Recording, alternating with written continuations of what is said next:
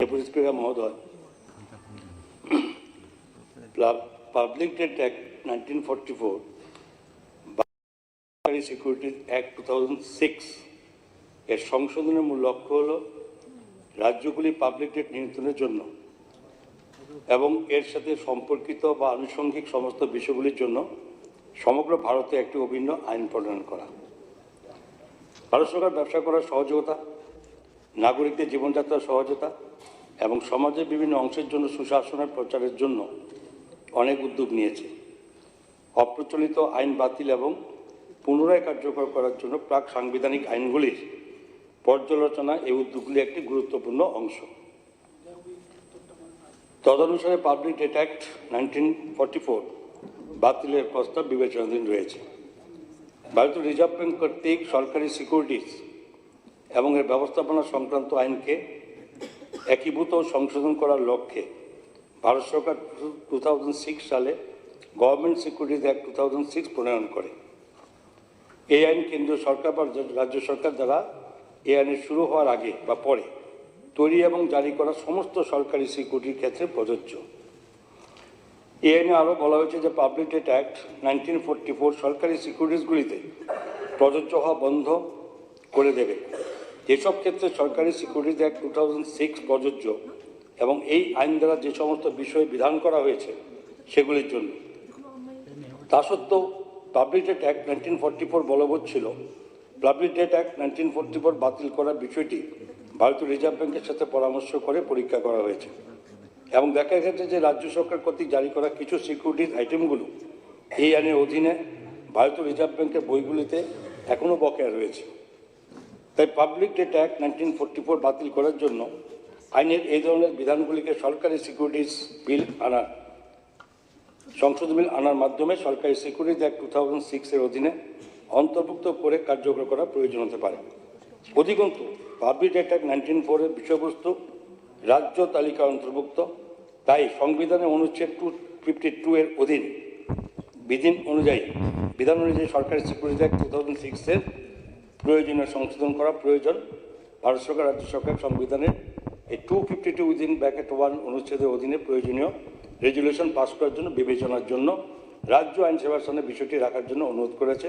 তদনুসারে ভারতের সংবিধান অনুচ্ছেদ 252 এর 1 নং ধারা অনুসারে এই বিধানসভাকে এই পাবলিক ডেট অ্যাক্ট 1944 বাতিল করার এবং সরকারি সিকিউরিটি অ্যাক্ট 2006 সংশোধন করার জন্য সংসদকে ক্ষমতা হচ্ছে। এইটা হচ্ছে।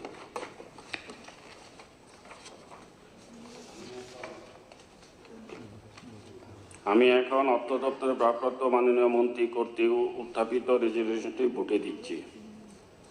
রেজলিউশনটি হল in accordance with clause 1 of article 252 of the Constitution of India, this assembly hereby resolved that the parliament be empowered to repeal the Public Debate Act 1944 and amend the Government Securities Act 2006. যারা এই প্রস্তাবের পক্ষে আছেন তারা হা বলবেন, যারা এই প্রস্তাবের বিপক্ষে আছেন তারা না বলবেন। আমি মনে করি যারা হা বলেছেন তারাই সংশ্লিষ্ট, সর্বসম্মতিক্রমে এই বিল পাস। অতএব রেজলিউশনটি সবাই কর্তৃক গৃহীত হল।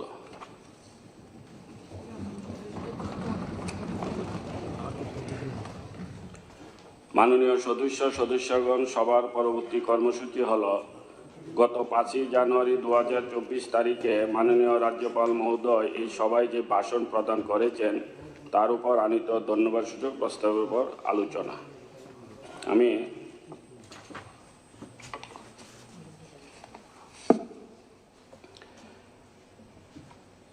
এই আলোচনায় অংশগ্রহণ করার জন্য মাননীয় শ্রী অভিষেক দেবরায়কে বলছি। মাননীয় উপাধ্যক্ষ মহোদয়,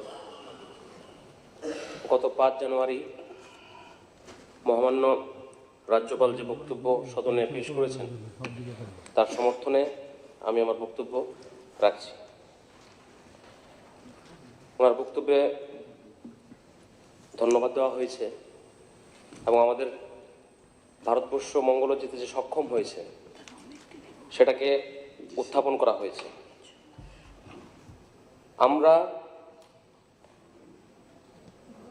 যে মঙ্গল গ্রহে পাড়ি দিয়েছি তার জন্য আমাদের খরচ হয়েছে 615 কোটি টাকা, কিন্তু রাশিয়া 16,000 কোটি টাকা খরচ করেও তারা সফল মঙ্গলযান পাড়ি দিতে পারেনি। এটা কেন সম্ভব হয়েছে? চন্দ্রযান। এটা কেন সম্ভব হয়েছে? মোদিজির যে সিদ্ধান্ত যে make in India, made in India, যার ফলে আমরা এত কম খরচে সেটা করতে পেরেছি এবং অন্যান্য দেশগুলো অনেক টাকা খরচ করেও সেটা করতে পারছে না। আজকে আমাদের সেন্সেক্স 71,325 পয়েন্ট ছুঁয়েছে, যেটা আমরা হয়তো কোনোদিন আশাও করিনি। এটা প্রমাণ করে যে ভারতবর্ষ অর্থনৈতিকভাবে মজবুত বিশ্বের অন্যান্য দেশগুলোর তুলনায়। এটা কেন সম্ভব হচ্ছে? তার কারণ আমরা অনেকে আমরা আইফোন ইউজ করি। আইফোন কোথায় তৈরি হতো? সেটা তৈরি হতো আমেরিকাতে, এখানে এসে তারা ব্যবসা করতো। ভারতবর্ষ অনেক বড় বাজার। মোদিজি বলেছেন যে যদি এখানে ব্যবসা করতে হয় তাহলে এখানে তোমাদের কোম্পানি খুলতে হবে এবং আমাদের make in India, made in India হতে হবে। যার ফলে আমাদের এখানে প্রচুর কর্মসংস্থান হয়েছে, যে সম্পূর্ণ ট্যাক্স আমরা পাচ্ছি। ভারতবর্ষ স্বয়ংসম্পূর্ণ হচ্ছে, আত্মনির্ভর হচ্ছে। চায়নার যে কোম্পানিগুলো আছে, বিশেষ করে অপ্পো, ভিভো, যে মোবাইলগুলো আছে, সেগুলো আগে চায়না সরাসরি এখানে এক্সপোর্ট করতো, সেগুলো এখন বন্ধ হয়েছে। আমাদের এখানে অপ্পো হলেও, ভিভো হলেও make in India, made in India, যার ফলে ভারতবর্ষ আত্মনির্ভর হচ্ছে এবং কর্মসংস্থান বেড়েছে এবং আমাদের দেশীয় প্রযুক্তির মাধ্যমে আমরা অনেক দূর এগিয়ে যাচ্ছি। আজকে মোদিজি যখন বলছে যে দীপাবলির সময় মোদিজি বলেছে যে দেশীয় পণ্য ইউজ করার জন্যে, চায়নার যে সমস্ত লাইটগুলো আছে সেগুলো বর্জন করার জন্যে, যার ফলে আমরা দেখেছি কয়েক হাজার কোটি টাকা চায়নার লস হয়েছে। ভারতবর্ষ যেটা মোদিজি বলছে যে আমাদের আত্মনির্ভর হওয়া বা লোকাল ফর ভোকাল, মাটির প্রদীপ থেকে শুরু করে বিভিন্ন কুমার থেকে শুরু করে যারা দিনমজুর, তাদের ব্যবসা বেড়েছে। চায়না যে কান্ট্রি আমাদের ক্ষতি করার চেষ্টা করছে, তাদের ব্যবসা অনেক অংশে কমে গেছে। টয়জ ইন্ডাস্ট্রি, আগে চায়না নাম্বার 1 ছিল বিশ্বের মধ্যে, আমরা ইন্ডিয়াও টয়জ আনতাম চায়না থেকে। মন কি বাতের মাধ্যমে সারা ভারতবর্ষে 4বার মন কি বাতে সেটা উল্লেখ করেছেন। আজকে টয়জ ইন্ডাস্ট্রির মধ্যে ইন্ডিয়া গ্রো করছে এবং চায়না যে এক্সপোর্ট করতো সেটা কমেছে। স্বদেশী অর্থনীতি, দেশের অর্থনীতি বাড়ছে, আত্মনির্ভর আমরা হচ্ছি। আমাদের একটা অ্যাপ ছিল ফেসবুকে, আমরা দেখতাম প্রায় সোশ্যাল মিডিয়াতে, টিকটক। সেই অ্যাপ বন্ধ করার ফলে কয়েক লাখ কোটি টাকা চায়নার লস হয়েছে। আমাদের দেশীয় অ্যাপগুলো তাতে প্রাধান্য পাচ্ছে। আত্মনির্ভর ভারতের দিকে এগুলো কিন্তু একের পর এক সংযোজন, যার ফলে আজকে ভারতবর্ষ ইকোনমিক্যালি অনেক বেশি শক্তিশালী হচ্ছে এবং আমরা 5ম বৃহত্তর অর্থনীতি হিসাবে আত্মপ্রকাশ আমরা করতে পেরেছি। সম্প্রতিকালে এই হাউসের অনেকে হয়তো জানেন যে 2 তারিখে মোদিজি লক্ষদ্বীপ গিয়েছেন।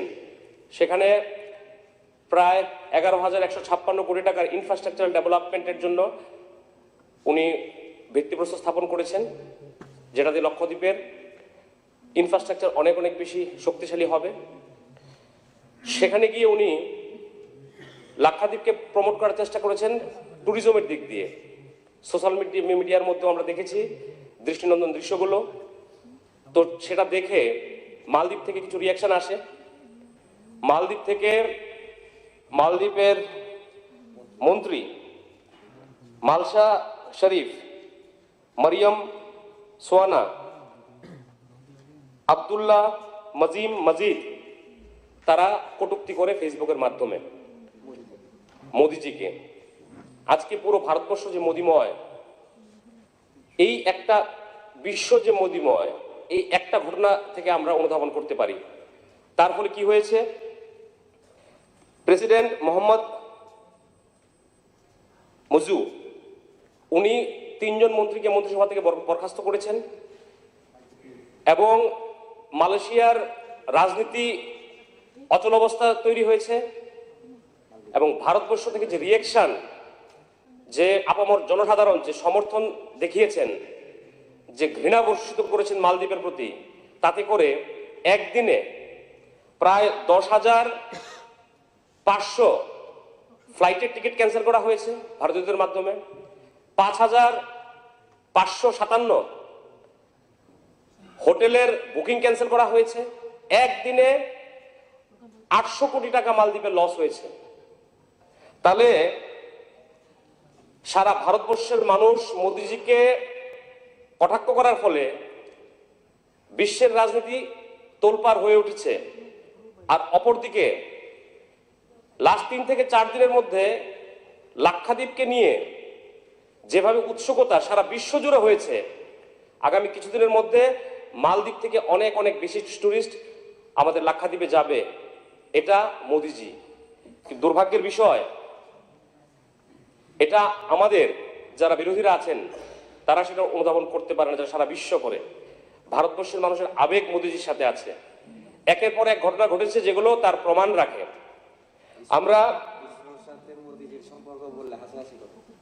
আমরা যদি ট্যুরিজমের দিক দিয়ে দেখি, মাতা ত্রিপুরেশ্বরী 51 ফিটের 1 ফিট, আমাদের আমি যে কনস্টিটিউয়েন্সি থেকে এসছি সেখানে সেটি অবস্থিত। বিগত দিনে আমরা দেখতাম, ছোট্ট একটা হিসেব আপনাদের কাছে আমি পেশ করতে চাই।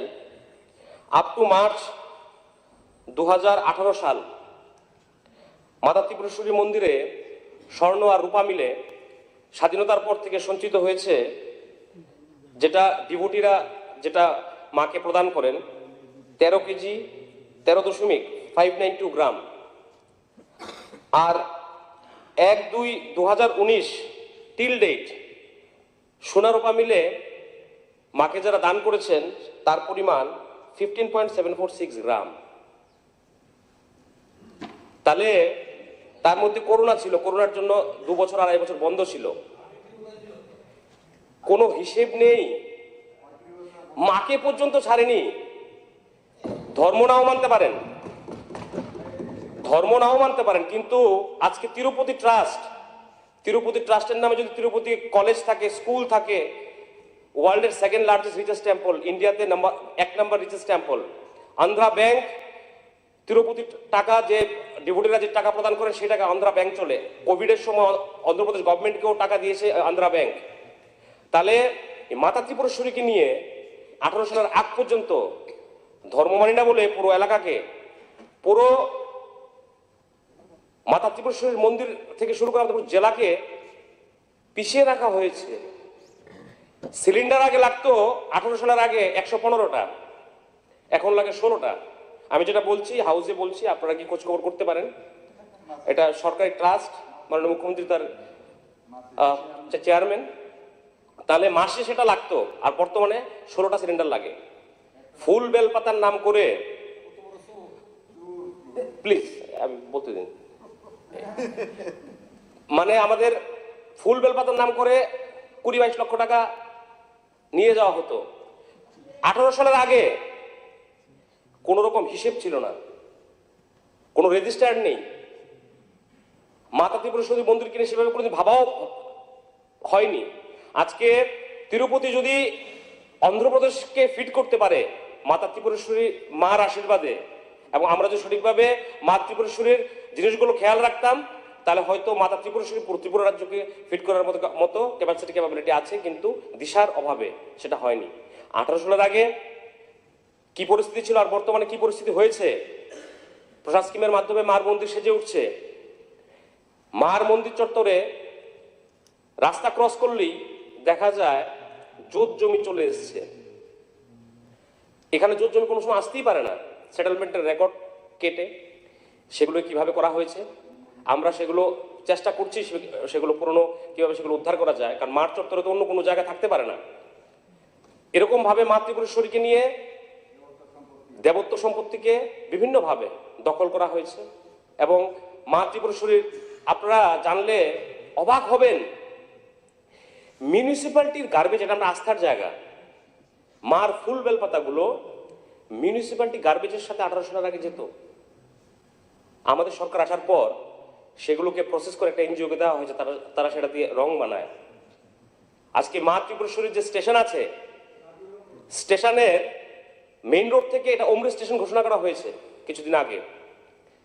মূল যে রাস্তা 18 সালের আগে, কিছুদিন আগে আমরা যখন রেলওয়ে দপ্তরের সাথে ডিএম সমেত আমরা বসে বলি এই রাস্তা এত সরু কেন, মেইন রাস্তা তো অনেক বড় হবে, ওমরে স্টেশন হয়েছে, অনেক চওড়া রাস্তা হওয়া উচিত, একটা রাস্তা একটা গাড়ি গেলে আরেকটা গাড়ি যেতে পারে না। তখন ওখান থেকে যেটা শুনলাম, এটা আমি অফ দ্য রেকর্ড আমি বলছি, আমি সত্যতা কতটুকু জানি না, বাট ওই অফিসার যেটা বলেছে 18 সালের আগে রেলওয়ে চেয়েছিল জায়গা দখল করে রাস্তাটাকে ওয়াইডেন করার, কিন্তু তৎকালীন যিনি এমএলএ ছিলেন উনি তৎকালীন বলেছিলেন যে যদি এটা এখন করতে যায় তাহলে মানুষ এখন বিরক্ত হবে জায়গা একোয়ার করতে গেলে, এটা আফটার ইলেকশন হবে। তারপর থেকে সেটা হয়নি, আমি কলিং অ্যাটেনশনে সেটা আনার চেষ্টা করেছি।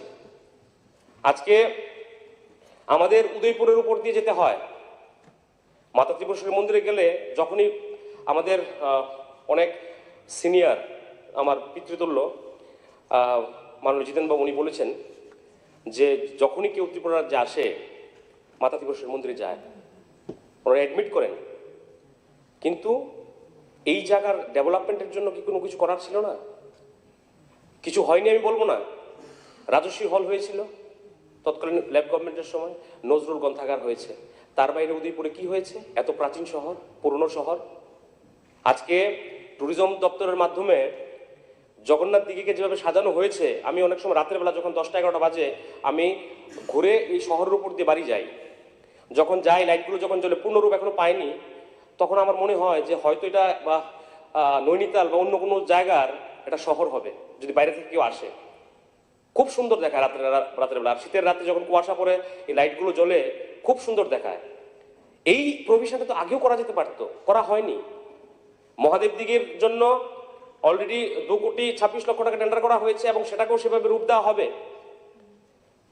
আমাদের মন্দির সরোবর নগরী উদয়পুর, মাতা ত্রিপুরেশ্বরী মন্দিরে যদি আমরা আসি, আমাদের পুরো একদিন যদি স্পেন্ড করতে হয় তাহলে সাবস্টিটিউট আমাদের আরো ট্যুরিজমের দিকে আমাদের নজর দেওয়া উচিত, এবং সেটা কিন্তু বর্তমান সরকার দিচ্ছে, বিগত দিনে সেরকম কোনো পরিকল্পনা ছিল না। আজকে আমাদের ধনীসাগর আছে, তাকে নিয়েও পরিকল্পনা আছে, অমর সাগরকে নিয়ে অলরেডি চলছে, ডোনার মন্ত্রকের কাছে চিঠি পাঠানো হয়েছে, যদি টাকা স্যাংশন হয় তো সেখানেও সেটা হবে। চন্দ্রসাগর যেটা মাতারবাড়িতে অবস্থিত, চন্দ্রসাগরকে নিয়ে পরিকল্পনা আছে। মাননীয় ট্যুরিজম মিনিস্টারের সাথে আমি কথা বলেছি, মানে অর্থমন্ত্রীর সাথেও আমি কথা বলেছি, প্ল্যান প্রোগ্রামে সেগুলো আছে। আজকে আমরা রূপওয়ে কি জিনিস এ রাজ্যের মানুষ আমরা জানিও না, কিন্তু মাতা ত্রিপুরেশ্বরী আমাদের রেলওয়ে স্টেশন থেকে মাতা ত্রিপুরেশ্বরীর মন্দির পর্যন্ত রূপওয়ে, মহারানী থেকে ছবিমোড়া পর্যন্ত রূপওয়ে, আমাদের ব্যাটলিং মানে জম্পুই থেকে ব্যাটলিং শিপ যাওয়ার জন্য যে দৃষ্টিনন্দন দৃশ্য আছে সেগুলো দেখার জন্য রূপওয়ে, সেগুলো অলরেডি স্যাংশন হয়েছে। তো এগুলো কি ট্যুরিজমের ক্ষেত্রে সহায়ক না? এগুলো কি উন্নয়ন না? এগুলো কি আর সুশাসনের পর্বে পড়ে না? আজকে ছবিমোড়া এত সুন্দর জায়গা, 18 আগে তো কেউ জানতোই না। কিভাবে জানবে? আমরা গেছি অনেকবার, রাস্তাই তো ছিল না। আমাদের সরকার আসার পর কয়েক কোটি টাকা খরচ করে রাস্তা করা হয়েছে, সেখানে 25 কোটি টাকা ওয়াইডেন রাস্তা, দেখলে মন জুড়ে যায়। এবং আমাদের ছবিমোড়া থেকে ওই সাইডটা আমাদের বাগমা বিধানসভার অন্তর্গত, ওখানে একটা রূপওয়ে কিভাবে বানানো যায় সেটার পরিকল্পনা চলছে। আজকে আমাদের ডুম্বুরের কথা আমরা অনেকেই অনেক সময় বলি, ডুম্বুর যাওয়ার জন্য কি রাস্তা ছিল? 52 কোটি টাকা খরচ করে রাস্তা ওয়াইডেন করা হয়েছে, সেখানে লঘাট তৈরি করা হয়েছে।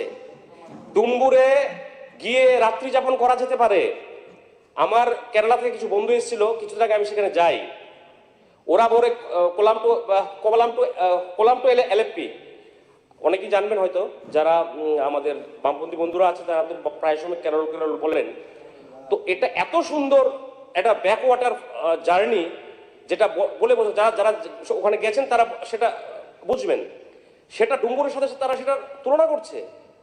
আমাদের নর্থ ইন্ডিয়াতে ছোট ছোট লেকগুলোকে যেভাবে প্রমোট করা হয়, যেভাবে বলা হয়, আমরা যখন যাই সেখানে নৈনিতালেও আছে, উত্তরাখণ্ডে আছে ছোট ছোট লেক, সেগুলোকে শুধুমাত্র লাইট ফাইট দিয়ে কিছু সাজিয়ে তারা বলে কত সুন্দর, কত টুরিস্ট সেখানে যায়। আর ডুম্বুরের মতো জায়গা, এটাকে আমরা এক্সপ্লোরই করতে পারলাম না এত বছর হলো। এর জন্য কে দায়ী? সেখানে কি রাত্রি যেমন একটা সময় তো উগ্রপন্থা যেমন সেখানে যাওয়াই যেত না। উগ্রপন্থা কেন হয়েছে, কারা তার জন্য ছিল, আমি সেদিকে যাব না। এটা কি সুশাসনের পর্যায়ে পড়ে না? যে ডুম্বুরের মতো প্রত্যন্ত অঞ্চলে রাত্রি যাপন করছে মানুষ, লঘাট তৈরি হয়েছে, আরো প্ল্যান প্রোগ্রাম চলছে, আরো 7টা দ্বীপকে কিভাবে অ্যাডপ্ট করা যায়, করে সেখানে কিভাবে ট্যুরিজমকে আরো এগিয়ে নিয়ে যাওয়া যায়, সেখানে বোট নামানো হয়েছে। এবং আগামী দিন যে ভ্রাম্যমান বোট সেখানে নামানোর পরিকল্পনা চলছে রাজ্য সরকার ট্যুরিজম দপ্তর থেকে। তাহলে এই যে দিকগুলো, এগুলো কি সুশাসন বা এগুলো কি উন্নয়নের পক্ষে পড়ে না? আজকে আমরা যদি নির্মলের কথা বলি, আমি মাত্র বলা শুরু করলাম, একটু সময় দিন। আমরা তো আমাদের নির্মহল গত 2 থেকে অনেক নাম আইছে। গত 2 থেকে 3 দিন আগে যদি আপনি আপনার আমাদের দৈনিক সংবাদ রবিবারে দৈনিক সংবাদ দেখলে আপনারা দেখতে পাবেন 4000-এর উপর একদিনে টুরিস্ট গেছে সেখানে, 2,01,000 টাকা বোটের ভাড়া এসছে। তো আমরা পর্যটকরা যারা যাচ্ছে, আমরা কি চাই? আমাদের রাজ্যের রেভিনিউ বাড়ুক। পর্যটন স্থানগুলোতে যখন মানুষ যাবে, রেভিনিউ আসবে, সেটাকে আমরা কি বলবো তাহলে?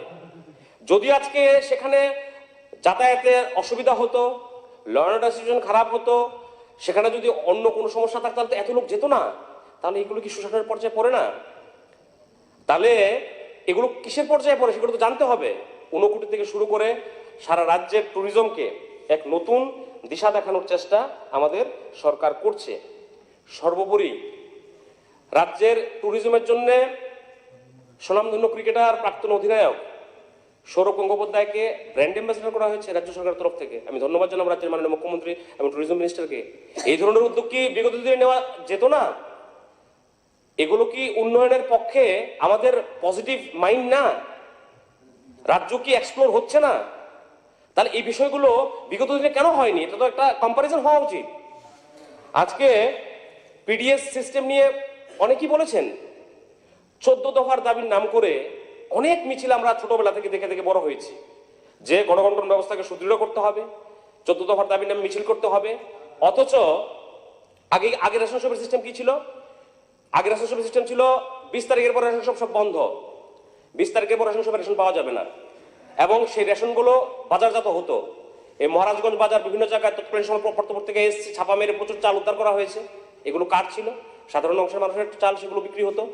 আমরা যদি দেখি আমাদের জনজাতি অঞ্চলগুলোতে রেশন কার্ড বন্ধক রেখে ম্যাক্সিমাম জায়গায় আমাদের সরকার আসার পর 468 রেশন কার্ড আমরা উদ্ধার করেছি কিল্লা থেকে। মাননীয় বিধায়ক এখানে আছেন, ডিএম সাহেবকে দিয়ে কিল্লাতে।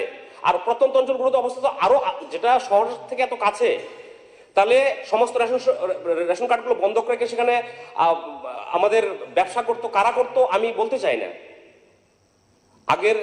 আগের যিনি আমাদের মুখ্যমন্ত্রী ছিলেন, উনি যেটা বলেছিলেন যে নিচু স্তরের যারা আছে তারা, আমরা সরকার থেকে গেছিলাম তাদের জন্য, ওই যারা তৈরি হয়েছে বিগত 25 বছরে, ওই সমস্ত যারা মানুষ আছে তাদের কথা আমি বলছি। আর একটা বিষয়, বর্তমানে কি রেশন ব্যবস্থা? থাম্ব ইমপ্রেশনের মাধ্যমে রেশন দেওয়া হচ্ছে, একজনের আরেকজন নিতে পারবে না, বলছে বন্ধক নিচ্ছে। রাজ্যে খাওয়ার অভাব। আরে খাওয়ার অভাব হলে রেশন কার্ড তো যাদের আছে তার খাওয়ার অভাব কিভাবে হতে পারে? রেশন কার্ড আমাদের ত্রিপুরা রাজ্যে প্রত্যেকটা হাউজহোল্ডকে রেশন কার্ড দেওয়ার কাজ আমাদের ছিল না, আপনাদের ছিল। তারপরেও যেগুলো বাদ গেছে আমরা চেষ্টা করেছি, হয়তো 1-2 জায়গা বাদ গেলেও থাকতে পারে, সেগুলো আমাদের জন্য নয়, এবং আমরা চেষ্টা করেছি সেগুলো। একজন থাম্ব ইমপ্রেশন থেকে আরেকজন সেখানে রেশন তুলতে পারবে না। One nation one ration card চালু করা হয়েছে। মাসের 31 তারিখ গেলেও আপনি আপনার ন্যায্য মাল আপনারা পাবেন। আপনি যদি উদয়পুরের বাসিন্দা হন, আপনি আগরতলা এসে আপনি রেশন তুলতে পারবেন ওয়ান নেশন ওয়ান রেশন কার্ডের মধ্যে। এটা কি স্বচ্ছতা না? এটা কি সুশাসন না? আগে রেশন সব ডিলার যারা ছিল তাদের ধমকানি চমকানি যদি দেখা যেত, তাহলে আমি গ্রামের ছেলে, গ্রাম থেকে বড় হয়েছি, দেখেছি এরকম অনেক রেশন শপ যেখানে কি হতো, কথা বলার কোনো স্কোপ ছিল না, সাধারণ মানুষকে মুখ খোলার কোনো অধিকার ছিল না। তারপর আমরা যদি বলি বর্তমানে আমরা কি কি পাচ্ছি রেশন শপের মাধ্যমে, চাল পাচ্ছি, চিনি পাচ্ছি, সরিষার তেল পাচ্ছি, ডাল পাচ্ছি, মশলা পাচ্ছি, চা পাতা অনেক রেশন শপে দেওয়া হচ্ছে, আটা, কেরোসিন। গণবন্টন ব্যবস্থাকে আরো কিভাবে সুদৃঢ় করা যায়, আমাদের সরকারের সেটা প্রয়াস। ইভেন আরেকটা জিনিস, আমাদের 67,000 ভুয়ো রেশন কার্ড আইডেন্টিফাই করা হয়েছিল আমাদের সরকার আসার পর। 5 কোটি টাকা প্রতি বছর, প্রতি মাসে টাকাগুলো কোথায় যেত? একটা সিন্ডিকেট ছিল, রেশন শপের ডিলার, পরবর্তী সময় তমুক সেগুলো ডিস্ট্রিবিউট হতো, সেগুলোকে ব্লক করে সেটাকে মানুষের মধ্যে দিয়ে দেওয়ার কাজ হয়েছে। এগুলো কি শোষণের পর্যায়ে পড়ে না? আমি যদি সমাজ কল্যাণ দপ্তর সম্পর্কে বলা হয়েছে, ভাতা সম্পর্কে সত্যি কথা বলেছেন দিবঙ্কর বাবু, খুব ভালো বক্তা, ওনার বক্তব্য আমি শুনেছি, খুব ভালো লাগে, বক্তা হিসেবে ভালো। কিন্তু বন্ধ হয়েছে সঠিক, কাদের বন্ধ হয়েছে?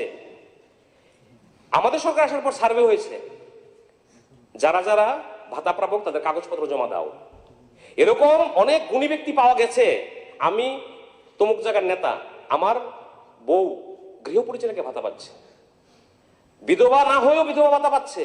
লোকলজ্জার ভয়ে তারা যায়নি, গিয়ে সেগুলো জমা দেয়নি সিডিপি অফিসে। একটা ছোট্ট পার্সেন্টেজ 2 মিনিট, ছোট্ট পার্সেন্টেজ বাদ গেছে, যারা বিত্তশালী, যাদের দরকার নেই, ওই সমস্ত মানুষগুলো বাদ গেছে। পাশাপাশি মিশন বাৎসল্য বলে একটা স্কিম চলছে, সেই স্কিম কি? এই পজিটিভ দিকগুলো কোনোদিনও বলবে না। যাদের মা বাবা নেই, যাদের মা আছে বাবা নেই, বা বাবা আছে মা নেই, তাদেরকে সমাজ কল্যাণ দপ্তরের মাধ্যমে 4,000 টাকা করে দেওয়া হয়। মাননীয় মন্ত্রী মহোদয়ের সাথে কথা বলেছে, আমাদের জেলাতে পুরো সার্ভে আমরা করেছি, সেখানে আমরা একজন বাছিনি যে এই যে গরিব এই মেয়েটা, তার মা বাবা নেই, সে বিজেপি করে, কংগ্রেস করে, কোন দল করে। আমরা বেছেছি কি, যারা অসহায় তাদের লিস্ট আমরা তৈরি করেছি, এবং সেটা দেওয়ার জন্য আমরা কথা বলেছি কয়েক দফায়। এভাবে গণবন্টন ব্যবস্থা নিয়ে, আরে আমাদের সমাজ কল্যাণ দপ্তরকে নিয়ে অনেক কথা বলা হয়েছে। ভাতা নিয়ে রাজনগর পত্রিকা প্রকাশিত হয়েছে, ছেলেকে মেয়ে বানিয়ে ভাতা, মরে গেছে যখন আমাদের ডাইরেক্ট ট্রান্সফার শুরু হয়নি, মৃত ব্যক্তির নামে ভাতা উঠেছে, সেগুলো পেপারে এসছে, দৈনিক সংবাদে এসছে। তাহলে এগুলোকে কি বলবেন? বর্তমানের যুগে যেটা চলছে এটা সুশাসন না, তো ওটা কি ছিল? সুশাসনের কথা, সুশাসন চলছে না, এটা কারা বলছে দুঃশাসন? এটা কি মানা যায় নাকি? আমি যদি বলি আপনাকে, কর্তব্য পরায়ণতা, এটা কে শিখিয়েছে? মোদিজি আমাদের শিখিয়েছে। কিভাবে শিখিয়েছে মোদিজি আমাদের? মা বাবা জন্ম দিয়েছে তো আমাকে বাইক কিনে দিতে হবে, মা বাবার এটা করা উচিত। আমরা এখানে সরকার আমাকে এটা দিতে হবে। এই 70 বছর রাজনীতিতে মৌলিক অধিকার সম্পর্কে যথেষ্ট সচেতন হয়েছে, কি লাগবে, কিন্তু ইন রিটার্ন কি দিতে হবে আমাদের? মা বাবার মধ্যে ডিউটি কি? সমাজের প্রতি আমাদের কি ডিউটি? আজকে আমরা সানলাইট নিচ্ছি, সূর্যের আলো নিচ্ছি, যেখানে সূর্যের আলো সূর্য ওঠে না সেখানে তারা বোঝে সূর্যের আলোর মর্ম কি। এই পৃথিবীকে স্বচ্ছ রাখতে হবে। কে বলেছে? মোদিজি বলেছে, গণ আন্দোলনের রূপ নিয়েছে। এই যে বিকশিত ভারত যাত্রা চলছে, পঞ্চায়েত সভার জন্য উন্মুক্ত ছিল? পঞ্চায়েত সভার জন্য উন্মুক্ত ছিল না। আজকে আমাদের সরকার চলে যাচ্ছে বাড়ি বাড়ি, আপনার কোন কোন স্কিমে আপনারা এনলিস্টেড না, সেগুলো আপনারা লিস্ট দিন। সেগুলোকে panchayat office, block office, DM office, রাজ্য সরকার, কেন্দ্রীয় সরকারের কাছে যাবে। আগামী কিছুদিনের মধ্যে সেগুলো তারা পাবে। আরেকটা বিষয় বলে আমি শেষ করব। আরেকটা বিষয় বলে আমি শেষ করে দিচ্ছি, অনেক টাইম হয়ে গেছে। প্রধানমন্ত্রী জন্মদিন, আমি অবাক, এত বড় একটা স্কিম লঞ্চ হয়েছে প্রধানমন্ত্রীর, আমাদের এই হাউসে একজন এই বিষয়টা নিয়ে বললো না। প্রিমিটিভ গ্রুপে যারা আছেন তাদের জন্য 24,000 কোটি টাকার উপরে প্রধানমন্ত্রী সেটা লঞ্চ করেছেন। আমাদের জেলাতে টোটাল 34টা রাস্তা হবে, মাতাবাড়িতে প্রায় 28 কিলোমিটার রাস্তা হবে, সেগুলো সার্ভের কাজ শেষ। তাদের কি হবে? আমাদের প্রধানমন্ত্রী জন্মনে মাল্টিপারপাস সেন্টার হবে জনজাতি অঞ্চলগুলোতে, সেখানে কোথায় কোথায় হবে? যতনবাড়ির টিয়ারে 14টা হবে, হাচুপাড়া মানে মাতার বাড়িতে সেখানে 12টা হবে, অমরপুর টিয়ারে 12টা হবে, এবং সাউথে হবে 17টা। সাউথ গোমতী মিলে 62টা মাল্টিপারপাস সেন্টার হবে। সেখানে কি হবে? সেই সেন্টারগুলোতে সাব সেন্টার থাকবে, যেখানে এএনএম এর মাধ্যমে ভালো স্বাস্থ্য পরিষেবা কিভাবে দেওয়া যায় সেটা। সেখানে মাল্টিপারপাস ট্রেনিং হল থাকবে। সেখানে আমাদের রিয়াং জনগোষ্ঠী যারা উৎপাদিত যে ফসলগুলো আছে বা যে সমস্ত জিনিসগুলো আছে সেগুলো বিক্রি করার জন্য স্টল থাকবে। মোবাইল টাওয়ার দেওয়া হবে যেখানে মোবাইল টাওয়ার নেই, সেটা তো শুধু রিয়াং জনতারা পাবে না। যেরকম হাঁচুপাড়াতে যদি আমরা রাস্তা তৈরি করি, যে 10 কিলোমিটার রাস্তা হয়, সেখানে যেতে গেলে রিয়াং বস্তিতে যেতে গেলে সামনে কারা আছে? সামনে আমাদের দেববর্মা গোষ্ঠী আছে, আমাদের জমাতিয়া গোষ্ঠী আছে, বাঙালিরা আছে। আলটিমেটলি টোটাল 1300 কোটি টাকা জনজাতি অঞ্চলে খরচ হবে ইনফ্রাস্ট্রাকচার ডেভেলপমেন্ট, মোবাইল ভ্যান থেকে শুরু করে সার্বিকভাবে 11টা পয়েন্টের উপর। জনপ্রতিনিধিদের কাজ এগুলো করা। আমাদের মাতারবাড়ি বিধানসভা একটাও অ্যানিস্টেড ছিল না। পরবর্তী অফিসার ডাকিয়ে আমি ব্যক্তিগত নিজে গিয়ে 18টা রাস্তা আমি হেঁটেছি, সেগুলোকে আমাদের সার্ভে করানো হয়েছে। লাস্ট পয়েন্ট, একটা কথা বলছিলেন আমাদের এলওপি বিরোধী দল নেতা, যে আমাদের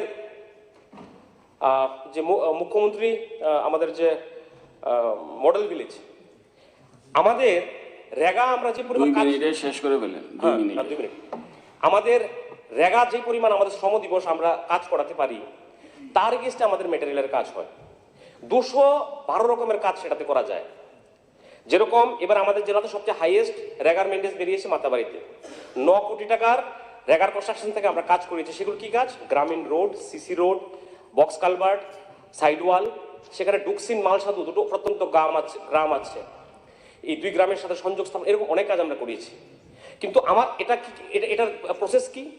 এটা ডিএম, যিনি ডিএম আছেন উনি সেটা দেন, বিএসসি বা পঞ্চায়েত সমিতির মাধ্যমে রেজলিউশন যেতে হবে, তারপর সেটা স্যাংশন দিয়ে দেবে। কোনো মন্ত্রীর কাছে সেটা তার জন্য যেতে হবে না। কিন্তু দুর্ভাগ্যের বিষয়, আমার ভাই পাঠান আছে কিনা আমি জানি না, ওমপিতে 5 কোটি টাকা খরচ করতে পারিনি ইনিশিয়েশনের অভাবে। এই টাকাটা যদি নিয়ে আমি যদি আমার বিধায়ক তহবিল ফান্ড থেকে আমি 5 লক্ষ দেবো, রেগা থেকে 10 লক্ষ দেবো, মুখ্যমন্ত্রী যে মডেল ভিলেজের থেকে 12 লক্ষ টাকা আসছে, একটা প্যাকেজ তৈরি হবে 40-45 লক্ষ টাকা, প্রতি বছর সেটা খরচ করবো, অটোমেটিকলি সেটা ডেভেলপমেন্ট হবে। যেটা আমাদের হাতে আছে সেটা তো আমাদের করতে হবে, জনপ্রতিনিধির কাজ তো এটা। আমরা এই সমস্ত যে কাজগুলো আমাদের আছে, ট্রাইবেল আমাদের একটা গেস্ট হাউস আছে চন্দ্রপুরে, আমাদের একটা ট্রাইবেল হোস্টেল আছে। 19 তারিখে সেখানে আমি ভিজিট করে দেখি সেখানে তাদের থাকার যে ম্যাট্রেস নেই, কম্বল নেই। সেখান থেকে ডিএমও ছিলেন, এডিএমকে আমি বলি যে আপনি একটা চিঠি লিখুন ট্রাইবেল ওয়েলফেয়ার দপ্তরকে, আর একটা কপি আমাকে দিন। আর গতকালকে সেই জিনিসপত্রগুলো পৌঁছে গেছে, মাননীয় মন্ত্রী মহোদয়কেও আমি বলিনি। সিস্টেম আছে, সিস্টেমে গেলেই হয়, রাজ্য সরকার দেওয়ার জন্য বসে আছে। এই জিনিসগুলো আমাদের দেখতে হবে।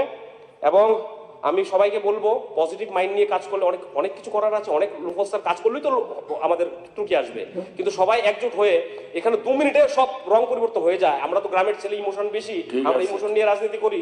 তো ধর্ম মানে কি? ধর্ম মানে ইমোশন মানে কি? পাপ পুণ্য আমাদের আছে, তো আমরা চিন্তা করি করাপশন করতে গেলে একবার, আরে এটা কি হবে, এটা তো আমরা ধর্ম মানি না। যারা মানে না তারা মানে না, ইমোশন তাদের মধ্যে নেই। তারা যখন যেটা করো রাজনীতির স্বার্থে। আমরা ভারতীয় জনতা পার্টি সেবার মধ্যে, আমরা সেবাহী সংগঠন, সেবার মাধ্যমে সংগঠন আমাদের দল শিখিয়েছে, আমাদের নরেন্দ্র মোদী শিখিয়েছে। সেই উদ্দেশ্যে আমরা হাঁটতে চাই। আমি আমার বক্তব্য দীর্ঘায়িত করবো না, আমি সম্পূর্ণ সমর্থন জানিয়ে আমার বক্তব্য এখানে রাখছি। নমস্কার, ধন্যবাদ।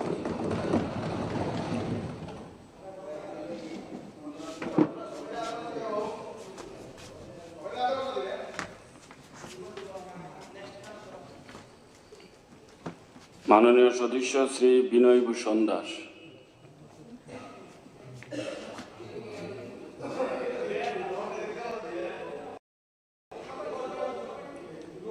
মাননীয় উপাধ্যক্ষ মহোদয়, শর্টকাটে 10 মিনিটের মধ্যে চেষ্টা করে, আর এটা আমার রিকোয়েস্ট। ঠিক আছে। গত 5 তারিখে মহামহিম ত্রিপুরা রাজ্যপাল যে বক্তব্য রেখেছেন, তাকে পূর্ণ সমর্থন জানিয়ে আমার বক্তব্য পেশ করছি। মাননীয় রাজ্যপাল যে বক্তব্য রেখেছেন তা অত্যন্ত বাস্তবমুখী এবং যা বলেছেন সব সত্য। এবং আমি যা দেখছি, এখানে যারা আমরা সদস্যরা রয়েছি, আলটিমেটলি আমরা এটা সাপোর্ট করে ফেলেছি। কারণ যারা অ্যামেন্ডমেন্ট এনেছেন, এখানে ডিলিশনের কোনো কথা নাই, শুধু এডিং বলছেন, এই হলো না কেন, ওইটা হলো না কেন, ওইটা হলো না কেন। এই যে অ্যামেন্ডমেন্ট, এই অ্যামেন্ডমেন্ট আনার কারণেই আমি এই কথা বলতে চাচ্ছি যে সবাই মিলে আমরা সেটাকে সমর্থন করে ফেলেছি। এবং আমি বলবো সবাই ইনডাইরেক্টলি না করে ডাইরেক্টলি সমর্থন করুন। 1 থেকে 92 যে কলামগুলি আছে এখানে আমরা 90 নম্বরে যদি যাই 90, উনি কি বলছেন? আমি আশা করি যে আপনারা সবাই এই মহতী সভায় একজন জনপ্রতিনিধি হিসেবে আপনাদের অভিজ্ঞতা ও সাধারণ মানুষের প্রত্যাশার কথা মাথায় রেখে সর্বতোভাবে সহায়তা করবেন। তাই যদি হয় তাহলে মানুষের প্রত্যাশা কি এটা ভাবতে হবে আমাদের, এবং আমাদের কি করণীয় আছে মানুষের জন্য। যেহেতু মানুষ আমাদের নির্বাচিত করে এখানে পাঠিয়েছেন তাদের জন্য কাজ করার জন্য। ভারতের যশস্বী প্রধানমন্ত্রী শ্রী নরেন্দ্র মোদীজির প্রদর্শিত উন্নয়নের দিশায় এবং আমাদের মাননীয় মুখ্যমন্ত্রী প্রফেসর ডক্টর মানিক শাহর নেতৃত্বে আমাদের সরকার কিভাবে চলছে এটাই হলো এই ভাষণের মধ্যে সেটা প্রস্ফুটিত হয়েছে। আমাদের কি করতে হবে? ভগবান আমাদের পৃথিবীতে পাঠিয়েছেন, সবাইকে চলে যেতে হবে। এর মধ্যে যারা ভূমিষ্ঠ হলো, যারা আসলো পৃথিবীতে, তাদের ভূমি নেই। আমরা কি হিসাব করেছি যে আমার বিধানসভাতে কতজন এখনো ভূমিহীন আছে? আমাদের বর্তমান সরকারের নির্দেশ রয়েছে যত তাড়াতাড়ি সম্ভব ভূমিহীনদের ভূমি দেওয়া হোক। আমরা কি সেটা করেছি? এখন যদি বলি যে এখনো ভূমিহীন রয়ে গেছে, তাহলে বলবো যে আমরা কাজ করছি না, বা সেই মতো কাজ দ্রুত গতিতে ট্রান্সপারেন্টলি করতে পারছি না। আমাদের সরকার কি বলছে? প্রতি গ্রামে যে আছে সেই গ্রামেই তাকে 6 শতক ভূমি দিতে হবে অ্যালটমেন্ট। শহরে যে আছে, যে শহরে যেখানে সে আছে সেখানেই তাকে 4 শতক ভূমি অ্যালটমেন্ট দিতে হবে। সরকারি নির্দেশ রয়েছে সেটা, কিন্তু আমরা সেটা দিকে নজর দিচ্ছি না। দ্বিতীয়ত কি হচ্ছে? সবার পাকা বাড়ি চাই। এতদিন এক সরকার ছিল, আমার পানিসাগরে 40 বছর একটা স্ট্রেচ একজন বামফ্রন্টের বিধায়ক ছিলেন সুবোধ চন্দ্র দাস, 40 বছর। এরপরে এত ঘর লাগছে কেন? কেন ঘর দেওয়া হয়নি এতদিন? অর্থাৎ কাজ করতে পারেনি বিগত সরকার, সঠিকভাবে মানুষের কাছে মানুষের পরিষেবা দিতে পারে নাই। এর জন্যই প্রধানমন্ত্রী আবাস যোজনা এখন সবার বাড়িতে একটা পাকা ঘর হবে, এবং হচ্ছে, দ্রুত গতিতে চলছে সেটা। পাকা টয়লেট চাই। দেখা গেছে এমন রিপোর্ট, আমার মডেল ভিলেজ রোয়াতে যখন আমি গেলাম বিডিও সাহেবকে নিয়ে, এসডিএম সাহেবকে নিয়ে যখন গেলাম, দেখলাম কাগজ মিলিয়ে দেখা যায় 50% টয়লেট নেই, কাগজে এসে গেছে, সব এরা পেয়ে গেছে, নেই।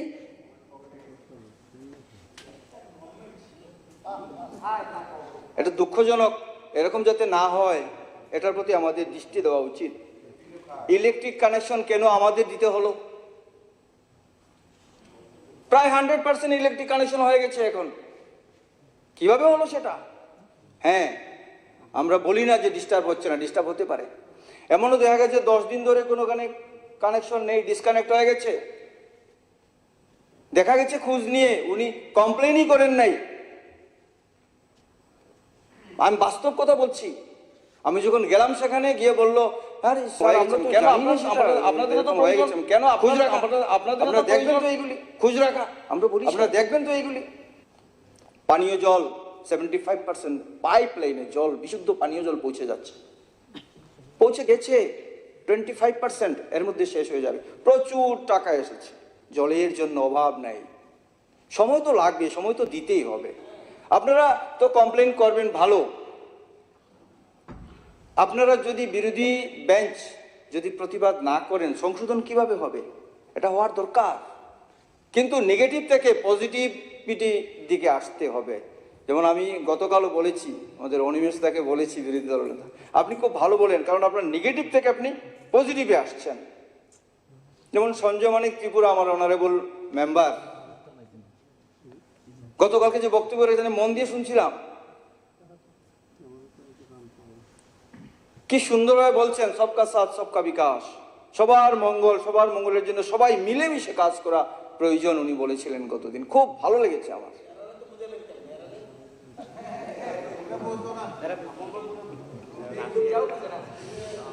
দেখুন আমরা কোন দিশায় কাজ করছি। গরিবদের অসহায় সন্তানের জন্য 4,000 টাকা পার মান্থ।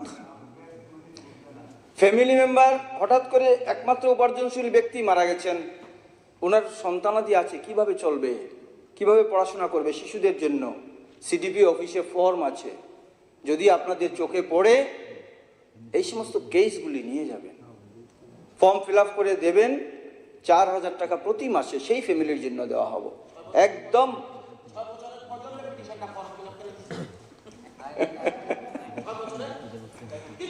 এগুলি করার দরকার আমাদের। আমি একদম ছোট ছোট জিনিস যেগুলি,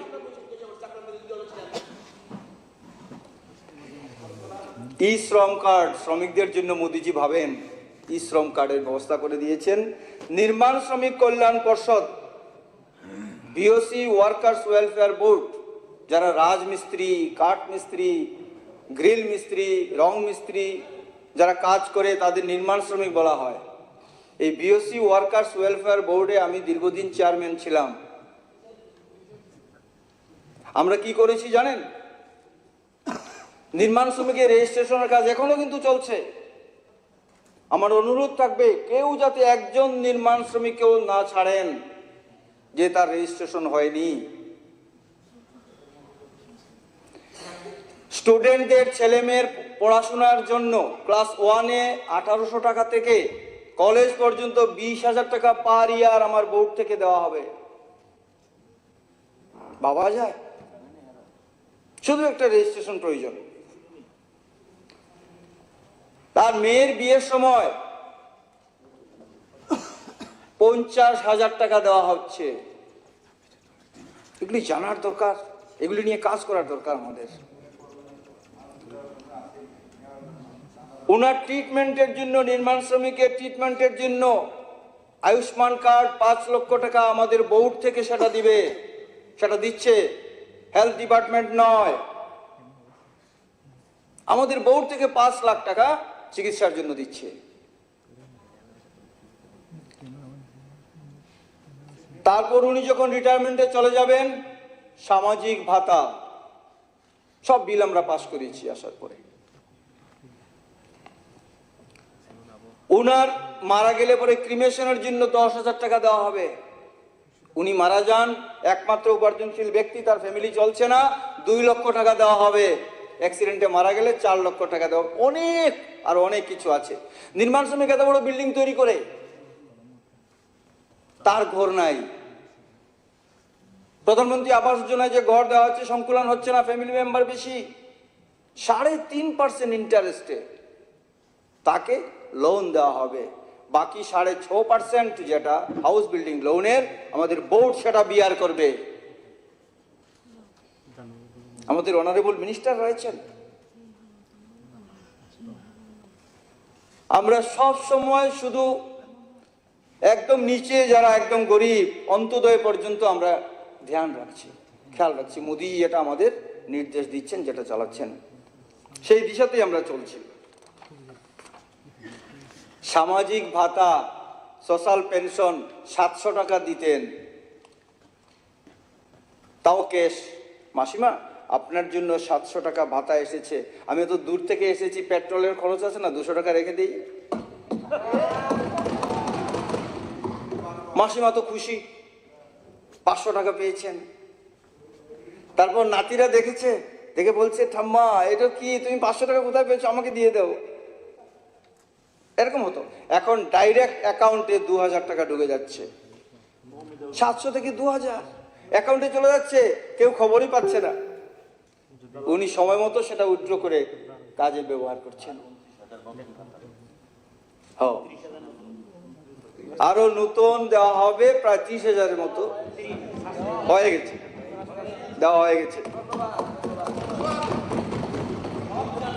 নির্মাণ শ্রমিকদের জন্য আমরা এ পর্যন্ত গত বছরে 5.5 কোটি টাকা পেমেন্ট করেছি, আপনারা মিলিয়ে নেবেন সেটা। কৃষি সম্মান নিধি ছিল আপনাদের সময় 6,000 টাকা, কৃষক বলতে আপনারা পাগল হয়ে যান। কি করেছেন? 6,000 টাকা বছরে আসছে কৃষি সম্মান নিধি।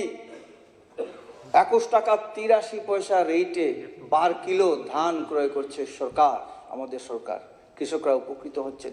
কৃষকদের জন্য অনেক বলার আছে, বললে সময় পাওয়া যাবে না। উপাধ্যক্ষ মহোদয় আমাকে সময় একদম বেঁধে দিয়েছেন।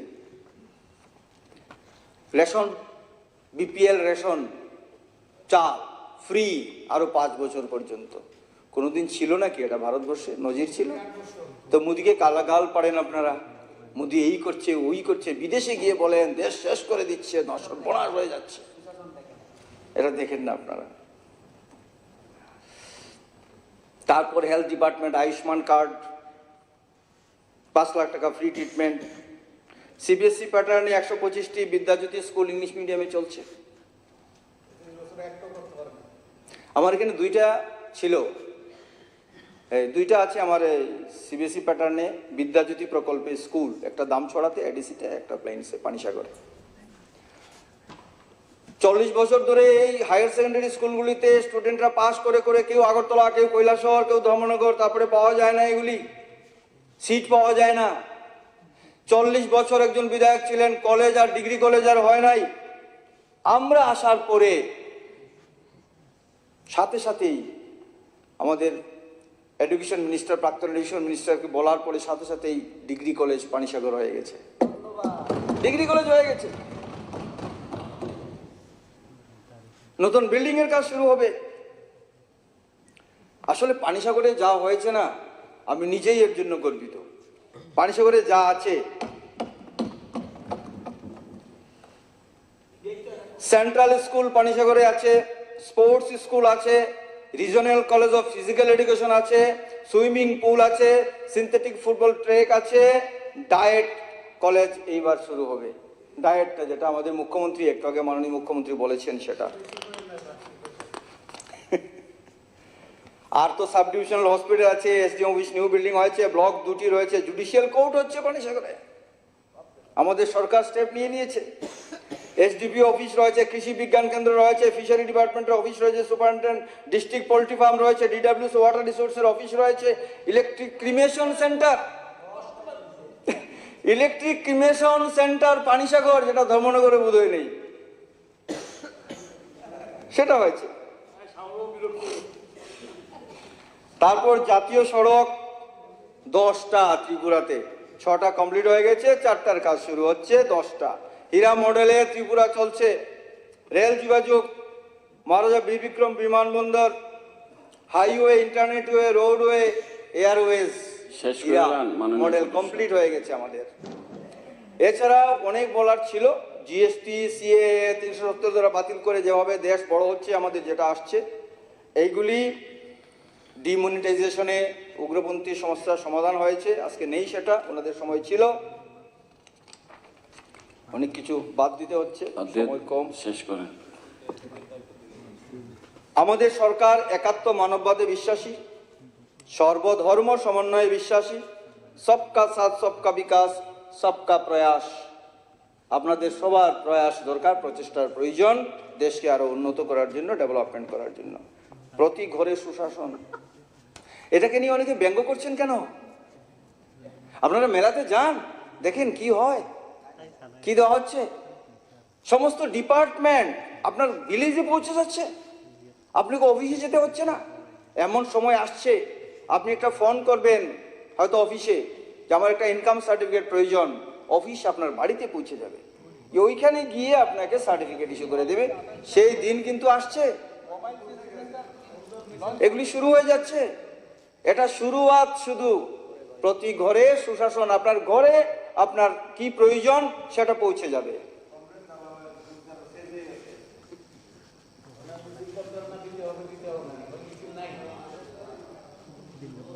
বিনয়বাবু, স্যার এক মিনিট।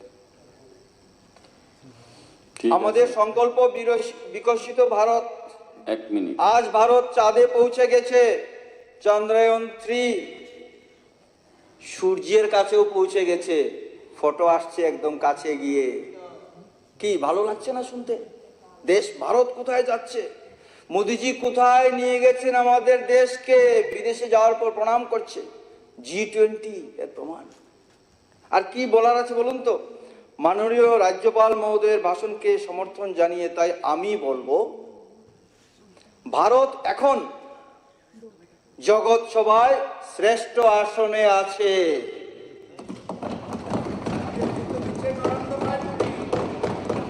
বন্দে মাতরম, ভারত মাতা কি জয়।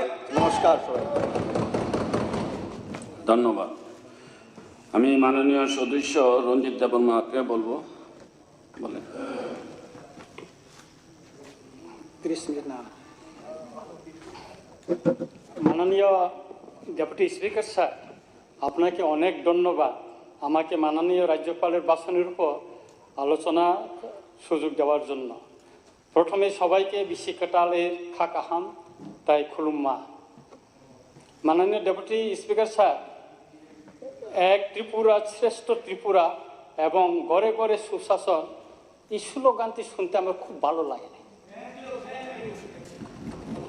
কিন্তু 92 প্যারা মাননীয় রাজ্যপালের ভাষণে এই সুশাসন এখন কি বাদ পড়েছে তা আমি একটু পরে আলোচনা করব। তার আগে গত আমাদের বিরোধী দলনেতা যে ভাষণটা দিয়েছেন এবং যে সংশোধনীতে এনেছেন সেটাকে সমর্থন করে আমি বলতে চাই, তার আগে একটি বিশেষ গুরুত্বপূর্ণ বিষয় আমি আলোচনা করব। তা হচ্ছে গত 7ই জানুয়ারি এই প্রতিবাদী কলমে মাননীয় Patalkanya Jamatia chairperson, minister of state, তারপরে এখানে অশোক স্তম্ভ লাগে উনি একটা চিঠি লিখেছেন।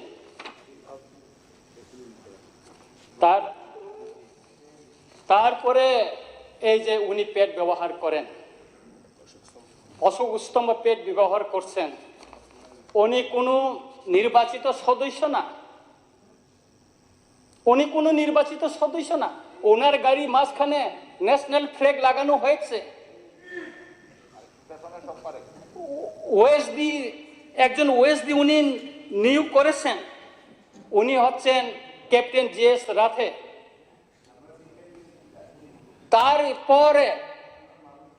তারপরে আমি আপনাকে বলছি, এটা তো আপনারই শিক্ষক, আপনি তো ওনার অ্যাডভাইজার। তারপর ওনার টিআরপিসিতে মাননীয় ডেপুটি স্পিকার স্যার, ওনার যে টিআরপিসিতে বেতন দিতে পারছে না, সেখানে আন্দোলন চলছে, বেতন দিতে হবে। আর উনি ইংরাজি নববর্ষে সেই অম্পিতে গিয়ে খুব ড্যান্স দিয়েছে, খুব ডিস্কো ড্যান্স দিয়েছে সেখানে। আর ওইদিকে ওনার অফিসে কর্মচারীরা বেতন না পেয়ে আন্দোলন করছে।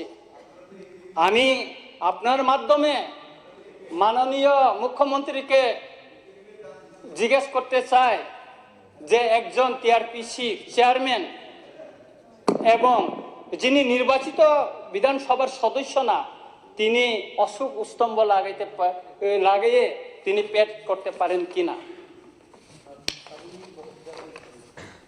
বিষয়টা আমি মাননীয় মুখ্যমন্ত্রীর কাছ থেকে জানতে চাই।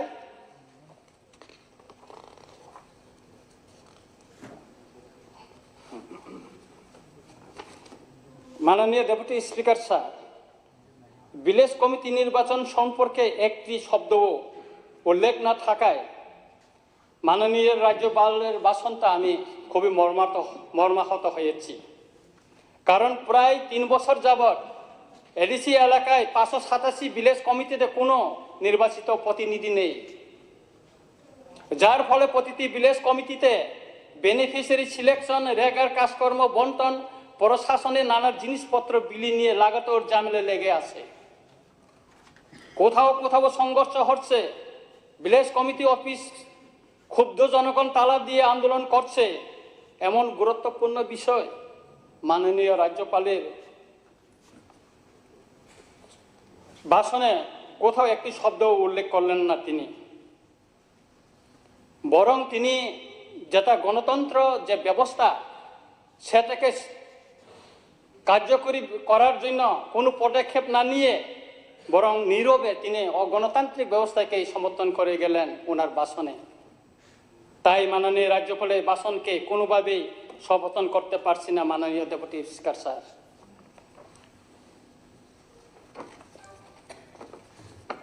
স্যার, তৃতীয় এডিসি এলাকার উন্নয়নকে আরও দ্রুত এবং ত্বরান্বিত করতে এডিসি কাউন্সিল অধিবেশনে বিভিন্ন সময় 28টি বিল পাস করে মাননীয় রাজ্যপাল এবং রাজ্য সরকারের অনুমোদনের জন্য পাঠানো হয়েছিল। এমন কিছু গুরুত্বপূর্ণ বিল রয়েছে গত 9-10 বছর বেশি হয়ে গেছে সেই বিলগুলি অনুমোদন পায়নি। বিষয়টি মাননীয় রাজ্যপাল তার ভাষণে একটি কথা উল্লেখ করেননি, বরং তিনি কৌশলে এড়িয়ে গেছেন যদি সবকা সাথ সবকা বিকাশ এবং বিশ্বাস হলে কেন 9-10 বছর বিলগুলি ফেলে রাখা হয়েছে তা এডিসি এলাকার জনগণের প্রশ্ন। আমার আরও অবাক লাগছে যে বর্তমান জোট সরকারের অনেক জনজাতি মন্ত্রী এমএলএরাও এই বিষয়ে আজ পর্যন্ত একটি শব্দও উচ্চারণ করেননি। তাই মাননীয় রাজ্যপালের ভাষণ না বলে একে এডিসি এলাকার উন্নয়ন বিরোধী রাজ্য সরকারের ভাষণ বলেই যুক্তিযুক্ত হবে বলে আমি মনে করি। স্যার, আমি এখানে একটা আপনাকে বলছি, কেননা আমার কাছে একটা আছে, তথ্য আছে। আমাদের ট্রেজারি বেঞ্চে মাননীয় বিধায়ক রামপদ জমাতিয়া উনি একটা প্রশ্ন জমা দিয়েছিলেন, রাজ্যের কতগুলি জনজাতি সম্প্রদায় কাস্টমারি ল দ্বারা সরকারি স্বীকৃতি লাভ করেছে এবং কতগুলি বাকি রয়েছে। উত্তর, রাজ্যে বর্তমান জমাতীয় সম্প্রদায় কাস্টমারি ল আইনি স্বীকৃতি লাভ করেছে এবং এখন পর্যন্ত 16টি সম্প্রদায় কাস্টমারি ল আইনি স্বীকৃতি পাওয়া বাকি রয়েছে, যেমন ত্রিপুরা, রিয়াং, লুসাই, চাকমা, কলই, উচই, রাংখল, চুরাই, গারু, ত্রিপুরি, কাইপেং, মলসম, নোয়াতিয়া, রুপিনি, মগ, মোরাসিং। এগুলি বিল স্যার এডিসি অধিবেশনে পাস করে রাজ্য সরকারকে পাঠানো হয়েছিল, এগুলি এখনো অনুমোদন পায়নি। সুতরাং আমাদের বিধায়ক রামপদবাবু উনি মাঝে মাঝে খুব করেন, এই বিষয়ে আপনি এটা না করে একটু খোঁজখবর নেন।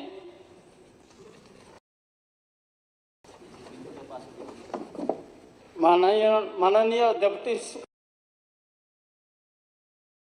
স্যার, 3 দিকে বাংলাদেশ ঘেরা ত্রিপুরা রাজ্যের সবচেয়ে বড় সমস্যা হচ্ছে বেআইনি অনুপ্রবেশ অথবা ইলিগ্যাল মাইগ্রেন্ট। মাননীয় ডেপুটি স্পিকার স্যার, আপনি জানেন 1949 যুক্তরাজ্যে যোগদানের পর থেকে এই রাজ্যে লক্ষ লক্ষ বিদেশি নাগরিক তৎকালীন পূর্ব পাকিস্তান অধুনা বাংলাদেশ থেকে ত্রিপুরায় বেআইনিভাবে অনুপ্রবেশের ফলে সংখ্যাগরিষ্ঠ ভূমিপুত্র ত্রিপুরা সারা চরম সংখ্যালঘু হয়ে গেছে। রাজ্য প্রশাসনের দুর্বলতার কারণে অথবা রাজনৈতিক প্রতিদিন স্থানীয় দৈনিক পত্রিকা খুলে দেখা যায় বেআইনি অনুপ্রবেশকারী গ্রেপ্তার হওয়ার খবর। যারা গ্রেপ্তার হয়েছে তাদের খবরই শুধু বাহির হচ্ছে, কিন্তু এর বাহিরে প্রতিদিন আর কত বিদেশি নাগরিক বেআইনিভাবে অনুপ্রবেশ করছে তার কোনো খবর আমাদের জানা নেই। এই গুরুত্বপূর্ণ বিষয়টিও মাননীয় রাজ্যপালের ভাষণে কোথাও উল্লেখ নেই। মাননীয় ডেপুটি স্পিকার স্যার, অপরদিকে সীমান্তে কাঁটাতারে বেড়া দেওয়ার কাজ এখনো সম্পূর্ণ হয়নি।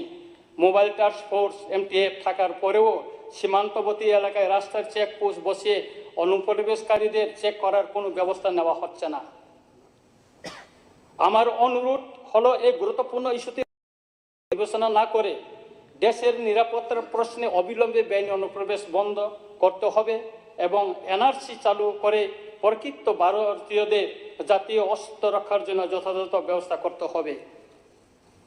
সর্বশেষ পত্রিকা আমার কাছে 50টার মতন আমি নিয়ে আছি, এই ট্যাবলেটে আছে।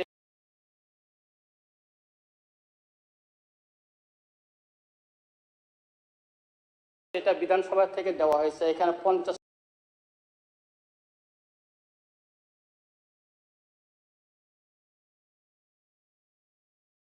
পেপার কাটিং করে রেখেছি। সর্বশেষ 3 জানুয়ারি কৈলাসহরে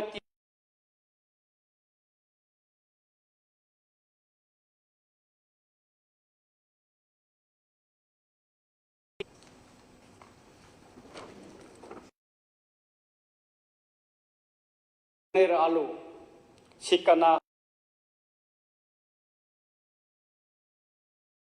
সরকার ক্ষমতায় আছে, তাহলে প্রতিটি বিধানসভা কেন্দ্রে একটি করে ডিগ্রি কলেজ স্থাপন করা হবে বলে। কিন্তু 5 বছর পেরিয়ে 6 বছর পূর্ণ হতে মাত্র 2টি মাস বাকি রয়েছে, এডিসি এলাকা কলেজ হয়নি। আমার 24 রামচন্দ্রঘাট বিধানসভা কেন্দ্রে 6টি দ্বাদশ শ্রেণীর বিদ্যালয় রয়েছে।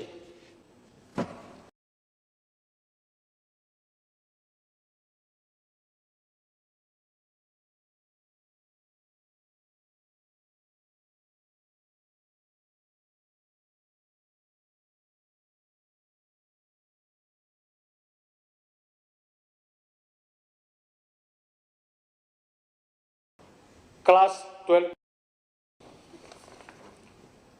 মাননীয় ডেপুটি স্পিকার স্যার, আপনি প্রতিদিন দৈনিক পত্রপত্রিকায় নিশ্চয়ই লক্ষ্য করেছেন যে মাঝে মাঝে বিভিন্ন এসডিএম অফিস থেকে ভুয়া কাগজপত্র জোগাড় করে দালালের মাধ্যমে বেআইনি অনুপ্রবেশকারী বিদেশি বাংলাদেশিরা Aadhaar card, ration card, PAN card এবং পার্মানেন্ট রেসিডেন্ট সার্টিফিকেট অথবা পিআরটিসি বাহির করে নেওয়া খবর।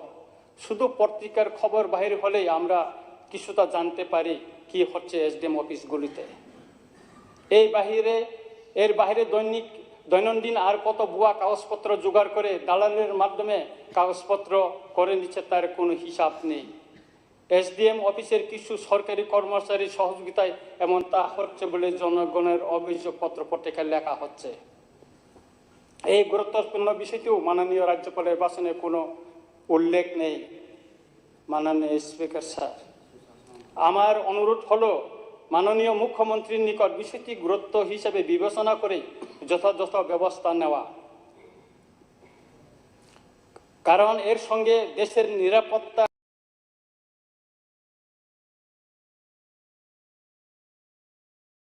এবং জনগণের ভাগ্য নির্ধারণ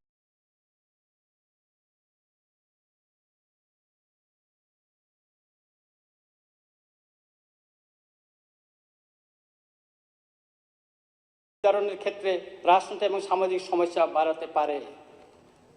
শুধু তাই নয়, মাননীয় স্পিকার স্যার, এই ভুয়া কাগজপত্র করে বিদেশে যাওয়ার জন্য ইন্ডিয়ান পাসপোর্ট করে নিচ্ছে বলেও খবর রয়েছে।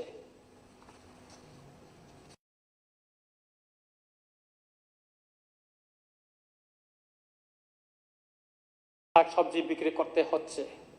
আগরতলা শহরে জনজাতি শাকসবজি বিক্রেতাদের এই সমস্যার কথা মাননীয় রাজ্যপাল তার ভাষণে উল্লেখ করেনি।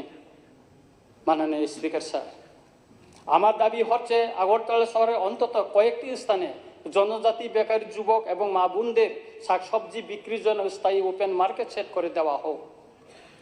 বিশেষ করে লেক চমুনি, বনমালীপুর, অভয়নগর বাজার, নন্দননগর, অরুন্ধতী নগরের মিশন কম্পাউন্ড এলাকায় যদি শাকসবজি বিক্রির জন্য ওপেন মার্কেট সেট করে দেওয়া হয়, তাহলে জনজাতি বেকার যুবক এবং মা বোনদের শাকসবজি বিক্রির জন্য একটি স্থায়ী ঠিকানা হবে। বিষয়টি যেহেতু মাননীয় রাজ্যপালের ভাষণে উল্লেখ নেই, তাই রাজ্য সরকারকে গুরুত্ব সহকারে বিবেচনা করে যথাযথ ব্যবস্থা নেওয়ার জন্য অনুরোধ রইল।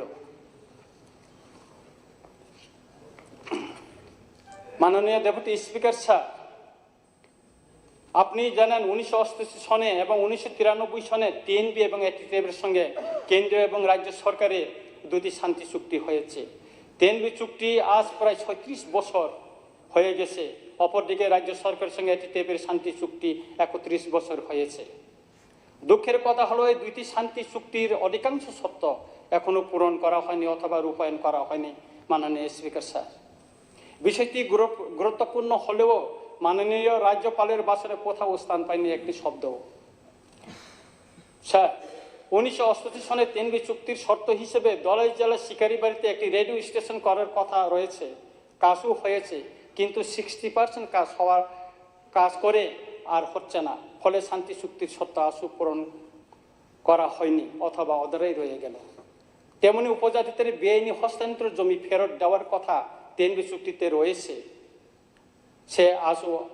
সে কাজ আজও 50% পর্যন্ত হয়নি। মাননীয় ডেপুটি স্পিকার স্যার, তারপরে 1993 সনে এটিটিএফের সঙ্গে রাজ্য সরকারের শান্তি চুক্তির শর্ত হিসেবে 2B তে লেখা আছে action to be taken against foreign national. আমি চুক্তির কপিও এখানে নিয়ে এসেছি, যদি প্রয়োজন হয় আমি ইয়ে করতে পারবো। এখানে 2টি চুক্তি কপি আমি নিয়ে এসেছি স্যার, এখানে আমার কাছে 2টি চুক্তি কপি আছে। মাননীয় স্পিকার স্যার, কিন্তু আজ পর্যন্ত শান্তি চুক্তির এই শর্ত পূরণের জন্য রাজ্য সরকার কোনো পদক্ষেপ নিয়েছে বলে চোখে পড়ছে না। তেমনি শান্তি চুক্তির 2E-তে উল্লেখ রয়েছে introduction of inner line permit. এই শর্ত পূরণ করার জন্য রাজ্য সরকার কেন্দ্রীয় সরকারের নিকট কোনো প্রপোজাল পাঠিয়েছে কিনা তাও আমরা জানি না।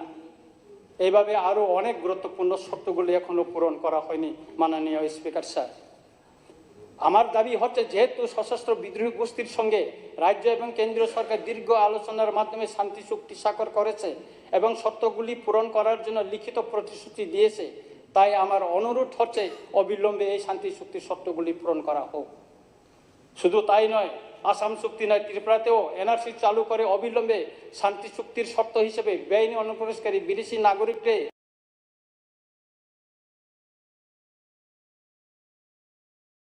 শনাক্ত করার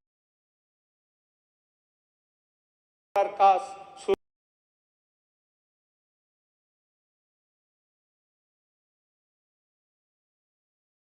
করা হোক।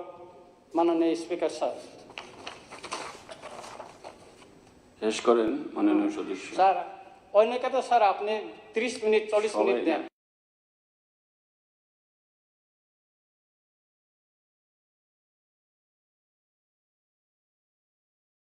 জল আটকে শত শত কৃষি জমিতে ধান চাষ করা বিষয়টি আমি দিশা মিটিং এবং প্রায় প্রতিটি ডিস্ট্রিক্ট মিটিংয়ে তুলেছি। কাজের কাজ কিছু হয়নি।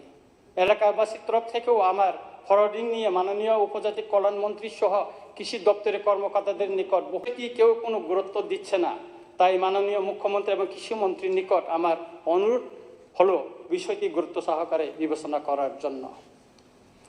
স্যার, বাইজারবালি পুলিশ আউটপোস্টকে ফুল প্লেজেড পুলিশ স্টেশন ঘোষণা প্রায় 5 মাসের অধিক সময় পেরিয়ে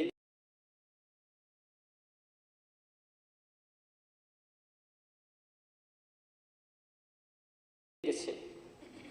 একসঙ্গে আরও কয়েকটি যে আউটপোস্টগুলিকে ফুল প্লেজেড পুলিশ স্টেশন ঘোষণা করা হয়েছে, ইতিমধ্যে মাননীয় মুখ্যমন্ত্রীর হাত ধরে উদ্বোধন হয়ে গেছে।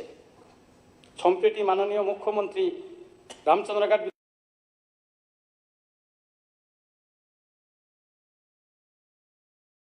একটি এনওসির জন্য এই আউটপোস্ট এবং মাননীয় মুখ্যমন্ত্রী বিষয়টিকে সমাধানের জন্য অনুরোধ করে চিঠি লিখেছি। চিঠির কপি আমারই এখানে আছে। চিঠি আমি কপিগুলি নিয়ে আছি এখানে, এগুলি অনেক কপি নিয়ে আছি স্যার, এখানে আমার কাছে কপিগুলি আছে।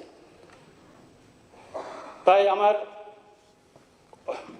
অনুরোধ হচ্ছে মাননীয় মুখ্যমন্ত্রীর নিকট বিষয়টি গুরুত্ব সহকারে দেখেন এবং অবিলম্বে এনওসি দিয়ে এগুলি ব্যবস্থা করার জন্য। স্যার, আমার বক্তব্য আপনার কথা মতো শেষ করতেছি। মাননীয় বিরোধী দলনেতা শ্রী অনিমেষ দেবরা মহাশয়ের এক প্রশ্নের জবাবে 9/1/2024 তারিখে উত্তর দেওয়া হয়েছে। তাতে দেখা গেছে ট্রাইবাল ওয়েলফেয়ার ডিপার্টমেন্টে প্রচুর টাকা পড়ে রয়েছে। আমি কপিতে নিয়ে আসছি।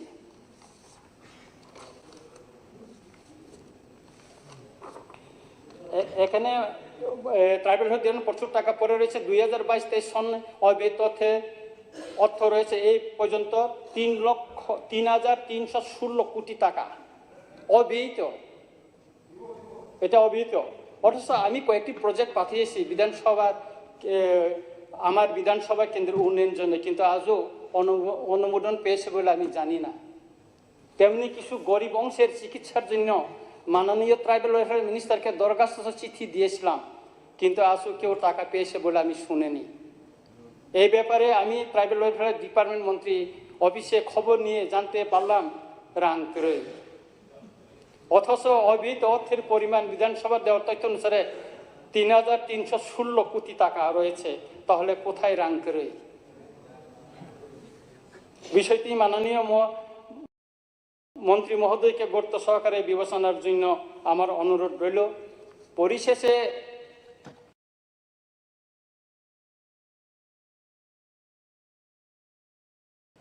মাননীয় ডেপুটি স্পিকার স্যার,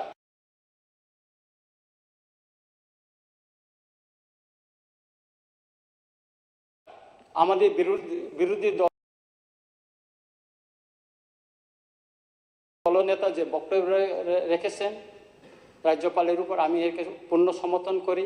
এবং আমাদের সমস্ত বিরোধী দল যে মাননীয় রাজ্যপালের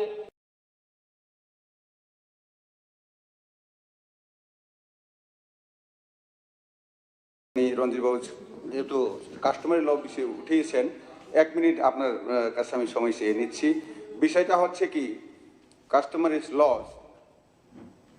এডিসি থেকে পাস করিয়ে আনতে হয়, রাজ্য সরকার পাঠাতে হয়, রাজ্য সরকার পাঠানোর পর ওরা সংশোধন করে সাংবিধানিক মতে পাঠিয়ে দিলে পর আবার বিদেশি মদত পুস্তক একটা ধর্মীয় গঠনের ওনারা আবার ওখানে ঢুকিয়ে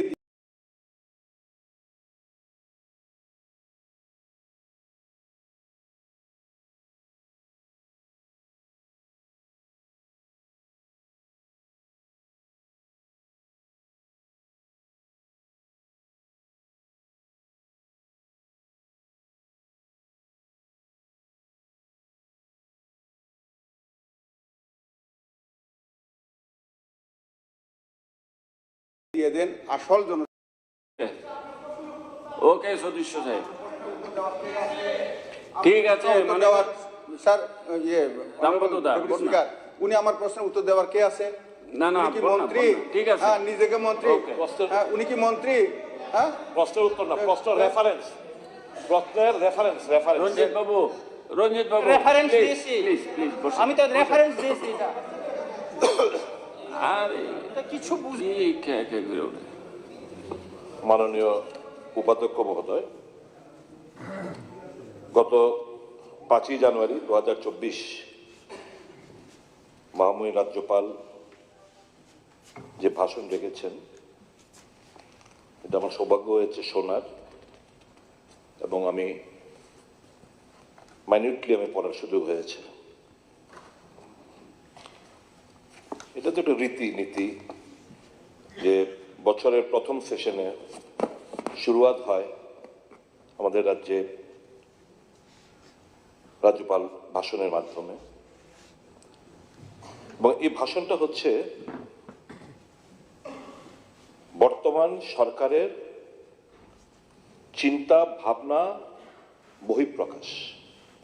যেহেতু এটা সম্পূর্ণভাবে ক্যাবিনেট সেটা তৈরি করে দেয়, গভর্নর সেখানে এটা সব পাঠ করে, এবং এই চিন্তা ভাবনাটা রিফ্লেকশন আসে বাজেটের মাধ্যমে। তো আমি একদম শেষের থেকে শুরু করছি, প্যারা 89-এ My government under the leadership of Chief Minister Professor Dr. Manik Shah is committed to take Tripura to a new height. I have full confidence upon the present Chief Minister that Tripura is bound to reach its height, its desired level. কিন্তু we being in the opposition, we are the watchdog of the Constitution. Wherever lacunas exist, এগুলোকে আমরা উত্থাপন করি, not to criticize or not to oppose.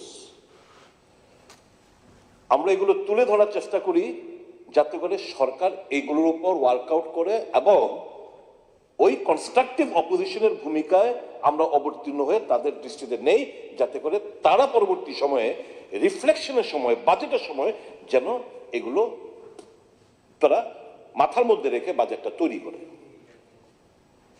My relationship, personal relationship with the Chief Minister is very good, and we know each other since long.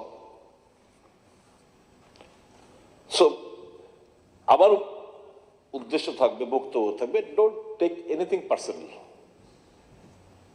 Even if it is a criticism, please don't take it personal, because I have got high esteem regards towards you.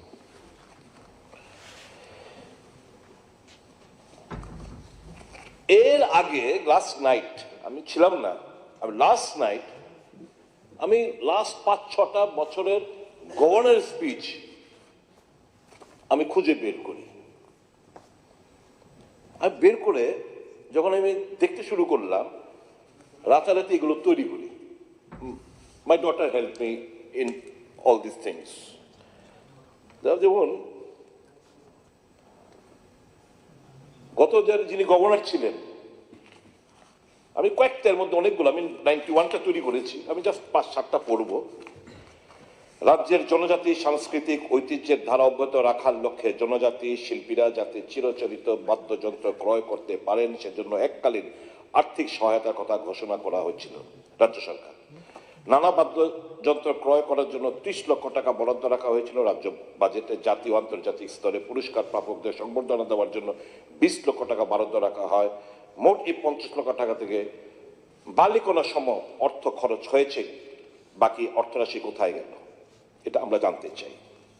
রাজ্য সরকার ত্রিপুরা পুলিশের নতুন মুখ্যালয় নির্মাণের জন্য 20 কোটি টাকা বরাদ্দ করেছিল। 2 বছর আগে টাকা বরাদ্দ হলেও এই নির্মাণ কাজ শুরু হয়নি। মুম্বাই টাটা মেমোরিয়াল হাসপাতাল যেসব রোগী এবং তাদের আত্মীয় স্বজন চিকিৎসার জন্য যান, তাদের থাকার সুবিধার জন্য হাসপাতালের কাছাকাছি মুম্বাইয়ের খারঘর এলাকায় একটি নতুন ত্রিপুরা ভবন স্থাপন করার সিদ্ধান্ত নেওয়া হয়েছিল রাজ্য সরকার। সেক্ষেত্রে সরকার চূড়ান্তভাবে ব্যর্থ।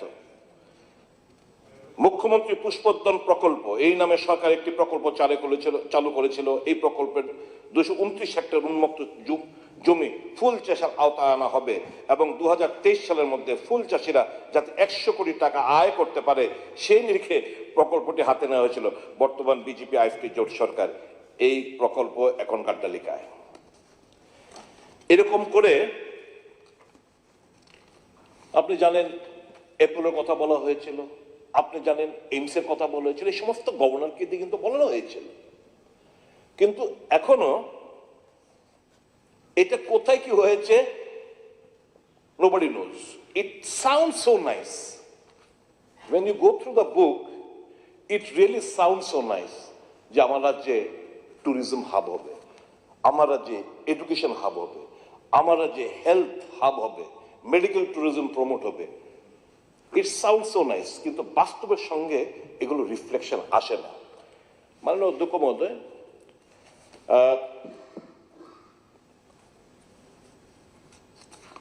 আমি কয়েকটা পয়েন্ট আমি মাননীয় মুখ্যমন্ত্রীর নিশ্চয়ই ওনার গোচর আনতে চাইছি, যাতে করে উনি স্ট্রং অ্যাকশন যাতে নিতে পারেন। আজকে খবরের কাগজে বেরিয়েছে, আপনারা দেখেছেন হয়তো বা, ত্রিপুরা ইউনিভার্সিটি একটা অ্যাড দিয়েছিল 56টি অ্যাসিস্ট্যান্ট প্রফেসরের পোস্টের জন্য 26টি সাবজেক্টের উপর জুলাই 15, 2023। ইন্টারভিউ স্টার্ট হয়েছে অক্টোবর 2023 এবং 9টি পোস্টের জন্য 7টি সাবজেক্টে তারা ফিল আপ করেছে। কেমিস্ট্রি 2টি, সংস্কৃত 2টি, ফিলোসফি 1টি, ল 1টি, জার্নালিজম এন্ড মাস কমিউনিকেশন 1টি, সোশ্যোলজি 1টি এবং হিন্দি 1টি। আনফরচুনেটলি এই 9টি রিক্রুটমেন্টের 8টি হচ্ছে those who are not permanent residents of Tripura, and 7 of them out of 8, 7 of them do not know the local language, culture, tradition and practices, which is most important for inclusive higher education. Tripura Central University. Wait, just hear me out. Hear me out. Please hear me out. এর বলতে পারে আমাদের কি বলার আছে। National education policy, for your reference, you are the education minister. National education policy এটা একটু clear বলা হয়েছে, all universities and higher education institutions must adhere to optimization of local talent for academic pursuit. কাজে আমার এখানে there is no dearth of talent in my state, and I am damn against outsiders taking jobs over here at the cost of my youth of my state of Tripura. And that prompted me to raise my voice, and I am thankful to the present Chief Minister that in a cabinet decision উনি গুরুত্ব বুঝে ওই PRTC mandatory করেছেন বিভিন্ন ইন্টারভিউতে। I must congratulate and thank him.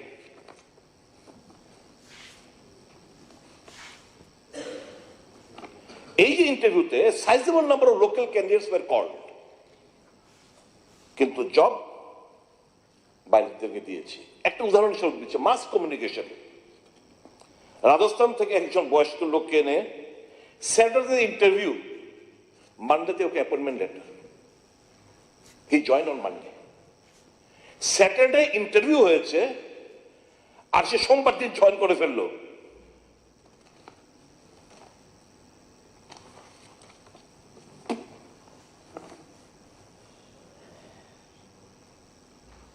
University is running presently without finance officer, without a controller of examination, and other administrative officer and non-teaching staff. এটা শোনা যায় যে VC and register are not in favor of recruiting local people for such vital post because it would not serve their purpose. The purpose টা কি এটা আপনিও জানেন, আমরাও জানি, সবাই জানে। আমার apprehension যে দিস ইউনিভার্সিটি এটা যাদবপুর ইউনিভার্সিটির মতো রূপ না নেয় আগামী দিনগুলোতে, এটা আপনি দয়া করে সুনিশ্চিত করবেন। এবং একটা গভর্নমেন্ট অফ ইন্ডিয়ার সঙ্গে কথা বলতে, এখন আমাদের যিনি একজন পুলিশ অফিসার ছিল বোধহয়, সবগুলো ইউনিভার্সিটির, উনি হচ্ছে চ্যান্সেলর মহারাষ্ট্র থেকে বোধহয়, you please raise this matter with him and একটা এনকোয়ারি যাতে আমাদের এ রাজ্যে সংগঠিত হয় এই সমস্ত নিয়োগের ক্ষেত্রে। শুধু এই নয়, এই বাতাস এনআইটি, নিট, জিরানিয়ান, এনআইটি, সেম অ্যাবজর্পশন আউটসাইড। এবার আমাদের এখানে রতনবাবুর একটা দপ্তর আছে, উনি যখন ছিলেন না যদিও, যখন ওই যে মহারাষ্ট্রের যে ভদ্রলোক ছিলেন সিএমডি, নামটা আমার মনে নেই, ওনার সময় প্রায় 16 থেকে 18 জন ইঞ্জিনিয়ার, অল ফ্রম আউটসাইড। আমার রাজ্যের ইঞ্জিনিয়াররা পাশ করে ইঞ্জিনিয়ার রয়েছে, but absorption was made from outside. তো আমি বুঝতে পারছি না যে কিভাবে আমরা আমাদের ছেলেদের বঞ্চিত করে বহিরাজ্য থেকে লোকদের আমরা সুযোগ করে দিচ্ছি। এবং এনআইটিতে তো কলকাতা থেকে, ওই ভদ্রলোক যখন ছিলেন ওয়েস্ট বেঙ্গলের, কলকাতা থেকে প্রচুর লোককে এনে টেকনিক্যাল পোস্ট ছাড়াও গ্রুপ বি, গ্রুপ সি পোস্টের মধ্যে উনি নিয়োগ করে গেছেন। মাননীয় উপাধ্যক্ষ মহোদয়,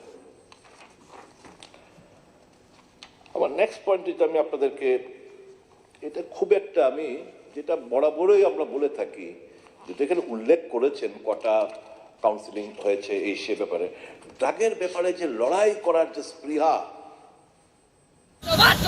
আছে সরকারের, কিন্তু এটা রিফ্লেকশন অন্তত বক্তব্যের মধ্যে আমি পাইনি। আমার কিছু সাজেশন থাকবে। সাজেশনটা এরকম যে আমাদের 8টি জেলা প্লাস আমাদের খুমলুং হেডকোয়ার্টার, এবং খুমলুং হেডকোয়ার্টারের মধ্যে তো আগে 100 বিশিষ্ট একটি রিহ্যাব সেন্টার খোলার কথা বলেছিলেন, এখানে রয়েছে, এটা কোনো দেখা নেই। আমার দাবি থাকবে প্রত্যেকটি জেলা হেডকোয়ার্টারে কিংবা যে কোনো জায়গায় আমাদের এখনই স্টার্ট করতে হবে। প্রচুর পুরনো বিল্ডিং, গভর্নমেন্ট বিল্ডিং রয়েছে যেগুলোকে আমরা ইউজ করতে পারি। Rehabilitation centre with treatment facility in each district, recruit doctors, recruit paramedical staff locally, এবং with sufficient security personnel, and arrange basic diagnostic facilities within the center.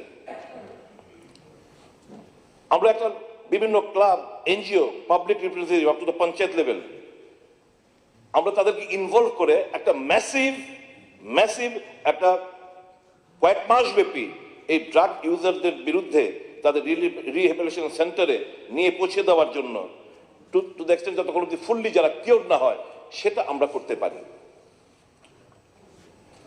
অধিকাংশ ক্ষেত্রে দেখা যায় ড্রাগ পেডলাররা যারা বিক্রি করে আর যারা কনজিউম করে তাদের কাছে পুলিশ গিয়ে ধরপাকড় করে, এবং কিন্তু আমরা কিংপিনদের কাছে আমরা পৌঁছতে পারি না,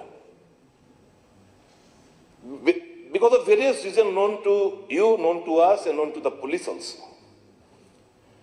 এখন ওই সমস্ত ড্রাগ ইউজার যখন হাসপাতালে রেফার হয়, ডক্টর তাদের একটা লম্বা একটা মেডিসিনের কে পুলিশের কাছে দিয়ে দেয়, পুলিশ আবার ফরওয়ার্ড করে তার ফ্যামিলি মেম্বারের কাছে। Ultimately poor family can not afford, কারণ ইতিমধ্যে তার ঘটি বাটি বিক্রি করে ছেলে মেয়েরা এই ড্রাগ অ্যাবিউজের শিকারে এসে গেছে, মেডিসিন কস্ট এফোর্ড করতে পারে না, অ্যান্ড ফাইনালি এই ছেলেগুলো মেয়েগুলো বেরিয়ে এসে আবার ড্রাগের থাবা কবলে পড়ে যায়। এখন সত্যি কথা বলতে কি, মুখ্যমন্ত্রী কিছুদিন আগে একটা বক্তব্যের মধ্যে বলেছেন যে লাস্ট 10 মান্থসে, ভেরি চিন্তার ব্যাপার, আমাদের রাজ্যে HIV পজিটিভিটির সংখ্যা নতুনভাবে শুধু 10 মাসে 1111 10 মাসে ইনক্রিজ হয়েছে। দ্যাট মিনস পার ডে 5 জন করে HIV পজিটিভ পেশেন্ট, ছাত্রছাত্রী, ছাত্র যুবক তারা HIV পজিটিভ হচ্ছে because of injectable drug user হিসেবে। That is a big concern. Now we have to save our youth, our student from this menace. আমার অবিলম্বে যুদ্ধকালীন সব অ্যাপার্ট, এটাকে আপনি যুদ্ধকালীন ব্যবস্থা নিয়ে এটার বিরুদ্ধে কি করা যায়, we are there to help you.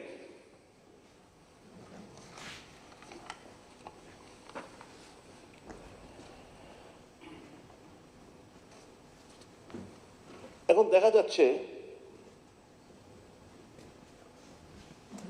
মাথা ভারী পুলিশ প্রশাসন। 2017 সাল থেকে নিচুতলা কোনো কনস্টেবল কোনো নিয়োগ হয়নি। আপনাদের inspector level to IGP level promotion হচ্ছে, ভ্যাকেন্সি হচ্ছে, কিন্তু 2017 সাল থেকে কোনো কনস্টেবল রিক্রুটমেন্ট হয়নি। এই যে পুলিশ আউটপোস্ট, এই আউটপোস্টে 5-7 জনের বেশি স্টাফ থাকে না। স্বাভাবিকভাবেই এই যে drug general law and order, VIP security প্রদান কিভাবে দেবে? স্টাফ নেই। এবং যখন কিছু ঘটনা ঘটে, আশপাশ থেকে টিয়ারসার এনে ওখানে যেতেই যারা যে সমস্ত ঘটনাগুলো ঘটে আসামিরা কিন্তু পার পেয়ে চলে যায়। কারণ কি? এই যে লোকাল স্ট্রেংথ দিয়ে deploy policemen for VIP duty, law and order maintenance, traffic enforcement, other administrative enforcement, and general duty at the police stations. যেটার ইনভেস্টিগেশন এর উপর প্রভাব পড়ে, thereby কনভিকশনের উপর প্রভাব পড়ে, and that is one of the reason আমার রাজ্যে কনভিকশন লেভেলটা কিন্তু as per expected, though we are striving hard, we are unable to reach this over as IPC cases are concerned. আমি পুলিশকে দোষ দেব না, এই অফিসার আমার রাজ্যে failure, but when he joins the NIA or CBI, দারুণ সফলতার সাথে, সুনামের সাথে ও কাজ করে এবং সাফল্য পায়, মেডেল ফেডেল পেয়ে যায়। আমার দাবি থাকবে ইমিডিয়েটলি রিক্রুটমেন্ট করুন আপনারা কনস্টেবলের, build separate dedicated team of police under officers for dealing with alada NDPS cases, criminal investigation, general law and order, and other enforcement. As now Tripura doesn't have the dearth of officers. Officers there কোনো dearth নেই। Problem হচ্ছে নিচু তলায়। এরকম আলাদা আলাদা এখন একই লোক NDPS এর কেসে করবে, জেনারেল ল অর্ডার করবে, VIP সিকিউরিটি সুনিশ্চিত করবে, কাজে হতপচ হয়ে যাচ্ছে। একদম নতুন ভাবে এই ড্রাগের যে ব্যাপারটা, এটা করার জন্য আলাদা আপনি ইউনিট আপনি গঠন করুন।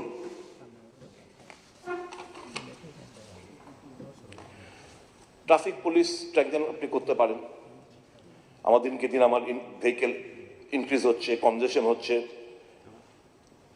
মোটর ভেহিকেল অফেন্সেস হচ্ছে, ন্যাশনাল হাইওয়েগুলোতে, ডিস্ট্রিক্ট রোড, আগরতলা মিউনিসিপ্যালিটির বাইরেও যে এগুলো আছে সেগুলোকে এনফোর্সমেন্ট করার জন্য সাফিসিয়েন্ট পুলিশ ট্রাফিক প্রেজেন্স রাখুন। আর আমার একটা প্রস্তাব থাকবে, আমাদের 8টা ডিস্ট্রিক্ট, ফর গড সেক আপনি যদি ফান্ড না থাকে ইউ অ্যাপিল, আমরা বিধায়ক এলাকাকে সবাই মিলে ফান্ড আমরা দরকার বলে দেবো ফর দ্য নোবেল কজ। কি সেটা?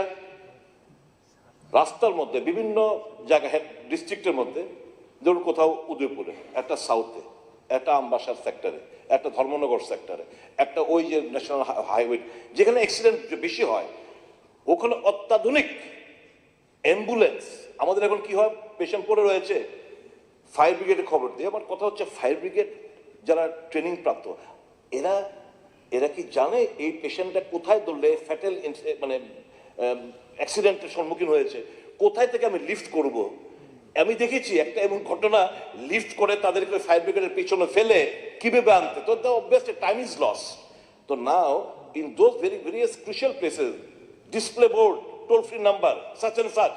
Immediately, without losing time, those ambulances, we will be with technicians and doctors, থাকবে, তাদের কোনো ডিউটি নেই, তারা শুধু এই যেহেতু অ্যাক্সিডেন্টগুলো প্রত্যেকদিন হচ্ছে, এই অ্যাম্বুলেন্সগুলো বিভিন্ন জায়গায় আপনারা ব্যবস্থাপনা রাখুন, যাতে করে দেন এন্ড দেয়ার আমরা এর ভেতরে লাইফ সেভিং ব্যবস্থা রেখে তাকে যেন আমরা immediately to the main referral hospital তার যার থেকে যেন বাঁচাতে পারে সে ব্যবস্থা আপনি করবেন বলে আমার দৃঢ় বিশ্বাস। যেগুলো আমার suggestion, I hope it will B reflected in the budget. Health. Fortunately, I had the privilege of serving the people of my state for 14 months as a health minister. And you are a doctor. You had been to my office on several occasions. You and Dr. Khwna. I sought advice from you. Even I sought advice and suggestion from sweeper. I sought the watching ward. যারা ওইখানে আছে, যারা সিকিউরিটির দায়িত্ব, এদেরকে ডেকে নেবে, এদের কাছ থেকে শুনতাম। কোনো ডিগনিটি রাখবেন না, try to mingle up.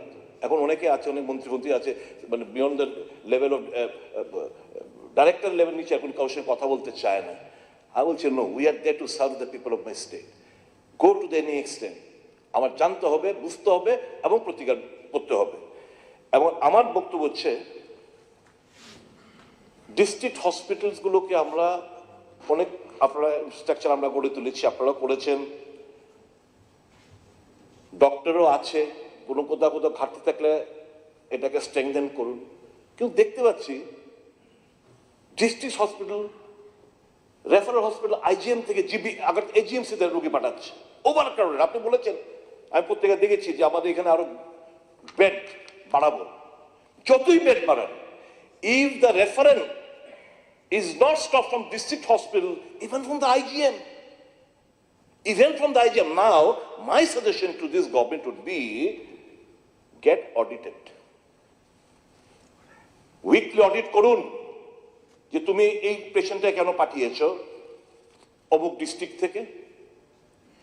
You had the machinery, you had the staff, you had the doctors, you had the CT machine. Why have you sent this doctor? Or why have you sent this patient?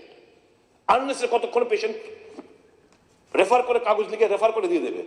And sometimes without even referral, the patient party directly comes to the main hospital agency expecting a better treatment. Fine. In that case, ওই যে 200 bed না কত bed বাড়াবেন বলছেন, make it payable. আমার revenue generate হবে, make it payable. If without the referral of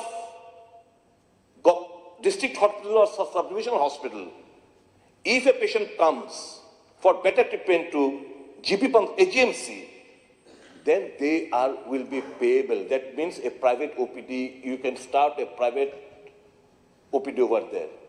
We can generate revenue from there. No harm. There are many government hospitals where this system exists.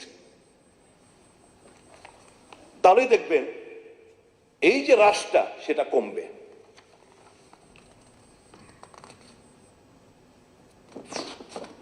এবং I am very very astonished, despite development of infrastructure in IgM, এখান থেকেও specialist doctor আছে, সমস্ত কিছু আছে, IgM থেকে পর্যন্ত এরা এজিএমসিতে পাঠিয়ে দিচ্ছে।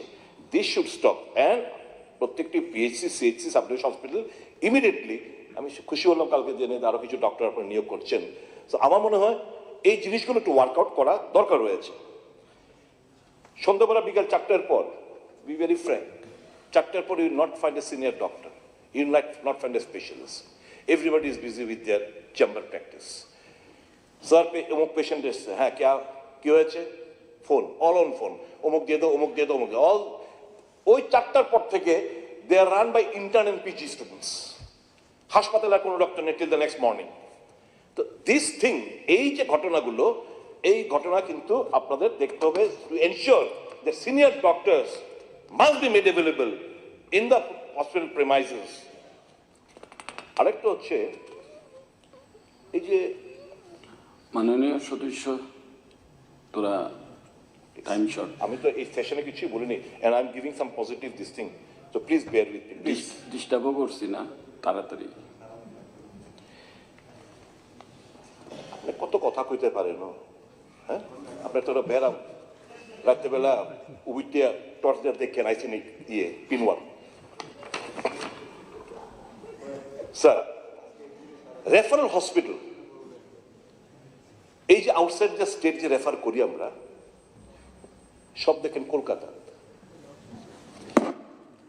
আমরা যে বিভিন্ন টাস্টে বিভিন্ন যে আমরা লিস্ট করেছি আমাদের সাউথে কোনো নেই নিমহ্যান্স নেই আমার ভেলোর নেই সিএমসি ভেলোর আগে ছিল নেই নো নাই it is not there I have seen it is not there Kolkata আরেন্টেগর নেই মেডিকা আছে আরেন্টেগর নেই some problem a list needs to be scrutinised কারণ বহু পেশেন্ট হ্যাঁ এই লিস্টটাকে আপনারা রেকটিফাই করবেন এটা নিয়ে প্রচুর ঝামেলা হচ্ছে এবং দেখবেন কিছু ডক্টররা রয়েছে মনিটরিং এর অভাবে হাসপাতালের পেশেন্ট বাইরে নিয়ে গেলে প্রাইভেট নার্সিং হোমে অপারেশন করছে this does not speak well of the system this does not speak well of those doctors who are supposed to give treatment, who are supposed to operate upon them in the hospitals. Instead of that, they are taking them outside and operating and looting those innocent patients.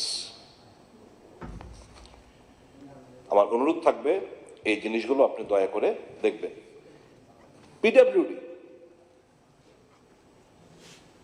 বড় বড় contract project management units নামে বড় বড় contract influential recommendation tender finalising document করার আগে কিছু targeted companies বহিরাজ্যের targeted কোম্পানিজকে মাথার মধ্যে রেখে টেন্ডার ক্লজগুলো এরকমভাবে তৈরি করা হয় যাতে নির্দিষ্ট ওই কোম্পানিগুলো ছাড়া কেউ বিড করতে না পারে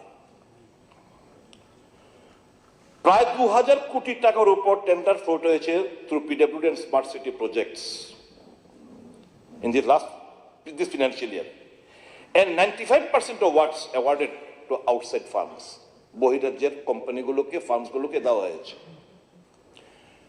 প্রবলেম ইজ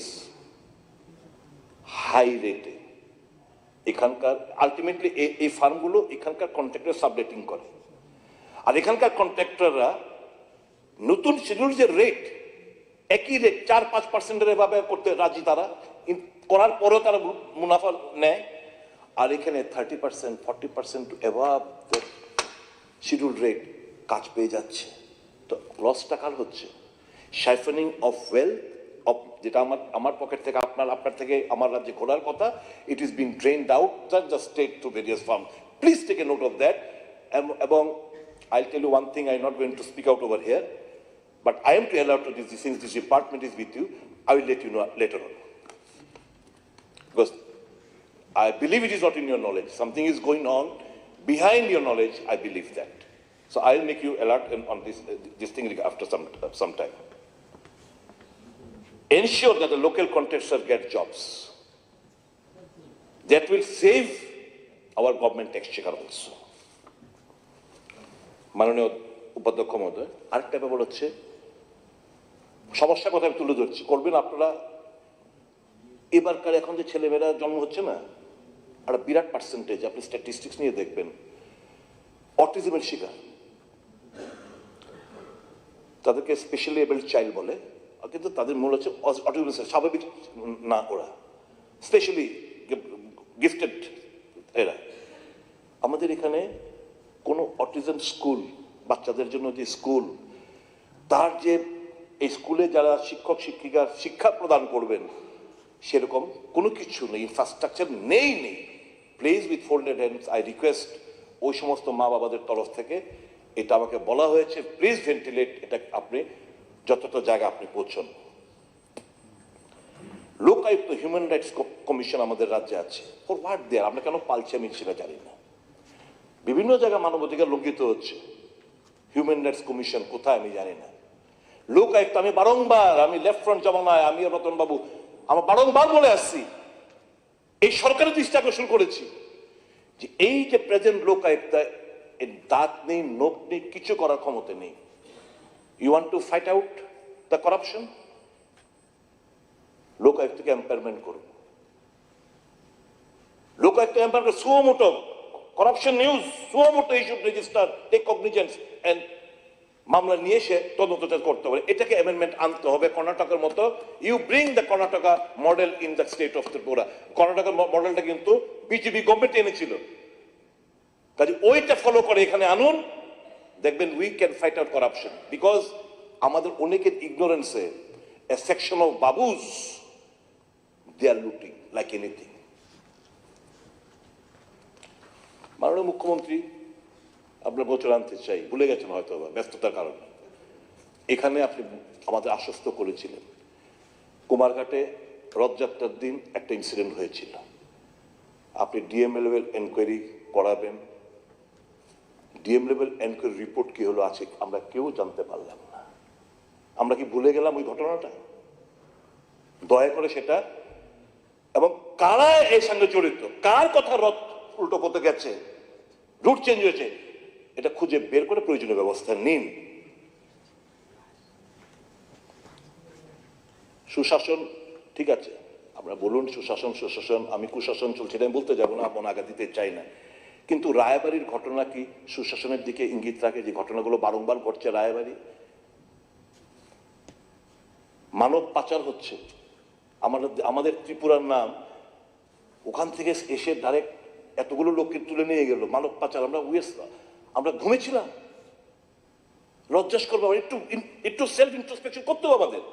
শিশু বিক্রি, একটা দুটো বেশ কয়েকটা 2-3টে ঘটনা ঘটেছে। খিদের অভাবে ওই সোনামুড়া মহকুমা মেলাঘর সেক্টরে বোধ হয় মা মেয়ে এরা আত্মহত্যা করেছে।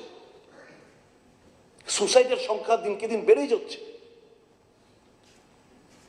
আমাদের দাবি কতবার বলেছি আপনার কাছে, এই যে অকাল বর্ষণে দুবার কৃষক এবং চাষিদের সহায়তা প্রদান করুন, ফিনান্সিয়াল হেল্প রেন্ডার করুন। নাথিং হ্যাজ ইয়েট বিন ডান। আমার এপিল থাকবে আপনাদের কাছে। আপনি বলেছিলেন জাস্টিস এবি পালকে দিয়ে একটা রিপোর্ট বের করবে 10,323 ম্যাটারে। রিপোর্টটা কোথায় কেউ তো আমরা জানলাম না। দয়া করে আপনার কাছে আমার অনুরোধ থাকবে, এবি পালের রিপোর্টটা প্লেস করুন, আর 10,323 এদেরকে দে হ্যাভ সাফার্ড ইনাফ, কিভাবে তাদেরকে কিছু করা যায় এটা একটু দেখবেন। আমি খুব খুশি হয়েছি, আমার একটা বিশালগড়ের আমার থেকে নির্বাচিত যে বন্ধুটি উনি সাউন্ড নিয়ে একটা বক্তব্য রেখেছেন। আমি পাশাপাশি আমি জাস্ট পয়েন্টগুলো নোট করে দিয়ে যাচ্ছি, আমি কন্ট্রোল করে ফেলছি। মাননীয় মুখ্যমন্ত্রী, নন বায়োডিগ্রেডেবল, আপনি এখানে প্লাস্টিকের কথা বলেছেন, fine, single plastic ban. Non biodegradable substance ফ্লেক্সও আসে, এটা পচন ধরে না ফ্লেক্সের। আমি যদি এই ফ্লেক্সটাকে জাস্ট আমি আপনার নলেজে দিচ্ছি, তাহলে আমার যে ওই যে বেকার আর্টিস্ট ফার্টিস্ট প্রচুর পরিবার বেঁচে যাবে। লেটস স্টার্ট, আবার পুরোনো জায়গায় ফিরে আসি। আমরা ক্লিন ত্রিপুরা, আমরা গ্লোবাল ওয়ার্মিং কথা বলি, আর ফ্লেক্স যথেচ্ছভাবে ব্যবহার করছি। This is spoiling our soil. আমাদের মাটির নিচে যে জল যাচ্ছে না, one of the main reason is আমরা দেধারভাবে এই ফ্লেক্সগুলো ব্যবহার করছি। Please stop usage of this flex which is non degradable substance. আমি জাস্ট আপনার নলেজে দিয়ে যাচ্ছি। সাউন্ড পলিউশন,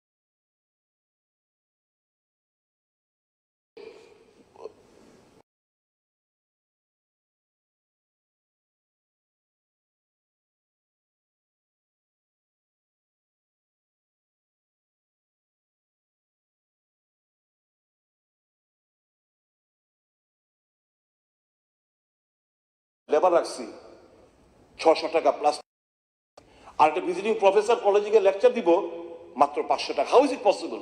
এদের আমরা নিয়োগ করতে পারছি না।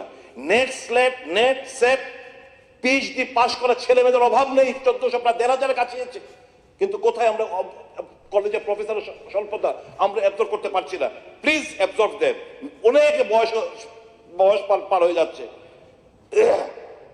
361 কোয়ালিফাইড টেট 1 and 2। আজকে দেখলাম খবর কাগজে কোনো একটা জায়গায় শিক্ষক গার্ডিয়ানরা শিক্ষিকার অভাবে তালা ঝুলিয়ে দিয়েছে গেটে, স্কুলের বাইরে হইচই হচ্ছে। আমার শিক্ষক শিক্ষিকাদের 361 জন টেট 1 এবং টেট 2 পাস করে বসে রয়েছে, কোনো তাদেরকে নিয়োগ করতে পারছি না।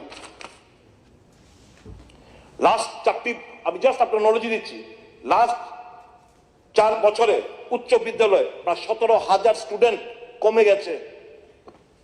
সিনিয়র বেসিক স্তরে প্রায় 30,000 স্টুডেন্ট কমে গেছে 4 বছরে।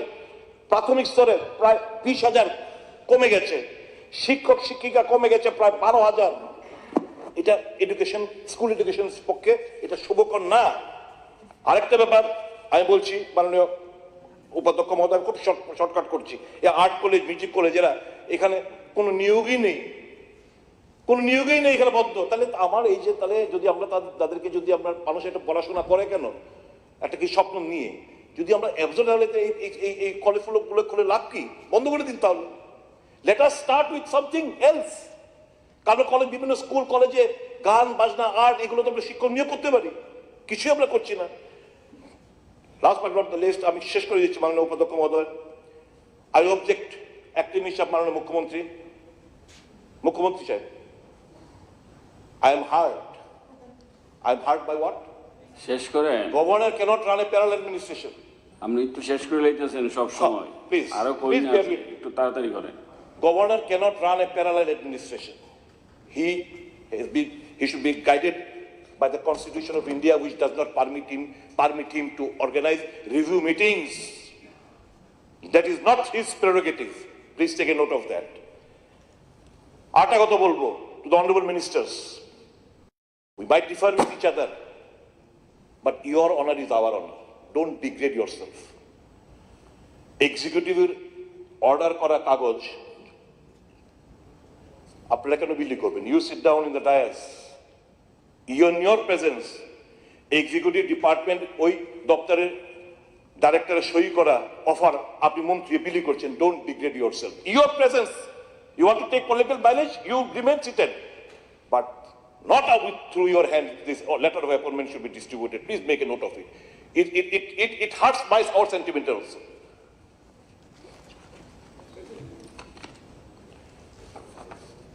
প্রপার্টি ট্যাক্স, ইলেকট্রিসিটি বিল ফাট করে এত মাসুল বৃদ্ধি করে দিলেন, এবং কোনো ধরনের সার্ভে ছাড়া প্রপার্টি ট্যাক্স এটা একটু রিভিউ করা দরকার বলে মনে হচ্ছে। মশার উপদ্রবে ইউডি মিনিস্টার, বাঁচার উপায় নেই, মশার উপদ্রবে সারা রাজ্য জুড়ে কিছুই নেই। Last but not the least, আবার শেষ করতে, এটা লাস্ট পয়েন্ট আমি কয়ে শেষ করে দিই। আমরা সবাই বলি, কি বলি? অধিক ক্ষমতা, ডাইরেক্ট ফান্ডিং। আপনারা যে আমরাও কই, সবাই মথাও কয়। আপনি আমাদের বলেন স্টেট গভর্নমেন্ট এই যেটা পাঠাইলেন 125th অ্যামেন্ডমেন্ট বিল, এখানে কি লিখলেন?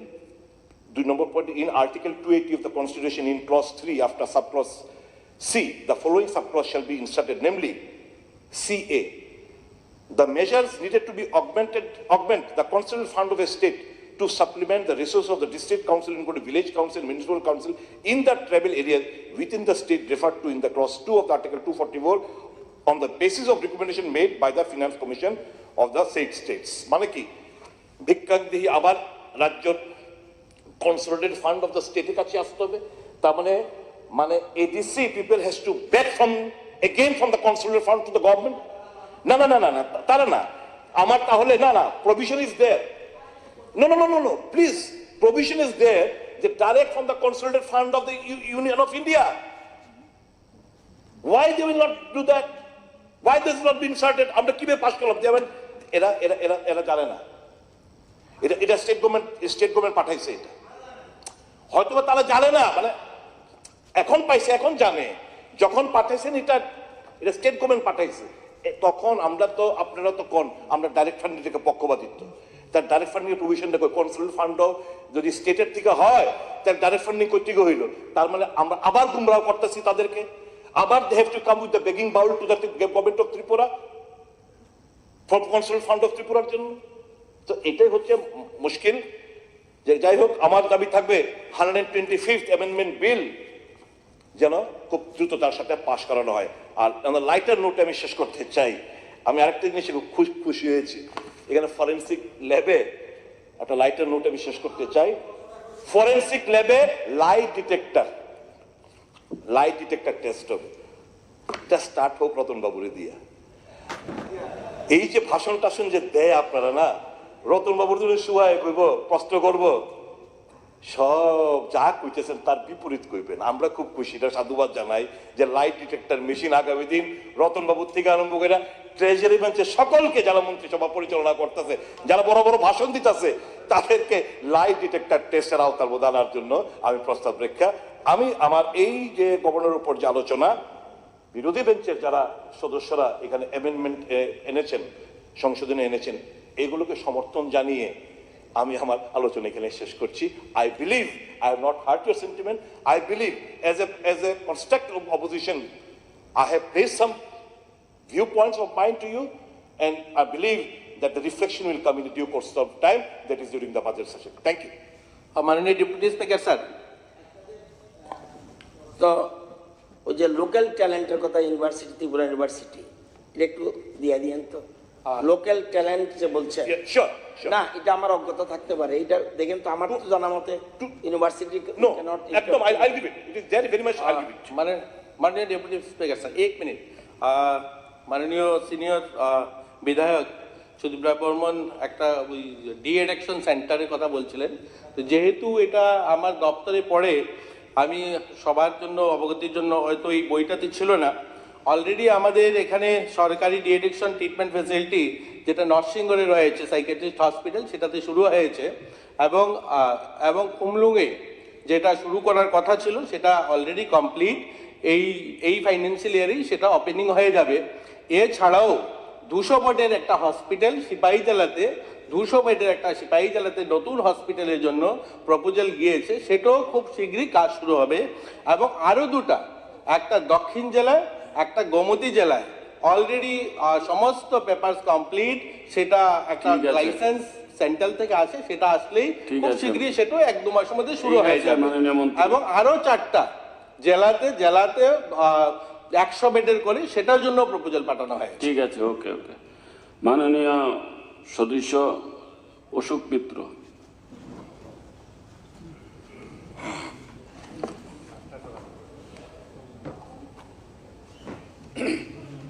মাননীয় উপাধ্যক্ষ মহোদয়, গত 5ই জানুয়ারি মাননীয় রাজ্যপাল এখানে যে লিখিত ভাষণ দিয়েছেন, সেই লিখিত ভাষণ আমি খুব মনোযোগ দিয়ে শুনেছি, এবং পরে সেই বইটাও খুব মনোযোগ দিয়ে পড়েছি। 92টা প্যারায় রাজ্য সরকার, কেন্দ্রীয় সরকারের কাজের যে তথ্য দিয়েছেন, সে তথ্যগুলো অবহিত হয়েছে।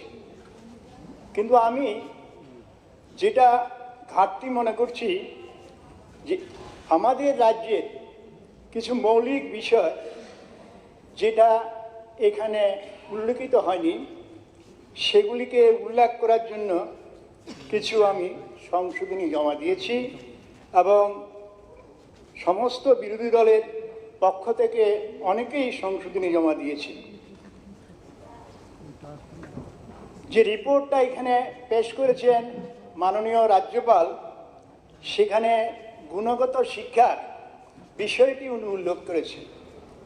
আমি এই বিষয়টি আনতে চাইছি এই জন্যই, আমি দীর্ঘদিন শিক্ষকতায় যুক্ত ছিলাম, গুণগত শিক্ষার বিষয়টা নিয়ে ভেবেছি, নিজের অভিজ্ঞতা আছে, সেই জন্যই আমি এই গুণগত শিক্ষার যে বর্তমান পরিস্থিতিটা কি, এখানে শুধু কাগজে বললাম, রিপোর্টে লিখলাম, 3টি বেসরকারি আমি বিশ্ববিদ্যালয় আনলাম কিংবা 3টি ডিগ্রি কলেজ খুললাম, 25টি বিদ্যাজ্যোতি প্রকল্প আমি দিয়ে দিলাম বা দেওয়ার সিদ্ধান্ত নিলাম, এর মধ্যে কিন্তু সীমাবদ্ধ নেই। গুণগত শিক্ষার বিষয়টা বেসিক লেভেলে দেখতে হবে। আমাদের প্রাইমারি এডুকেশনটা কেমন আছে, আমাদের সেকেন্ডারি এডুকেশনটা কেমন আছে, আমাদের হায়ার সেকেন্ডারি এডুকেশনটা কেমন আছে, কলেজগুলো কেমন চলছে, এর নিরিখেই তাকে আমার নির্ধারণ করতে হবে। আমি আমার বিধানসভা কেন্দ্রে আমি আমার যে বিদ্যালয়গুলো আছে, যেহেতু সেখানেই আমি চাকরি করেছি, শিক্ষকতা করেছি, নির্বাচিত হয়েছি সেই ঋষ্যমুখ বিধানসভা কেন্দ্র থেকে, অনেক বিদ্যালয়ে আমি পরিদর্শনে যাই। বিদ্যালয়গুলিতে গিয়ে আমি যা দেখতে পাচ্ছি, সেখানে শিক্ষার কোনো পরিকাঠামো নেই, ব্যাপক শিক্ষকের অভাব রয়েছে, শিক্ষার যে বিদ্যালয়গুলি তার পরিকাঠামোর অভাব রয়েছে, বিভিন্ন যে ত্রুটিগুলি রয়েছে, ঘাটতিগুলি রয়েছে। প্রাইমারি বিদ্যালয়গুলিতে একজন শিক্ষক 5টি ক্লাস একসঙ্গে বসে করছেন। বিশেষত আমাদের যে ট্রাইবেল এরিয়াগুলিতে, আমি কিছুদিন আগে মানিরামবাড়ি হায়ার সেকেন্ডারি স্কুল, যেটা গত 4-5 মাস আগে উদ্বোধন করলেন আমাদের পূর্ব ত্রিপুরার সাংসদ রেবতী ত্রিপুরা, সেখানে গিয়ে দেখলাম তার সেখানে 12 ক্লাস হায়ার সেকেন্ডারি স্টার্ট করেছে, 11 ক্লাস স্টার্ট হয়েছে, 21 জন ছাত্রছাত্রী ভর্তি হয়েছে, একজনও সেখানে পিজিটি টিচার নেই। আজকে 5 মাস অতিক্রান্ত হলো, একটা উপজাতি এলাকায় সেখানে একজন পিজিটি টিচার দিতে পারলো না।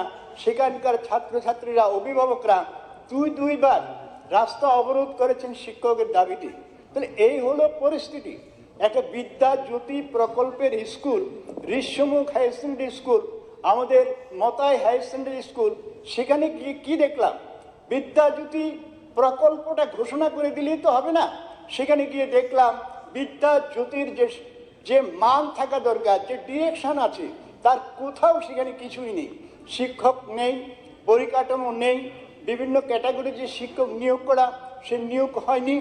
এই পরিস্থিতি আমার শুধু এটা যে আমার ঋষ্যমুখ বিধানসভা তা নয়, সমগ্র বিলোনিয়া, সমগ্র দক্ষিণ ত্রিপুরার অঞ্চলে বিভিন্ন স্কুলগুলিতে রয়েছে শিক্ষক ঘাটতির। তার প্রধান কারণটা কি?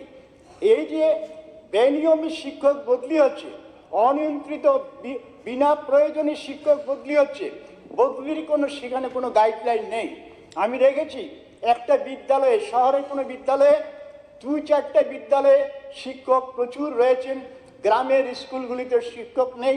সেখানে হয়তো শিক্ষক ছিলেন, কিন্তু তাকে বদলি করে দেওয়া হলো, দূর দূরান্তে বদলি করে দেওয়া হলো, কোনো প্রয়োজন নেই। সেই প্রয়োজনহীন এই সমস্ত বদলির কারণে শিক্ষার যে ব্যাপক ক্ষতি হচ্ছে, গুণগত শিক্ষার যে কী ক্ষতি হচ্ছে, আমরা যারা বিধায়ক, আমাদের বিধায়ক এলাকার যে সমস্ত গ্রামীণ স্কুলগুলি আছে, উপজাতি এলাকার স্কুলগুলি আছে, সেখানে গেলে আমরা দেখতে পাব। আমি এই রাজ্যপালের এই ভাষণের মধ্যে আমি কোথাও উল্লেখ দেখি নাই রাজ্য শিক্ষক কর্মচারীর জন্য কিছু হয়েছে। একটি কথাও কোনো সেখানে লেখা নেই। রাজ্য শিক্ষক কর্মচারীরা ন্যায্য বিভিন্ন দাবি দাওয়া নিয়ে তারা কথা বলছেন। গত 1 বছরের মধ্যে 1% ডিএ সেখানে দেওয়া হয়নি, 26% ডিএ বকেয়া রয়েছে। কেন? কেন্দ্রীয় সরকার যদি বছরে 2 বার ডিএ দিতে পারেন, বিগত দিনের সরকারগুলো যদি বছরে 2 বার ডিএ দিতে পারেন, তাহলে আমাদের এখানকার রাজ্য সরকারে আজকে তো এখানে আমাদের যে ফিনান্স মিনিস্টার, উনি যে বলেছেন রাজ্যের কোষাগার ভালো, রাজ্যের অর্থনীতি ভালো, তাহলে পরে রাজ্য সরকারি কর্মচারীদের এই যে দাবি 26% তার যে বকেয়া ডিএ রয়েছে, সেটা মঞ্জুর করতে আপত্তি কোথায়? আমরা দেখেছি এই যে এখানে আলোচনা করেছেন সুদীপ রায় বর্মন, যে বিভিন্ন যে অনিয়মিত কর্মচারীরা রয়েছেন, আগে একটা গাইডলাইন ছিল। সেই গাইডলাইনটা কেমন? সেই গাইডলাইনটা 10 বছর পরে তারা রেগুলার হতে পারত। আজকে প্রায় কয়েক হাজার অনিয়মিত কর্মচারী রয়েছেন, সেই নিয়ম উঠে গেল। আজকে নিয়মিত হওয়ার কোনো আশা তাদের কাছে নেই, কোনো সেখানে আইন নেই। তা আমি দাবি করছি যে অনিয়মিত কর্মচারীদের জন্য পূর্বের যে আইন ছিল সেটা আবার আনা হোক। ওপিএচ চালু করা, অর্থাৎ old pension scheme, new pension scheme চালু হয়েছে আমাদের রাজ্যে 2018 পরে। এই নিউ পেনশন স্কিমে ফলে রাজ্য শিক্ষক কর্মচারীরা কীভাবে ক্ষতিগ্রস্ত হচ্ছেন, তারা পেনশনে যাওয়ার পরে আজকে যারা পেনশনে গেছেন অন্যান্য রাজ্যে কেন্দ্রীয় যে কর্মচারীরা পেনশনে যাওয়ার পরে 18 থেকে 2000 2500 টাকা তারা পেনশন পান। সারা দেশব্যাপী আজকে ওল্ড পেনশন স্কিমের জন্য আন্দোলন হচ্ছে। আমি গত বাজেট অধিবেশনেও দাবি করেছিলাম যে ওল্ড পেনশন স্কিম আবার আমাদের রাজ্যে চালু করা হোক। প্রমোশনের ক্ষেত্রে যে অ্যাডহক প্রমোশন দেওয়া হয়েছে তাতে কিছু জটিলতা হয়েছে। আমি গত সেই বাজেট অধিবেশনে বলেছিলাম যে অ্যাডহক প্রমোশনটা একটা সেখানে কি বলুন, এটা কি জিনিস কি বুঝতে পারছেন না। আমি পুরনো স্কেলেই থাকবো, স্কেলটা কিছুটা পরিবর্তন হলে পরে আবার যদি আমি পেনশনে চলে যাই, এর মধ্যে সুপ্রিম কোর্টের সেখানে বিচার রয়েছেন, সেই বিচারাধীন অবস্থায় যদি আমি পেনশনে চলে যাই 2 বছর 3 বছর অনেকে চলেই গেছেন, আবার পূর্বের পোস্টে পূর্বের স্কেলে গিয়ে তাকে আজকে রিটায়ারমেন্টে যেতে হচ্ছে। সুতরাং অ্যাডহক প্রমোশনের এই জটিলতাটা এখান থেকে দূর করা হোক। স্বাস্থ্য ক্ষেত্র নিয়ে অনেক কথা বলা হয়েছে। এখানে সুদীপবাবুও বলেছেন যে স্বাস্থ্য ক্ষেত্রে উনি কিছু প্রপোজাল দিয়েছেন। আমাদের আইজিএম হসপিটাল বা বিভিন্ন হসপিটালের সিট সংখ্যা বাড়ানো হচ্ছে, এখানে কিছু বিশেষ সুযোগ সুবিধা দেওয়ার ব্যবস্থা হচ্ছে, রিপোর্টে এসেছে। মেডিকেল শিক্ষার কিছু উন্নতি হচ্ছে, মেডিকেল শিক্ষার জন্য রাজ্য সরকার কিছু ব্যবস্থা রেখেছেন, নার্সিং ট্রেনিং থেকে বিভিন্ন যে প্যারামেডিক্যাল ট্রেনিং কোর্স করার জন্য বিভিন্ন ব্যবস্থা রেখেছেন। কিন্তু সবচেয়ে যে জিনিসটা যে ন্যূনতম স্বাস্থ্য পাওয়ার যে অধিকার মানুষের, গ্রামীণ স্বাস্থ্য কেন্দ্রগুলোর কি অবস্থা? আমার বিধানসভা কেন্দ্রে 5টি সে স্বাস্থ্য কেন্দ্র আছে। সে স্বাস্থ্য কেন্দ্রগুলিতে গিয়ে আমি যেটা দেখলাম, 1জন ডাক্তার দিয়ে 2জন নার্স দিয়ে স্বাস্থ্য কেন্দ্রগুলি চলছে। স্বাভাবিকভাবে 15 জন 20 জন সেখানে যদি রুগী ভর্তি হয় তাদের উপায় কি থাকে, অবস্থা কি? প্রতিটি স্বাস্থ্য কেন্দ্র ঢুকছে এইভাবে। স্বাভাবিকভাবে স্বাস্থ্য কেন্দ্রগুলিকে যদি আরো শক্তিশালী করতে হয়, ডাক্তার নিয়োগ করতে হবে, নার্স নিয়োগ করতে হবে, বিভিন্ন যে সমস্ত পরীক্ষা নিরীক্ষা সেগুলো রেফারেল হাসপাতাল, সেই আমাদের বিভাগীয় হাসপাতাল কিংবা বিভিন্ন যে আমার ঋষিমুখ হাসপাতাল, এগুলির মধ্যে সেই ব্যবস্থাগুলো নিয়ে যেতে হবে। এক্সরে থেকে আমাদের বিভিন্ন যে পদ্ধতিগুলি আছে সেই নিরূপণ করা, সেগুলো সেই সুযোগ সুবিধা সেখানে নিতে হবে। এখানে আমাদের যে কৃষি মন্ত্রী উনি ওনার যে রিপোর্ট আমি যেটা দেখলাম আমাদের রাজ্যপালের ভাষণের মধ্যে এসেছে, সেই রিপোর্টের মধ্যে কৃষি ব্যবস্থার ব্যাপক উন্নতি হয়েছে বলেছে। কিন্তু কৃষি ব্যবস্থার আমার যে বিধানসভা কেন্দ্র, আমার বিধানসভা কেন্দ্রে 3টি ফলের বাগান আছে, বিশাল বিশাল ফলের বাগান। সেই ফলের বাগানগুলো গত 5 বছরে ধ্বংস হয়ে গেছে, অন্ধকার জঙ্গলে পরিণত হয়েছে। প্রায় 200 কানি 300 কানি এক একটি ফলের বাগান। আমাদের পূর্ব সারাসীমাতে, বাঁশপদুয়াতে, রতনপুরে 3টি বড় বড় বাগান আছে। সেই বাগানগুলো ধ্বংস হয়ে গেছে, জঙ্গল হয়ে গেছে। আমি সেই কোশ্চেন করেছিলাম, কোশ্চেনটা অ্যালাউ করা হয় নাই। কি অবস্থা, তাতে কি করার অভিপ্রায় রয়েছে, কোনো সেখান থেকে উত্তর পেলাম না। পাম অয়েল তৈরি করার জন্য সিদ্ধান্ত নিয়েছেন, 700 হেক্টর পাম অয়েল বাগান করবেন।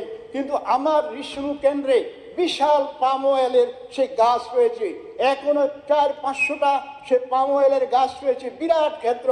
সমস্ত ধ্বংস হয়ে যাচ্ছে পাম অয়েল। রক্ষণাবেক্ষণের জন্য 1জন স্টাফ নেই। সেই সমস্ত বাগিচাগুলো সেই পাবলিক কেটে নিয়ে যাচ্ছে গাছ, সেখানে দখল হয়ে যাচ্ছে বাগানের জায়গা। এই পরিস্থিতিতে বাস্তবের সঙ্গে রিপোর্টের যে মিল নেই, এই কথাটাই আমি এখানে বলতে চাইছি। জল মিশন সম্পর্কে এখানে কথা বলা হয়েছে যে জল মিশন, বাড়ি বাড়ি যে জল দেওয়ার সিদ্ধান্ত হয়েছে, বাড়ি বাড়ি পাইপলাইন গেছে, কিন্তু সেখানে জলের কানেকশন নেই। স্বাভাবিকভাবে এই জলের কানেকশনের জন্য যে ওয়াটার রিসোর্স আরও শক্তিশালী করা দরকার। একটা ওয়াটার রিসোর্স থেকে দেখা গেল যে আমি 500 বাড়িতে জলের কানেকশন দিলাম, কিন্তু জল দেখা গেল যে কোনো বাড়িতে যায় না। স্বাভাবিকভাবে সে জলের রিসোর্স বাড়াতে হবে, ডিপ টিউবওয়েল বাড়াতে হবে। এই বিষয়গুলোকে দেখার জন্য আমি এখানে প্রস্তাব রাখছি। এখানে আজাদিকে অমৃত 75টা অমৃত সাগর এই বর্ষে আমাদের প্রতিটা জেলাতে 75টা সে অমৃত সাগর করা হয়ে গেছে বলেছেন, করেছেন। কিন্তু আমি দক্ষিণ জেলায় আমার বিধানসভা কেন্দ্রে আমি বিডিওকে জিজ্ঞেস করেছিলাম যে এখানে অমৃত সাগর কোথায় আছে। উনি বললেন যে আমার ব্লক অফিসের পিছনে। আমি গিয়ে দেখলাম সেটা পুরনো একটা বিশাল লেক। সে লেকটাকে একটু ঘাটলা বাঁধিয়ে একটা সাইনবোর্ড দিয়ে সেটা উদ্বোধন হয়েছে, কিন্তু ৭৫টা কোথায় হবে? এটা দক্ষিণ জেলা একটা ব্লকে যদি একটা হয়। এখন যদি দেখা যায় যে পুরনো কোনো জলাশয়কে লেককে এখন সাইনবোর্ড দিয়ে অমৃত সাগর হয়েছে কিনা আমি জানি না, কিন্তু আমার ব্লকে আমি যেটা দেখেছি যে একটি মাত্র অমৃত সাগর, সেখানে জল মিশনে যেটা বলা হয়েছে জল সংরক্ষণে আজাদিকা অমৃত মহোৎসবের একটি মাত্র আমি সেখানে দেখেছি। যোগাযোগ ব্যবস্থা, সে যোগাযোগ ব্যবস্থায় আমি বলবো যে যোগাযোগ ব্যবস্থার জন্য অনেক কথা বলেছে। এখানে ন্যাশনাল হাইওয়ের কথা বলেছেন যে এতটা হয়েছে, এই হয়েছে, সেই হয়েছে, কিন্তু গ্রামীণ যে ব্যবস্থাটা, প্রধানমন্ত্রীর যে সড়ক যোজনা, আমার ইস্যুমুখ বিধানসভা কেন্দ্রে প্রচুর গ্রামীণ সড়ক আছে। আমি জানি না অন্য বিধানসভা ক্ষেত্রগুলিতে কীরকম, কিন্তু প্রতিটি সেই গ্রামীণ সড়ক আজকে ডেস্ট্রয় হয়ে গেছে। কোথাও গাড়ি চলার মতন সেখানে সুযোগ নেই, সমস্ত ভেঙে চুরে গেছে। তার সংস্কারের তাকে কিছু করার জন্য কোনো অভিপ্রায় নেই। গত ৫-৬ বছরের মধ্যে আমি দেখিনি। আমি আরেকটি বিষয় এখানে উল্লেখ করব যে আমাদের যে ১০,৩২৩ যে শিক্ষকরা ছিলেন গত ১৮ সালের নির্বাচনের পূর্বে, আপনারাই প্রতিশ্রুতি দিয়েছিলেন তাদেরকে যে যে কোনোভাবেই হোক তাদেরকে কিছু করা হবে, কিন্তু বর্তমানে আইনের কারণে, বিভিন্ন কারণে আপনারাই বলছেন আমরা চেষ্টা করেছি, কিছু করতে পারলাম না। কিন্তু আজকে এই যে মানুষগুলো, এই যে ৭,০০০, ৭,৫০০ এখন রয়েছে, তারা কোথায় যাবে, কী পরিস্থিতি তাদের? সুতরাং যে কোনোভাবে তাদেরকে নিযুক্ত করার জন্য একটা উদ্যোগ আপনারা নিন। আমাদের যে সর্বশিক্ষায় যে সমস্ত শিক্ষক শিক্ষিকা রয়েছেন তাদের নিয়মিতকরণের জন্য কোর্ট রায় দিয়েছেন, কিন্তু সেই কোর্টের রায়কে অন্যভাবে ঘুরিয়ে দিয়ে সেখানে 3 ক্যাটাগরি সে সর্বশিক্ষা শিক্ষকদের জন্য সিদ্ধান্ত নেওয়া হয়েছে। নিয়মিত হয়েছেন খুব কম, যারা টেট কোয়ালিফাইড হয়েছেন, যারা বিএড রয়েছেন কিন্তু সে টেট কোয়ালিফাইড হতে পারেননি, সুতরাং সে নিয়মিত হয়নি। আরেক শ্রেণী যারা বিএডও নেই, তাদের বিএড করার মতো বয়স নেই, সব বিষয় নিয়ে তাদের জন্য আরেকটা স্কেল। এছাড়া রয়েছে সেই সর্বশিক্ষার অশিক্ষক কর্মচারীরা, স্বাভাবিকভাবে তাদের সম্পর্কেও একটা সিদ্ধান্ত নেওয়ার প্রয়োজন আছে। শিক্ষা ক্ষেত্রে তাদের ভূমিকা রয়েছে। বর্তমানে গ্রামীণ স্কুলগুলিতে সর্বশিক্ষার শিক্ষকরা যারা আছেন তারাই একমাত্র অবলম্বন, সুতরাং তাদের উপর নির্ভর করে অনেকগুলো স্কুল চলছে। স্বাভাবিকভাবে তাদের সম্পর্ক এখানে ভাবা দরকার।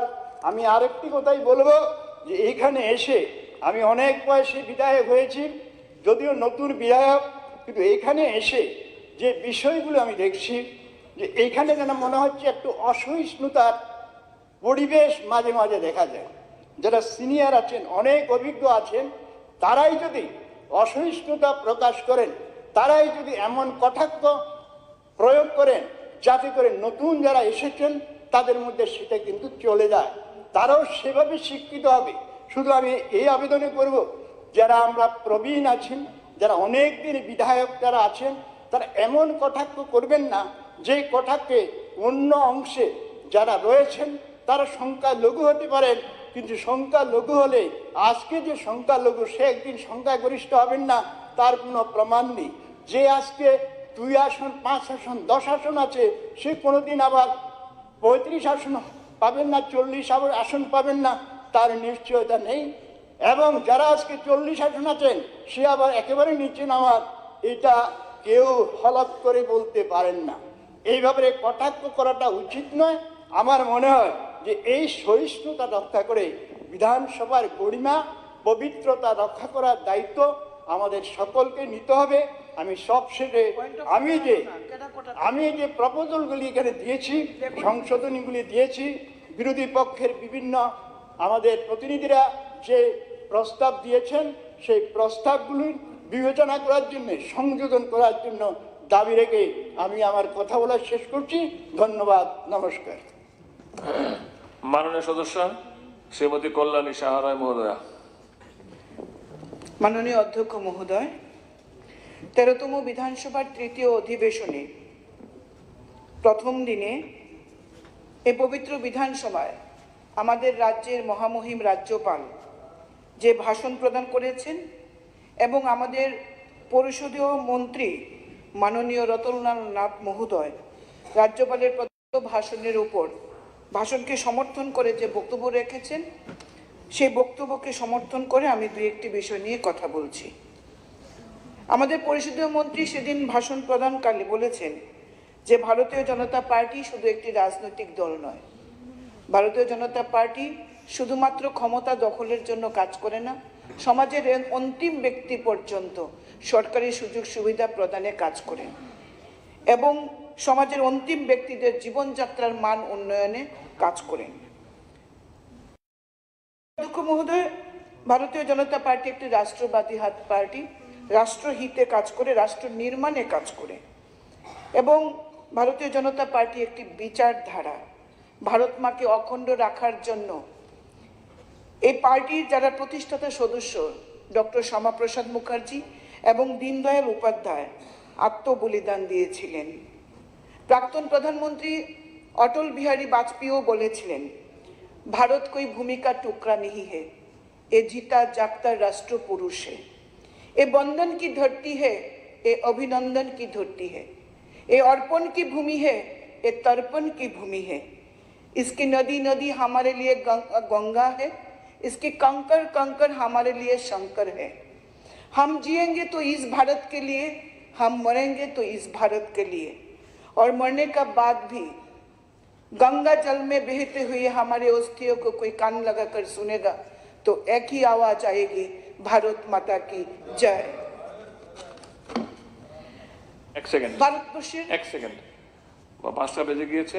মাননীয় লিডার অফ দ্য হাউস, মাননীয় লিডার, সময় তো বাড়াতেই হবে। বল, কন্টিনিউ প্লিজ। প্রাক্তন প্রধানমন্ত্রী অটল বিহারী বাজপেয়ী এটাও বলেছিলেন, सत्ता की खेल तो चलेगा, सरकार आएंगे जाएंगे, पार्टियां बनेगी बिगड़ेगी, मगर ये देश रहना चाहिए, ये देश की लोकतंत्र रहना चाहिए। 2014 সাল মাননীয় অধ্যক্ষ মহোদয়, ভারতবর্ষের গণতন্ত্রের ইতিহাসে একটি উল্লেখযোগ্য অধ্যায় 2014 থেকে 2023 স্বর্ণাক্ষরে লিখিত থাকবে মোদিজির বলিষ্ঠ নেতৃত্ব।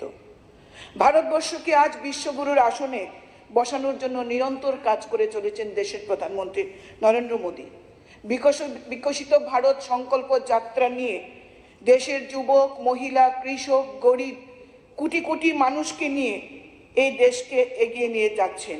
মোদি গ্যারান্টি আজ দেশ জুড়ে, তাই তো দেশ জুড়ে একটাই আওয়াজ, तीसरी बार मोदी सरकार, मोदी है तो मुमकिन है। माननीय अध्यक्ष महोदय, आज भारतेर आरेक नाम डिजिटल इंडिया। मोदीजिर जन्य मिनिमाम गवर्नमेंट मैक्सिमाम गवर्नेंस। प्रधानमंत्री बोलेছেন, I dream digital India where government is open and governance is transparent। आगे মানুষকে সরকারের কাছে যেতে হতো, आज সরকার পৌঁছে যাচ্ছে মানুষের কাছে। জনধন প্রকল্পে zero balance account, direct benefit transfer, digital payment এবং ইউনিফাইড পেমেন্ট ইন্টারফেস অর্থাৎ ইউপিআইয়ের মাধ্যমে দেশের কোটি কোটি মানুষ আজ উপকৃত। প্রধানমন্ত্রী মোদীজি ডিজিটাল ইন্ডিয়াকে নিয়ে প্রাক্তন বিত্তমন্ত্রী পি চিদম্বরমজি কটাক্ষ করে লোকসভায় বলেছিলেন, go to village fair, buy potato and tomatoes and pay ₹7.50 by credit card. What will the poor lady do? Does she have POS machine there? Is it connected to an electricity source? Is there Wi-Fi? Is internet working there? What kind of a false picture you are representing? প্রধানমন্ত্রী মোদীকে কটাক্ষ করে সেটা বলেছিলেন। আজকে reserve bank of India কি announcement দিচ্ছেন? Reserve bank of India বলছেন, UPI has just shattered records with an astonishing 10 billion plus transaction. Join us in celebrating this incredible milestone and the power of digital payment. Digital Payment Vision 2025 of RBI. The core theme of 2025, the payment vision document is 4 capital E's. E-payment for everyone, everywhere every time. অবশ্য বামপন্থী বন্ধুরা একদিন এই কম্পিউটারেরও বিরোধিতা করেছিলেন, আজকে তারাও UPI transaction করছেন, ডিজিটাল ট্রানজ্যাকশন করছেন। মাননীয় অধ্যক্ষ মহোদয়, আমাদের সরকার সুশাসনের দ্বিতীয় পর্যায়ে চলছে। সুশাসনের ব্যবস্থাপনায় এই উদ্যোগের অঙ্গ হিসাবে 27 সেপ্টেম্বর 2023 সালে ই ক্যাবিনেট চালু করা হয়েছে। ই ক্যাবিনেটের লক্ষ্য হচ্ছে আরও বেশি সক্রিয় ও স্বচ্ছ কর্ম প্রক্রিয়ার মাধ্যমে প্রশাসন চালানো। দেশের মধ্যে ত্রিপুরা হচ্ছে চতুর্থ রাজ্য যেখানে এই ই ক্যাবিনেট চালু হয়েছে। এটা আমাদের গর্ব এবং এর জন্য মাননীয় মুখ্যমন্ত্রী ও মাননীয় মন্ত্রীদের আমি আন্তরিকভাবে ধন্যবাদ জানাই এবং আমাদের মহামান্য রাজ্যপালের ভাষণেও সেই বিষয়টি প্রস্ফুটিত হয়েছে। আমাদের মাননীয় অধ্যক্ষ মহোদয়ও এই পবিত্র বিধানসভাকে ই বিধানসভা চালু করার উদ্যোগ নিয়েছেন, কাজ চলছে। সুশাসনের এই উদ্যোগে সরকারি কার্যালয়গুলিকে ডিজিটাইজড করার জন্য মে 2023 থেকে ই অফিস ব্যবস্থা গ্রহণ করে আমাদের সরকার এক বড় পদক্ষেপ নিয়েছেন। বিভিন্ন দপ্তরে 100% ডিজিটাইজের জন্য 92,000-টিরও বেশি ফাইলের 1,30,00,000 পাতা স্ক্যান করে ডিজিটাইজ করা হয়েছে। তাছাড়া সমস্ত জেলা শাসকের অফিসেও এই ই অফিস সফলভাবে বাস্তবায়িত হয়েছে। শুধু তাই নয়, আজকে কারাগারের আধুনিকরণ প্রকল্পে বিচারাধীন বন্দীরাও যাতে ভার্চুয়াল শুনানিতে অংশ নিতে পারেন সেই লক্ষ্যে সংশোধনাগারে ভিডিও কনফারেন্সের ইউনিট স্থাপন করা হয়েছে। মাননীয়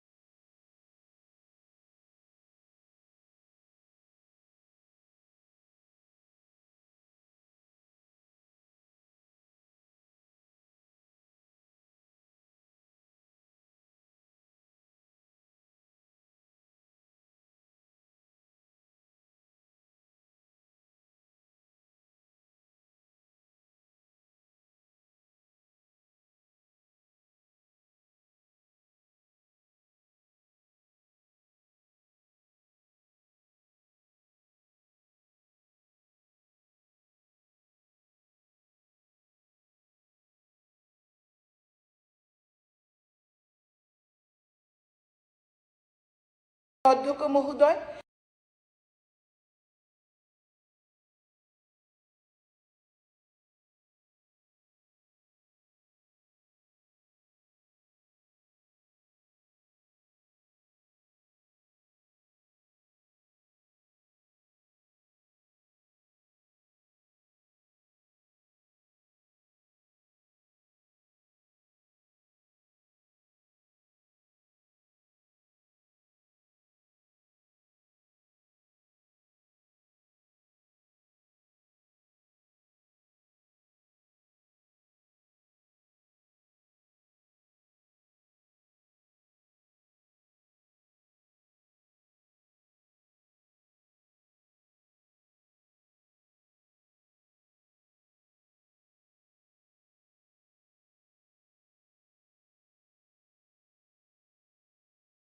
ছয়জন জনজাতি ছাত্রছাত্রীদের প্রি ম্যাট্রিক স্কলারশিপ এবং 37,226 জন জনজাতি ছাত্রীদের পোস্ট মেট্রিক স্কলারশিপ প্রদান করেছে।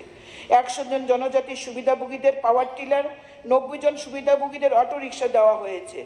এককালীন আর্থিক সুবিধা প্রদান কল্পে 320 জন জনজাতি ছাত্রছাত্রীরা উপকৃত হয়েছেন। 2023 সালে 10,082 জন জনজাতি ছাত্রছাত্রীদের 413টি কেন্দ্রের মাধ্যমে মূল বিষয়গুলির উপর বিশেষ কোচিং দেওয়া হয়েছে। চিফ মিনিস্টার রাবার মিশনে 17,820 জন সুবিধাভোগীর 1,166 হেক্টর জমিকে রাবার চাষের আওতায় আনা হয়েছে। প্রধানমন্ত্রী বন্ধন যোজনায় 25টি নতুন বন্ধন বিকাশ কেন্দ্র স্থাপনের অনুমোদন মিলেছে। 2023-24 অর্থ বছরে রাজ্য সরকারের জনজাতি কল্যাণ দপ্তর সহ 15টি দপ্তর থেকে ত্রিপুরা উপজাতি এলাকার স্বশাসিত জেলা পরিষদকে মোট 509 কোটি টাকা দেওয়া হয়েছে।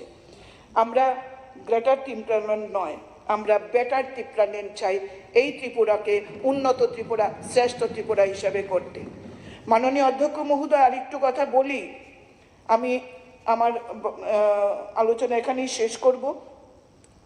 আমাদের এই বেকার সমস্যা নিয়ে অনেক চিৎকার করছেন আমাদের বিরোধী বন্ধুরা। আমরাও বেকার সমস্যার সমাধানে আমরা আন্তরিক, আমাদের সরকার আন্তরিকভাবে চেষ্টা চালাচ্ছেন। জেআরবিটির পরীক্ষা হয়েছে এবং মেধাভিত্তিক যারা পরীক্ষায় পাশ করেছে তাদেরকে অফার দেওয়া হয়েছে। আগামী দিনে অফার দেওয়ার ক্ষেত্রে আমরা অনিমেষবাবুকেও রাখার চেষ্টা করব। যাই হোক, আমাদের টেটের মাধ্যমে প্রায় প্রত্যেকটি স্কুলে শিক্ষক নিযুক্তি করা হচ্ছে, সেখানেও মেধাভিত্তিক টেট পরীক্ষার মাধ্যমে। এছাড়া 2021 অর্থ বছরে চাকরি প্রার্থীদের কর্মসংস্থানের সম্ভাবনা বৃদ্ধির লক্ষ্যে প্রতিযোগিতামূলক পরীক্ষাগুলিতে অংশ নেওয়ার প্রস্তুতির জন্য রাজ্যের সমস্ত কেরিয়ার সেন্টার বা মডেল কেরিয়ার সেন্টারে স্পোকেন ইংলিশ ও বিভিন্ন বিষয়ে দক্ষতা বাড়ানোর লক্ষ্যে ভোকেশনাল গাইডেন্স প্রোগ্রাম শুরু হয়েছে। এখনও পর্যন্ত 5টি জেলা কর্মবিনিয়োগ কেন্দ্রের মাধ্যমে 46টি ভোকেশনাল গাইডেন্স প্রোগ্রামের আয়োজন করা হয়েছে। এইভাবে আমরা আমাদের এই অনারেবল গভর্নর যে ভাষণ প্রদান করেছেন এবং যে বই আমরা পেয়েছি, আমি আশা করব এই কয়দিনে আমরা প্রত্যেকে এই বইটি ভালোভাবে পড়েছি, যেখানে প্রতিফলিত, যে বই থেকে প্রতিফলিত হয় আমাদের সরকারের চিন্তাভাবনা কি, আমাদের সরকারের লক্ষ্য কি। আমরা সকলে চাই আমরা ট্রেজারি বেঞ্চ এবং অপোজিশন সকলে মিলে একটা সুন্দর ত্রিপুরা আমরা রাজ্যবাসীকে উপহার দিই, একটা উন্নত ত্রিপুরা, এক শ্রেষ্ঠ ত্রিপুরা আমরা উপহার দিই। নমস্কার সবাইকে, সবাই ভালো থাকবেন। মাননীয় অধ্যক্ষকে অসংখ্য ধন্যবাদ আমাকে কিছু বলার সুযোগ করে দেওয়ার জন্য। মাননীয় মুখ্যমন্ত্রী মহোদয়, মাননীয় অপোজিশন লিডার এবং সিপিএম পার্টির মাননীয় লিডার শ্রী জিতেনবাবু সহ আমি জিজ্ঞেস করছি, আরও 20 জন বাকি, এর মধ্যে একজন মন্ত্রী, একজন মুখ্যমন্ত্রী মহোদয় এবং চিফ মহোদয়কে বলছি কি করা বলুন, লেটস সাজেস্ট। কারণ একজন সিনিয়র এমএলএ আমি দেখলাম বসে আমি ইচ্ছে করে আসিনি, 42 minutes he has taken the time. কি করবো বলুন, আপনার যদি বলেন চলতে থাকবে চলবে। আমার সাজেশন থাকবে, হ্যাঁ yes suggestion please. at least honorable members if they can speak in 5 minutes, সময়টা যেভাবে দেওয়া হয়েছে আজকে, somebody has been given 27 minutes 30 minutes, কোনো বালাই নেই, this is not the system। না, এখানে 5 minutes okay, let them speak 5 minutes ও 2 পয়েন্ট বলা যাবে মিনিমাম। যদি আমার কোনো সুবিধা নেই, I think I ঠিক আছে, আমি যে পয়েন্টটা বলছিলাম মাননীয় মুখ্যমন্ত্রী মহোদয় 5 মিনিটস। না না না না না, মানে আমি অনুমতিটা চাইছি। I got মানে পজিটিভ রিয়াকশন ফ্রম ইউ জিতেন বাবু। ওকে ঠিক আছে, তাহলে কারণ কিছু সময় মেনটেন করেছে, আমি দেখলাম যে অশোক বাবু ঠিক আছে, আমাদের কল্যাণী ম্যাডাম ঠিক আছে, উইদিন দ্য টাইম ফ্রেম। এখন বলবেন, আমি আর সবাই কিন্তু এখানে অনারেবল যারা আছেন এমএলএ, আমি কাউকে বলবো না যে 5 মিনিট হয়ে যাচ্ছে কনক্লুড করুন, নিজেরা দেখে নেবেন। মাননীয় অধ্যক্ষ গোপাল বাবু বলুন। শোনেন, আমি আপনাকে বলি, আপনি যেমন এলওপিকে জিজ্ঞেস করেছেন জিতেন বাবুকে, আমাদের তো জিজ্ঞেস করেন। আরে আর দ্বিতীয় কথা sir, Speaker sir, according to the rules, আপনার আমরা অ্যামেন্ডমেন্ট দিয়েছি, যারা অ্যামেন্ডমেন্ট দিয়েছে they should get the more priority. আরে 100 বার পাবেন, আমি যেটা বলছিলাম কিন্তু সময় আপনি আমার কথা বলার সুযোগ দিন প্লিজ। আপনি একটা সিনিয়র মেম্বার, আপনি এখানে ওনারা হচ্ছেন 11 জনের প্রতিনিধি, 13 জনের প্রতিনিধি। Maybe. Tell what is the use of asking us to give the amendment? না আজকে অ্যামেন্ডমেন্টস এর সিস্টেম প্রটোকল আমি অ্যামেন্ডমেন্ট দিয়েছি, অ্যামেন্ডমেন্টের উপর আমি বলবো না? বলবেন 100 বার। তাই আপনি সবাই বলছে 5 মিনিট করে, দেখেন কিভাবে সময় যাচ্ছে। আমার কিন্তু কোনো অসুবিধা নেই, 10 মিনিট 12 মিনিট করে বলে রাত 9টা বাজবে, নো প্রবলেম। পার্লামেন্ট যদি স্যার 2টা পর্যন্ত রাত্রে হতে পারে, এখানে কথা হবে না কেন? এই জন্য মুশকিল আপনাকে নিয়ে বড় না, আমাকে নিয়ে তো মুশকিল হবেই, কারণ প্রিজুডিস যদি হয়ে যান মাননীয় অধ্যক্ষ মহোদয় কিছু বলার নেই। 5 মিনিট করে কইছে বলছি আমি সিনিয়র মেম্বারকে কি করব? ওনার আচ্ছা আপনি বলুন, ওনাদের পার্টি মেম্বার 3 না, 3 টোটাল কত? 20 জন। সিএম সাহেব ছাড়া কজন? 21-22 জন প্লাস মিনিস্টার। সিএম সাহেব ছাড়া কজন? সেভাবে হয় না স্যার। 20 জন 7 × 20 কত? 140 মিনিট। 140 মিনিট দেন। এর মধ্যে মিনিস্টার 5 মিনিটে কেমনে বক্তব্য রাখবেন? না এর মধ্যে মিনিস্টার সাহেব আছেন একজন। না 5 মিনিটে না এর মধ্যে মিনিস্টার আছেন একজন, রতন বাবু। তো অবশ্যই বলবেন যে সমস্ত প্রশ্নগুলো রেজ করা হয়েছে সবাইকে তিনি খুশি করবেন, এই জন্যই তো বলছি। হ্যাঁ বলবেন সিএমের জন্য কোনো টাইম দাও না ঠিক আছে জিতেন বাবু, এই জন্য অন্যরা কথা বলা হচ্ছে 7 মিনিট করে 7 মিনিটস। এর মধ্যে মিনিস্টার সাহেব আছেন একজন, সুধাংশু বাবু। শুধু কইবা আচ্ছা, যারা রাখতো না। ওকে ফাইন, 7 করে আরম্ভ করি। Okay what about okay I আমরা 5 মিনিট বলার পরে একটু আমি কইতাম না, একজন 42 মিনিট লইয়া গেছে সময় আমি শুনলাম, একজন সিনিয়র মেম্বার, নোবডি অবজেক্ট। এবং নাও পরিষদের minister I am asking you what about Gopal babu? হ্যাঁ 7 মিনিট হয়তো উনি মানবেন, পারবে না কেন? মানবেন কিনা? মানতে হবে, আরে কি সবাই সিদ্ধান্ত মানবে না কেন? ওকে, উনি তো আরো ডেমোক্রেটিক, মানবে। ওকে একটা কথা রতনবাবু 1 ঘন্টা 15 মিনিট বলেছে, আমরা কিছু বলিনি। না 1 ঘন্টা বলেছেন, 1 আওয়ার। হ্যাঁ 1 আওয়ার। আর উনি এই সময় নষ্ট করছেন। আর আপনি কি ঘড়ি দেখেন? আমি একদম টাইম লিখে রাখি তো, দেখুন না সে প্লিজ। তাইলে 1 ঘন্টা, হ্যাঁ 1 ঘন্টা বলেছে তো উনি বলবেন না, উনি পরিষদের মন্ত্রী। আনলিমিটেড। গোপাল দা তাহলে পরে কোন অন্যদের নষ্ট করি না টাইম, পরে কোন তাহলে কি আর ভালো টাইম পাইবেন, পরে কোন? না অনিমেষ বাবু বলেছেন আমার বলার দরকার নেই। তাইলে স্যার অ্যামেন্ডমেন্ট চাইলেন কেন? মাননীয় সদস্য শ্রী মানব দেব বর্মা মহোদয়। মাননীয় স্পিকার স্যার, পইলানো তিরেং বিসি কেতাল তাই নেই আনি খা কাম তাই হামজমা ইয়াফারো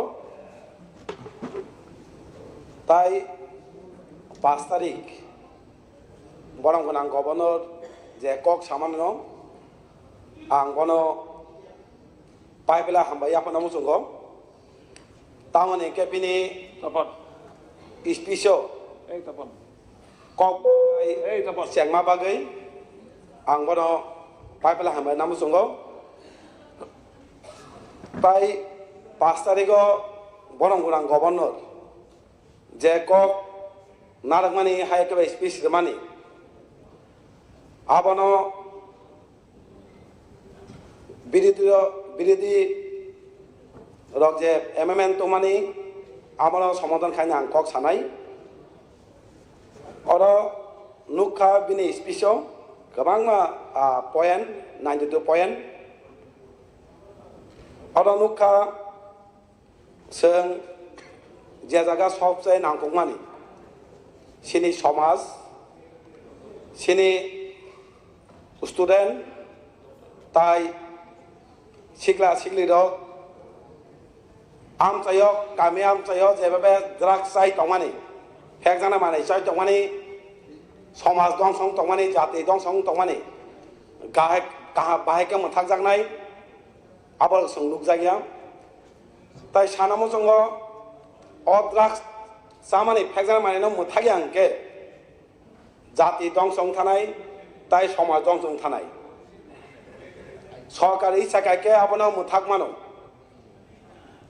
जों जानाय दंनो सिमी एरेस्ट खायै सक खेंया मेन आबनो बट खाइने के जारा आबति बिजनेस खाइनाय मेन आबनो ते जारा फालनाय दंनो जों काहाम करमै करा व्यवस्था खाइके किन्तु आबनो मुथाक मानो आबो सुनुक जाया आबो कयनाय आबनो मुथाकना बागै करा व्यवस्था नाना बागै आत्ते गायसा नांगं माने ताबुनुका जों अरबुनुका सिनि बरंगना गवर्नर स्पिसो नेशनल फरेंसिक साइंस यूनिवर्सिटी आबने कगो उलेख दङ र अरनुका बेनिक यूनिवर्सिटी सामथानि तेने आंतनि एलाकानि बररक बेलेके वानाजाक बेलेके तुंगहालायजों दङ तामनेके आबो गुलागाति विधानसभानि आन्दोलन खालायो आबो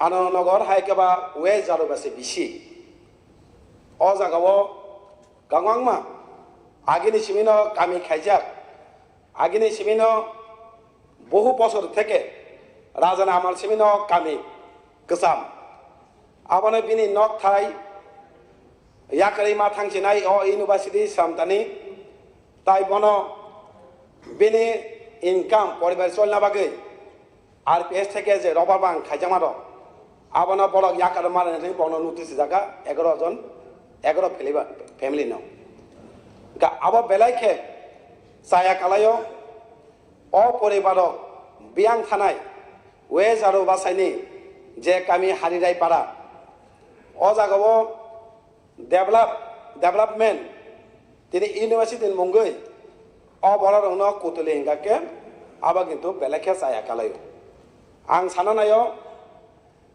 अ जे जागा नाजोंना नायजोंमानि आबनो बाद खायै इउनिभार्सिटी खायनो नोंथों अ जागानो नाखाके लुकुरनि कक बाय खायने के आबंनि खुगो जे जागा इउनिभार्सिटी खायनानि फुरु अ जागानो पुलिया नाजिया तमानि ताबो कतालखाव जागानो नावै तिनि बंनो नकथाय बंनि रबर बागानो याकरै इउनिभार्सिटी खायनो बागै म याकरै साव आबनो नाय मांगलाक आं तिनि बरंगनां स्पिकातनि माध्यमे आं बरंगनां चीफ मिनिस्टार महोदयनि आं सानमो संगो अ जागानो बाद खायै जे हारिराय पारा वे जारुबासे बिसिनि जे गामिनो नोटिस जामानि अ जागानो नाया तंयावै इउनिभार्सिटी खानि नोंथों आबनो परे सोंनुखा वे जारुबासाय इ जारुबासाय दुगली ब्लक ने आंध्र कालिदास बिसि पुइला जेपुरु दुगली ब्लक गंगो आपनो लुकुरक आंतनि बररक दुगली ब्लक थाना मुंजाया बरक जमपुइजाला ब्लक बरक थाना मुंजा माने आपुरु लुकुरक गोबांमा दाबि खायका पियाबा बने कक खनालिया तिनि नुका तामुनि गभर्नमेंट आदि डिपार्टमेंट थानाय 23 डिसेम्बर 2022 একটা মেমোরেন্ডাম পাবলিশ খাইকা অর সাকলাইকা गोबां अर मेजर खाइजा दङ ब्लक आं गुलागाति विधानसभा कालायमेनि आबनि आन्दर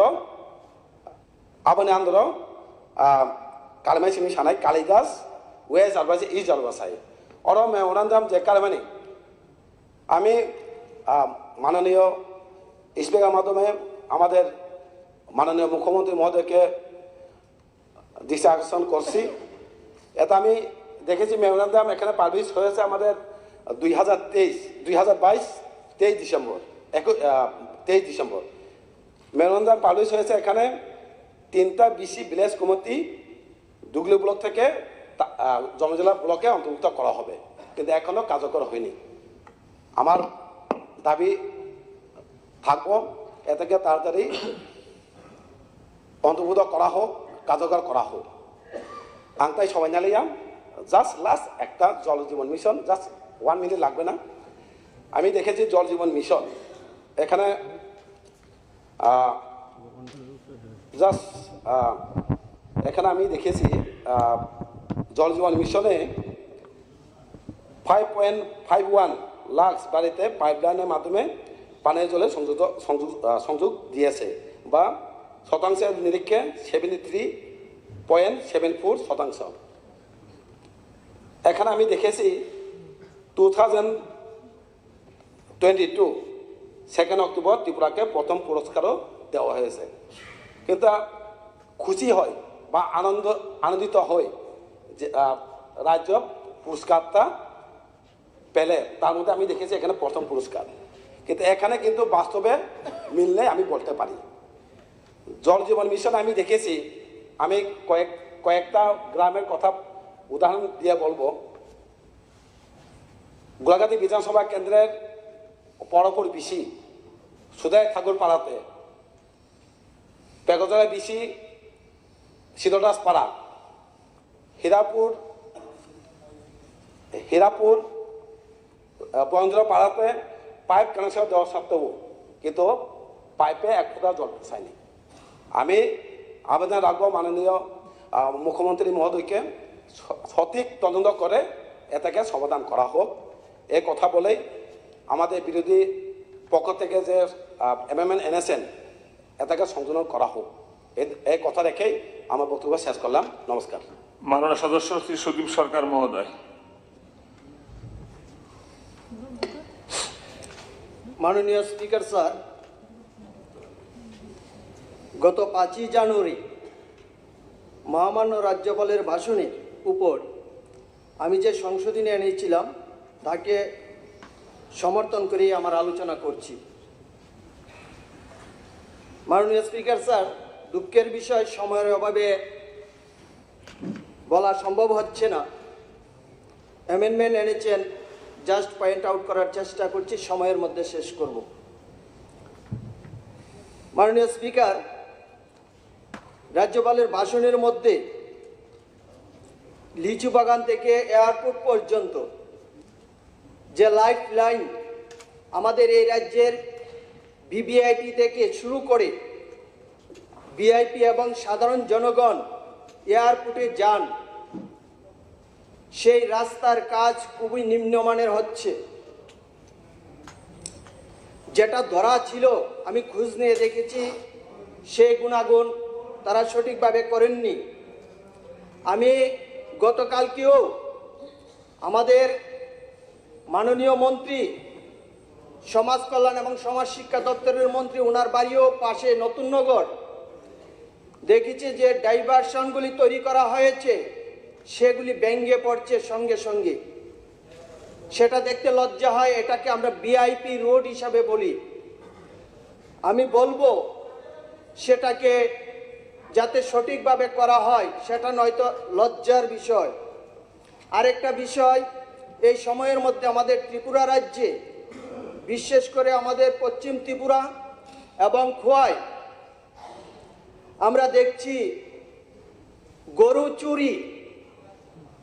যারা কৃষিকাজের সঙ্গে যুক্ত গোপালক, যাদের উৎপাদনে দুধ আমরা চিন্তা ভাবনা করি যে দুধে আমরা স্বয়ংসম্পূর্ণ করব, আমার 4 বরজলা বিধানসভা এলাকার মধ্যে কয়েকটি বাড়িতে গরু চুরি হয়েছে। আমি ভিজিট করেছি। আমি একটি বাড়িতে গিয়ে দেখলাম উনার বাবা প্যারালাইজড পেশেন্ট, উনার সহায় সম্বল ছিল সেই 5টা গরু, সেই 5টা গরুকে চুরি করে নিয়ে যায়।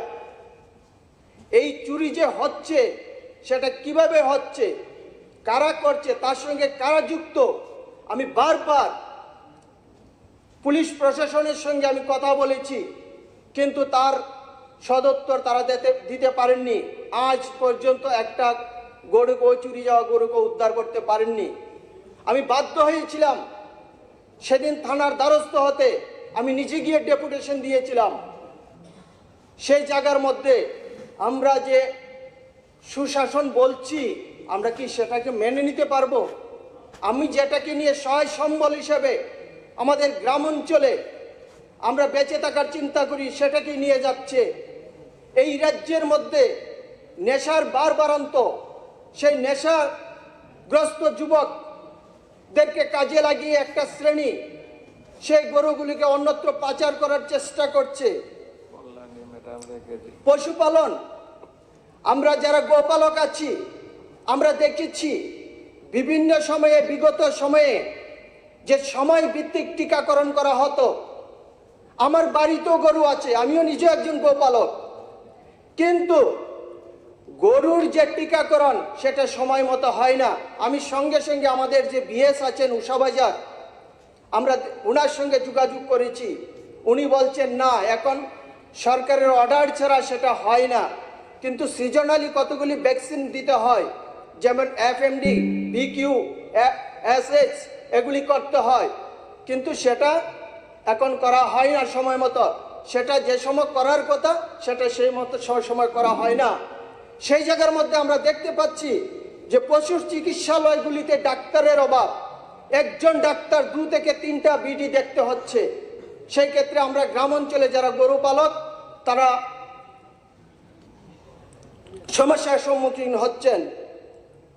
নেশা এই রাজ্যে বারবারান্ত, সেটা আমাদের বিরোধী দলের বিভিন্ন বিধায়করা বলে গেছেন, আমি সেদিকে যেতে চাচ্ছি না। আরেকটা জিনিস আমি লক্ষ্য করেছি, আইএলএস সিস্টেম, আমাদের যে এয়ারপোর্ট, আমার বাড়ির পাশে এয়ারপোর্ট, যখন প্রচণ্ড পরিমাণ বেশি পরিমাণ বৃষ্টি হয়, যখন প্রচুর পরিমাণ কুয়াশা থাকে, বিমান ল্যান্ডিং করতে পারে না।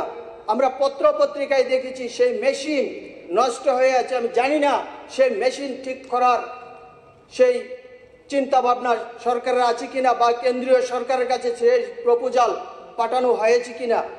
আমরা যারাই আজকে বিমানে চড়ি সবারই নিরাপত্তার ব্যাপার, সেটা একটা সেন্সিটিভ ম্যাটার, সেটাকে আমি মনে করি সঠিকভাবে সঠিক সময়ে দেখা দরকার। প্রাথমিক শিক্ষা বিদ্যালয়গুলিতে যখন আমরা যাই, অভিভাবকদের পক্ষ থেকে আমাদের কাছে অনুরোধ থাকে, স্যার আপনারা আসুন, সেগুলিকে দেখ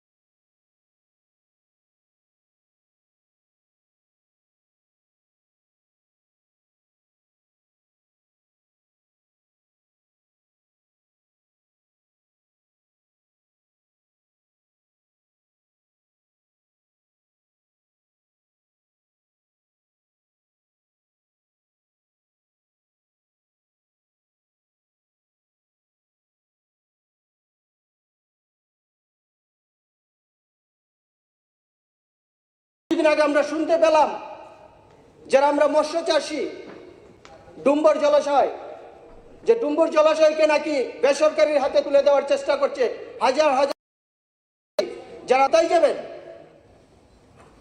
আমি পরিশেষে যে কথাটা বলে ঠিক আছে শেষ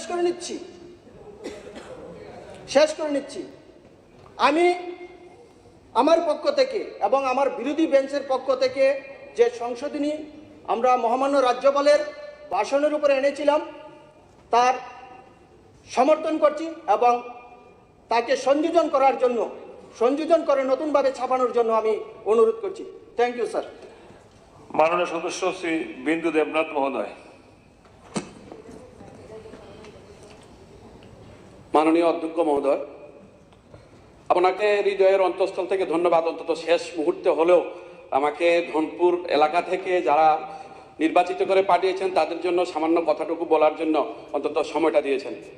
পাশাপাশি আমি ধন্যবাদ জানাবো মহামান্য রাজ্যপাল মহোদয়কে, যে ত্রিপুরা রাজ্য সহ সারা ভারতবর্ষের যেভাবে উনি উন্নয়নের বর্ণনা আমাদের এই হাউজের মধ্যে গত 5ই জানুয়ারি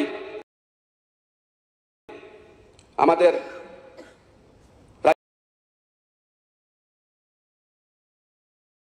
রাজ্যপালের ভাষণের মাধ্যমে বর্ণনা করেছেন। পাশাপাশি আমাদের পরিষদীয় যেভাবে 1 ঘন্টা ভাষণ দিয়েছিলেন, যে আলোচনা করেছেন, এই আলোচনাকে আমি সম্পূর্ণভাবে সমর্থন জানাই। আমি যে বিধানসভা থেকে এসেছি আপনারা সবাই জানেন, প্রায় 2 দশক ধরে আমাদের প্রাক্তন মুখ্যমন্ত্রী এই এলাকার।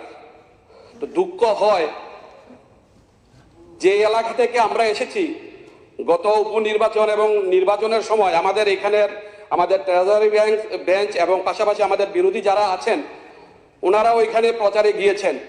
অবস্থাটা তাদের স্বচক্ষে দেখে এসেছেন, উনি আমাদের জন্য, আমাদের ধনপুরবাসীর জন্য কি করে এসেছেন।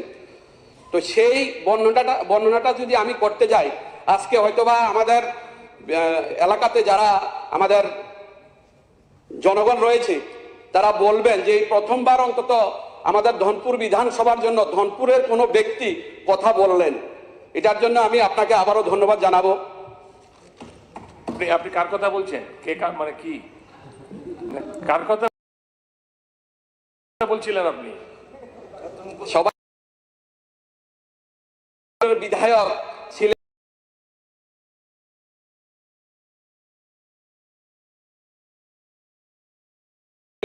মানিক সরকার মহোদয়। বুঝতে পারছি।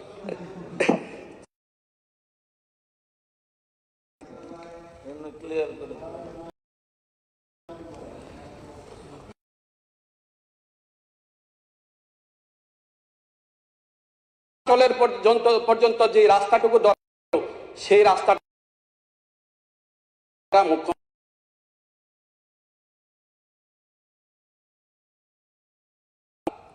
পাহাড়ি মায়েরা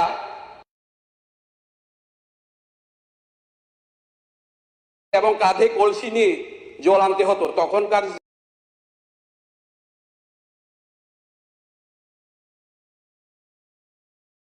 এই করুণ চিত্র যদি আমরা তুলে ধরি, এখানে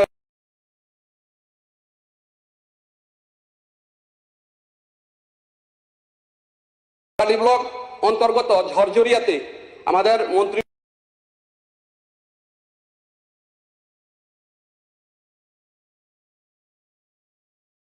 তো এটা দুর্ভাগ্য নয় কি আমরা আমাদের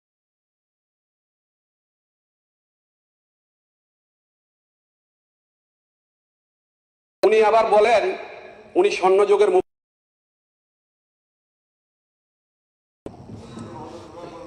সমস্ত এডিসি এলাকা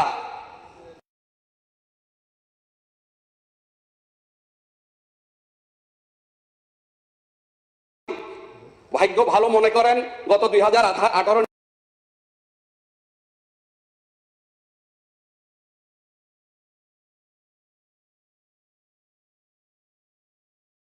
যেহেতু ধনপুর থেকে তিনি নির্বাচিত হয়েছেন, সেই হিসেবে ধনপুরকে উন্নত ও সুসজ্জিত করে রাখার কথা ছিল। করেননি ওটা তাদের জানা। এখন এখানে বড় বড় কথা বলবে আর তাদের মিথ্যা ছাড়া কোনো প্রচার নেই, সর্বদা মিথ্যা প্রচারই করে যাচ্ছেন।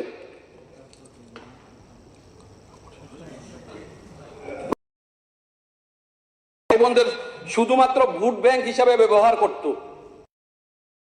দেখেন আমাদের এলাকাতে প্রায় 14,500 এসটি ভোটার রয়েছে, প্রায়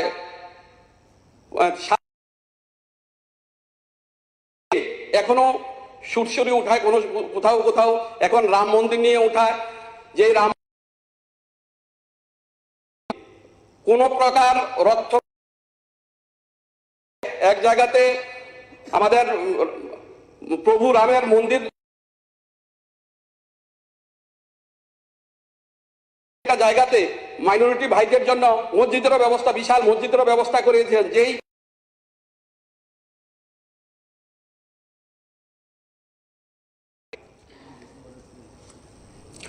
2018 সালের পর কাঠালিয়া এবং মোহনবুক আডি ব্লক মিলে আমার ঘর, ওই জায়গাতে 12,373টি ঘর কি জন্য প্রধানমন্ত্রী আবাস যোজনা দেওয়া হলো। পাশাপাশি 6,094টি পরিবারকে শৌচালয়, স্বচ্ছ ভারত মিশনে শৌচালয় দেওয়া হয়েছে। এমনও কিছু এসটি এলাকা আছে যেখানে গেলে আমরা খবর শুনি যে আমাদেরকে 6,000 টাকা দেওয়া হয়েছে তখনকার সময়ে, পরে ওনাদের যে শৌচালয়গুলি করার কথা ছিল সেই শৌচালয়গুলি করতে পারেননি। তো ওই কারণে আবারও আমাদের সরকার আসার পর তাদেরকে শৌচালয়ের ব্যবস্থা করে দিতে হয়। মায়েদের জন্য উজ্জ্বলা যোজনা, আমাদের এলাকাতে যখন ওনাদের সরকার ছিল, উজ্জ্বলা যোজনায় ওনারা কাউ থেকে 1700-1800 টাকা উঠিয়ে তারপর উজ্জ্বলা যোজনা ফ্রি গ্যাস দিত। কিন্তু বর্তমান সরকার আসার পরে মায়েদের জন্য বিনা অর্থে ফ্রি উজ্জ্বলা যোজনা গ্যাসের ব্যবস্থা করেছেন।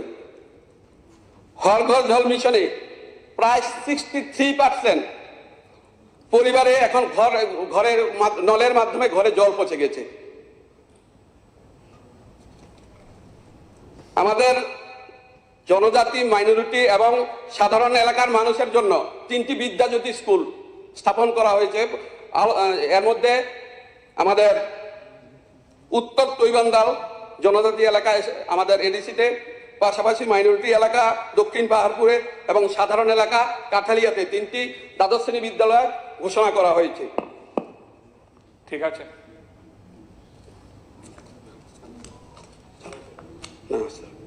রাজনৈতিক মতাদর্শে আমরা ভিন্ন হতে পারি, কিন্তু উন্নয়নে আমরা একমত। চলুন মোদিজির উন্নয়নের গতিতে সামিল হয়ে রাজ্যের মুখ্যমন্ত্রীর নেতৃত্বে গত অপশাসন ও শোষণের কারণে পিছিয়ে পড়া আমাদের প্রাকৃতিক সৌন্দর্যে ভরপুর ছোট পাহাড়ি রাজ্য ত্রিপুরার জন্য কল্যাণে উন্নয়নে সামিল হই। পাশাপাশি জাতি, জনজাতি, সংখ্যালঘুদের উন্নয়নে সবকা সাথ, সবকা বিকাশ ও সবকা প্রয়াসে সামিল হই এবং এক ত্রিপুরা শ্রেষ্ঠ ত্রিপুরা গড়ি এবং এক ভারত শ্রেষ্ঠ ভারত গড়ে এবং ভারতবর্ষকে জগৎ সভায় শ্রেষ্ঠ আসনে বসাতে আমরা সহযোগিতা করি। নমস্কার, জয় হিন্দ, বন্দে মাতরম, ভারত মাতা কি জয়। মাননীয় সদস্য শ্রী গোপাল চন্দ্র রায় মহোদয়।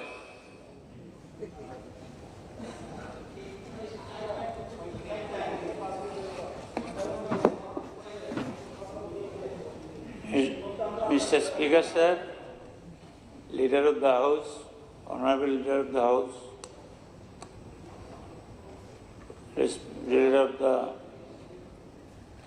LOP and senior members, ministers and brothers and sisters, at first, আমি নতুন বছরের সবাইকে আমার আন্তরিক শ্রদ্ধা শুভেচ্ছা জানাচ্ছি। আমি বেশি দীর্ঘায়ু করব না। আমি আজকে যেতেছিলাম একটা মিটিংয়ে, প্রাইম মিনিস্টারের চিফ মিনিস্টারের রেসিডেন্সের সামনে দিয়ে আমি দেখলাম যে IGM hospital and dental college. ভালো লাগে। মুখ্যমন্ত্রীর, মাননীয় মুখ্যমন্ত্রীর বিষয়ে মানুষের একটা স্বচ্ছ ধারণা আছে, কিন্তু আমি চাই আমি চাই সেটা যাতে বাস্তব রূপান্তরিত, কারণ পরে আসবো যদিও মানুষ যখন যায় জিজ্ঞেস করে গোপালদা কেমন আছেন, আজকে আগের মতোই ভালো, তোমরা কেমন? চাকরি যারা করতো তারা বলতো সুধীর বাবুর কল্যাণে জোট আমলে 3rd পে কমিশন দিয়েছিল, এই জন্য খেয়ে বেঁচে আছে। সুতরাং সুধীরবাবু আজও বেঁচে আছে। আমি চাই, মুখ্যমন্ত্রী একদিন মিটিংয়েও বলেছিলাম 100 বছর যাতে বেঁচে থাকে, আমি সেটার জন্য আমি প্রত্যাশা করি কাজের মাধ্যমে। কিন্তু ফ্যাক্টস রিমেইন। হেলথ সম্বন্ধে বলতে গেলে মাননীয় মুখ্যমন্ত্রীকে বলবো, আজও হেলথ সিস্টেম নিয়ে বলতে গেলে আপনার গোচর আনা উচিত। ইউ আর ট্রাই করছে, ছাত্র পড়াশোনা করছে, পরীক্ষা ফেল করলে হবে না। কারণ এখনো জিবি হসপিটালে যে পেশেন্টের ফ্লো, তাতে এই শীতের দিনে আমি দেখলাম, পরশুদিন গিয়েছিলাম, একটা লোক মাটির মধ্যে একটা কম্বল দিয়ে শুয়ে আছে, চিকিৎসা করছে, হার্ট অ্যাটাক, তার ব্যাড নেই। সুতরাং এদিকে একটু লক্ষ্য রাখতে হবে। আমি যে কথাটা বলছি যে মাননীয় মুখ্যমন্ত্রী যেহেতু প্রফেসর, ডাক্তার এবং একজন সাকসেসফুল পলিটিশিয়ান, নাহলে how he became chief minister, উনি জিবি হসপিটালের নাই, আইজিএম হসপিটালটাকেও সব বিভাগে একটু উন্নততর করার একটা প্রয়াস নেবে। কিন্তু matter of great regret, patient are not getting proper treatment in peripheral hospital. গ্রামান্তরে, গ্রামে কিন্তু সে অবস্থা নেই। কারণ আমি বলবো, মাননীয় মুখ্যমন্ত্রীর আমি দৃষ্টি আকর্ষণ করছি, 2022-23 আমাদের যে বাজেট ছিল সেই অনুপাতে TTADC-তে যে টাকা দেওয়া হয়েছে, আজকে 23-24 আমাদের প্রায় 27,000 কোটি টাকা, কিন্তু সেই পরিমাণে পার্সেন্টেজের টাকা এডিসিকে দেওয়া হচ্ছে না। একদিন অনিমেষবাবুর সঙ্গে কথা হচ্ছিল, উনি বলছিল যে বেতন দেওয়ার টাকা নেই। সুতরাং মুখ্যমন্ত্রীর দৃষ্টি আকর্ষণ কেন করছি, স্বচ্ছ ত্রিপুরা আমরা সবাই যদি নিজের পায়ে দাঁড়াতে না পারি, তাহলে how it will be a successful Tripura? You are the chief minister, you are the leader of the house. সুতরাং আপনার গোচর যদি না নেওয়া হয়, আপনি না জানলে, আপনি যারা প্রতিমা আছেন ওরা যদি আপনার নজরে না নেন, তাহলে এটি আনফর্চুনেট। আমার খারাপ লেগেছে। LOP, he told in this August House, he has written 200 letters, he got only 4 acknowledgement. It is not your fault of your surroundings. আমি যেটা বলবো, মাননীয় মুখ্যমন্ত্রীর কাছে আমার একটা অনুরোধ, যে ভ্যাকেন্ট অ্যাটলিস্ট, রতনবাবুকেও বলছি, আপনি তো গীতা পড়েছেন, গীতাটা লাস্টে আনবো। হ্যাঁ, এখন কথাটা হলো, আমি ত্রিপুরা রাজ্যে যে সমস্যার মধ্যে মেইন সমস্যা হলো ড্রিঙ্কিং ওয়াটার। টিল আমি বলবো, আমি তো দেখেছি কিছুদিন আগে গ্রামে গঞ্জে আমাদের জনজাতির লোকেরা মানে কলসি নিয়ে বসেছে, গ্রামে সাধারণ লোকেরা বসেছে। এদিকে যদিও স্তর কমে গেছে, it is also right, but unfortunately in Banamalipur, our constituency, আমাদের কনস্টিটিউন্সির মধ্যে দ্য ট্যাক্স পে, এবং এমনিতে ট্যাক্স দেয়, আবার মিউনিসিপ্যাল ট্যাক্স দেয়। 15টা বাড়িতে জলের পাইপ এখন অবধি 75 বছর পরেও তাদের বাড়িতে এখন অবধি জলের পাইপ যায়নি। In corporation Tripura Agartala corporation. Unfortunate, আমি কয়েকদিন আগে রাম ঠাকুর বয়েজ অ্যান্ড গার্লসে গেলাম। শিক্ষার ক্ষেত্রে আমি আসতে বেশি সময় নেই, I will not disturb you sir, don't worry. আমি গিয়েছিলাম, আমি গিয়ে দেখি 10-12 বছর হয়েছে রাম ঠাকুর গার্লস এবং রাম ঠাকুর বয়েজ। আগের মন্ত্রিসভার প্রতি এখন আমি এই করবো না, ওরা পাওয়ারে নেই। অনেকেই আশ্বাস দিয়েছিল, 10 বছর হয়েছে 12 ক্লাস, এখনো সায়েন্স স্ট্রিম না, যদিও গভর্নমেন্ট এইডেড স্কুল, কিন্তু এটা almost all expenditure incurred by the government. এখানে সায়েন্স স্ট্রিম নেই, রাম ঠাকুর গার্লস, এখান থেকে ঢিল মারলে গার্লস স্কুলে পড়বে, Ram Thakur boys. I am bringing to the knowledge of the honourable chief minister, উনি এখন এডুকেশনও আছেন। এই যদি আগরতলা কর্পোরেশন এরিয়াতে যদি স্কুলে 12 ক্লাসে সায়েন্স না থাকে, মানুষ কোথায় যাবে? Second thing, regarding some administrative problem also is going on in the health department. I should not mention, I will not hurt you. You kindly see. আর একটা জিনিস খুব খারাপ লেগেছে, IGM হসপিটালে একজন ইয়ং ডাক্তার লিফটে ওঠার সময় মারা গেছে। তাইলে there is something happened. আমি যেটা বলছি, যেমন no permanent director of medical education, এটা একটু কাইন্ডলি দেখবেন। আমাদের প্রিন্সিপালও এই না, পার্মানেন্ট প্রিন্সিপাল নেই, এটা আপনার গোচরে আন ফর ইউর কাইন্ড ইনফরমেশন। আর একটা কথা বলছি যে আমাদের বাঘ চতুর অভিজ্ঞতায় টৈটম্বুর, আমাদের পুরনো সাথী মাননীয় মন্ত্রী রতনলাল নাথ মহোদয়, উনি অনেক কিছু বলার চেষ্টা করেছেন, কিন্তু ফ্যাক্টস রিমেইন। রতনবাবু, এখন বক্তব্য হলো, আপনি যে এই গীতায় কথা বলেছেন, যদা যদাহি ধর্মস্য গ্লানি ভবতি ভারত অদ্যুৎখানম ধর্মশ্চ অধর্মস্য তদা। স্যার, আমি সংস্কৃত ভালো জানি না, আমি যদ্দূর তদাত্মনাম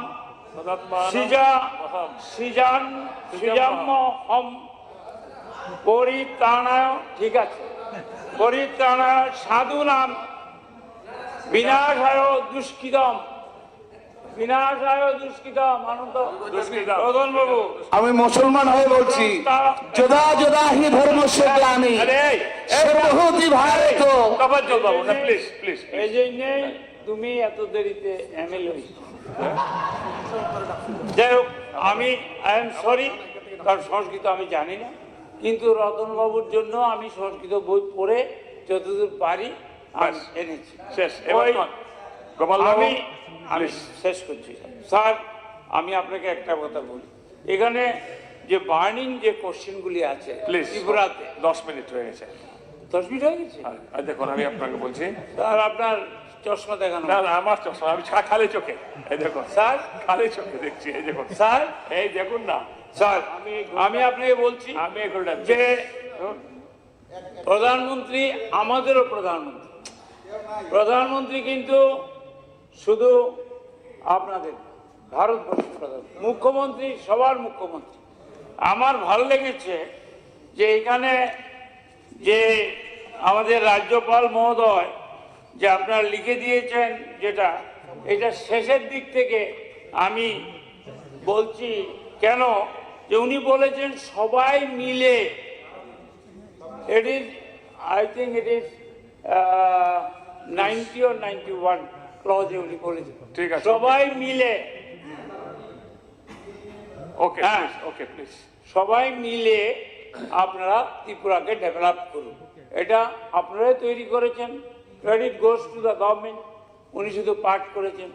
এখানে আমার কাছে খারাপ লাগলো, কালকে এবং পরশু এখান থেকে উঠে এখানে আক্রমণ করছে, এখান থেকে উঠে এখানে আক্রমণ। ঠিক আছে গোপালবাবু please. That should be suggestive. আমি মুখ্যমন্ত্রী মহোদয়কে বলছি, আপনি যদি একা চেষ্টা করেন হবে না। আপনার মন্ত্রিসভার সবাই ট্রেজারি বেঞ্চের চেষ্টা করত। আর সবকা সাথ সবকা বিকাশ, এই বিশেষভাবে রতন বাবুকে একটু ঠিক করুন। ঠিক আছে, না না প্লিজ হয়েছে। আমি যে কথাটা বলছি, এটা গভর্নর বাজেট স্যার, না, আমি আনফরচুনেটলি এখানে কোভিডের কথা হয়েছিল। কি করবো বলুন? কোভিডে কিন্তু আমাদের সেন্ট্রাল মিনিস্টার বলেছে ত্রিপুরা যে 20,000 কোটির মধ্যে 2,877 কোটি 0.77 লাখ এটা ত্রিপুরা দিয়েছে। এই ব্যাপারে কেউ কিছু বলেনি। অনিমেষবাবু, আমি টাকাটা কোথায় গেল রিগার্ডিং কোভিড?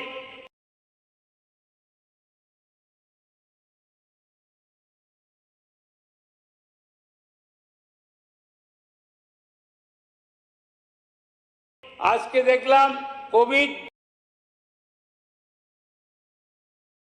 12তে গিয়ে ত্রিপুরা যে 12 জন হয়েছে, জাস্ট আমি টিভিতে দেখলাম। ঠিক আছে, আই এম কনক্লুডিং। আপনার তো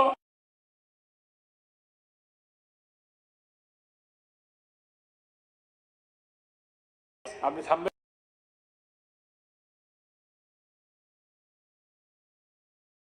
ডিজিটাল পেমেন্ট হল, ঠিক আছে।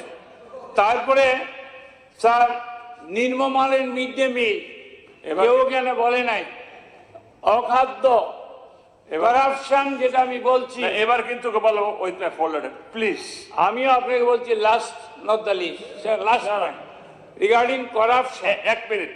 আমি যে সমস্ত টিসিএস অফিসারগুলি করাপশন করেছিল আগে, তারা প্রমোশন পাচ্ছে। জুনিয়ররা কি আমি আপনাকে বলি, কেউ টিসিএস থেকে গ্রেড 1 এসে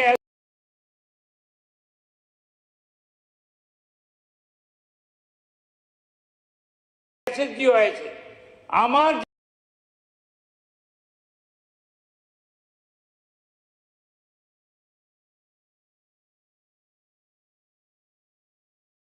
জানা মতো মিনি বাস কিনার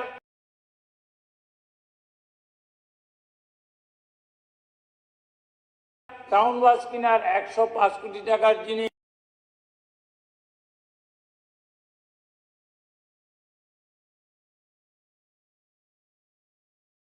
প্রমোশন দিতে দিতে আমি নাম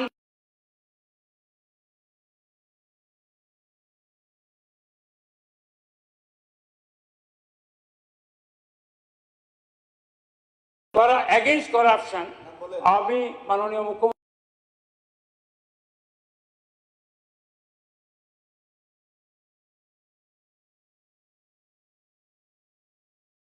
স্টেপ অ্যাকর্ডিং টু দ্যাট। ঠিক আছে, এবার থ্যাংক ইউ। ওকে, আমি 7 মিনিটের বেশি বল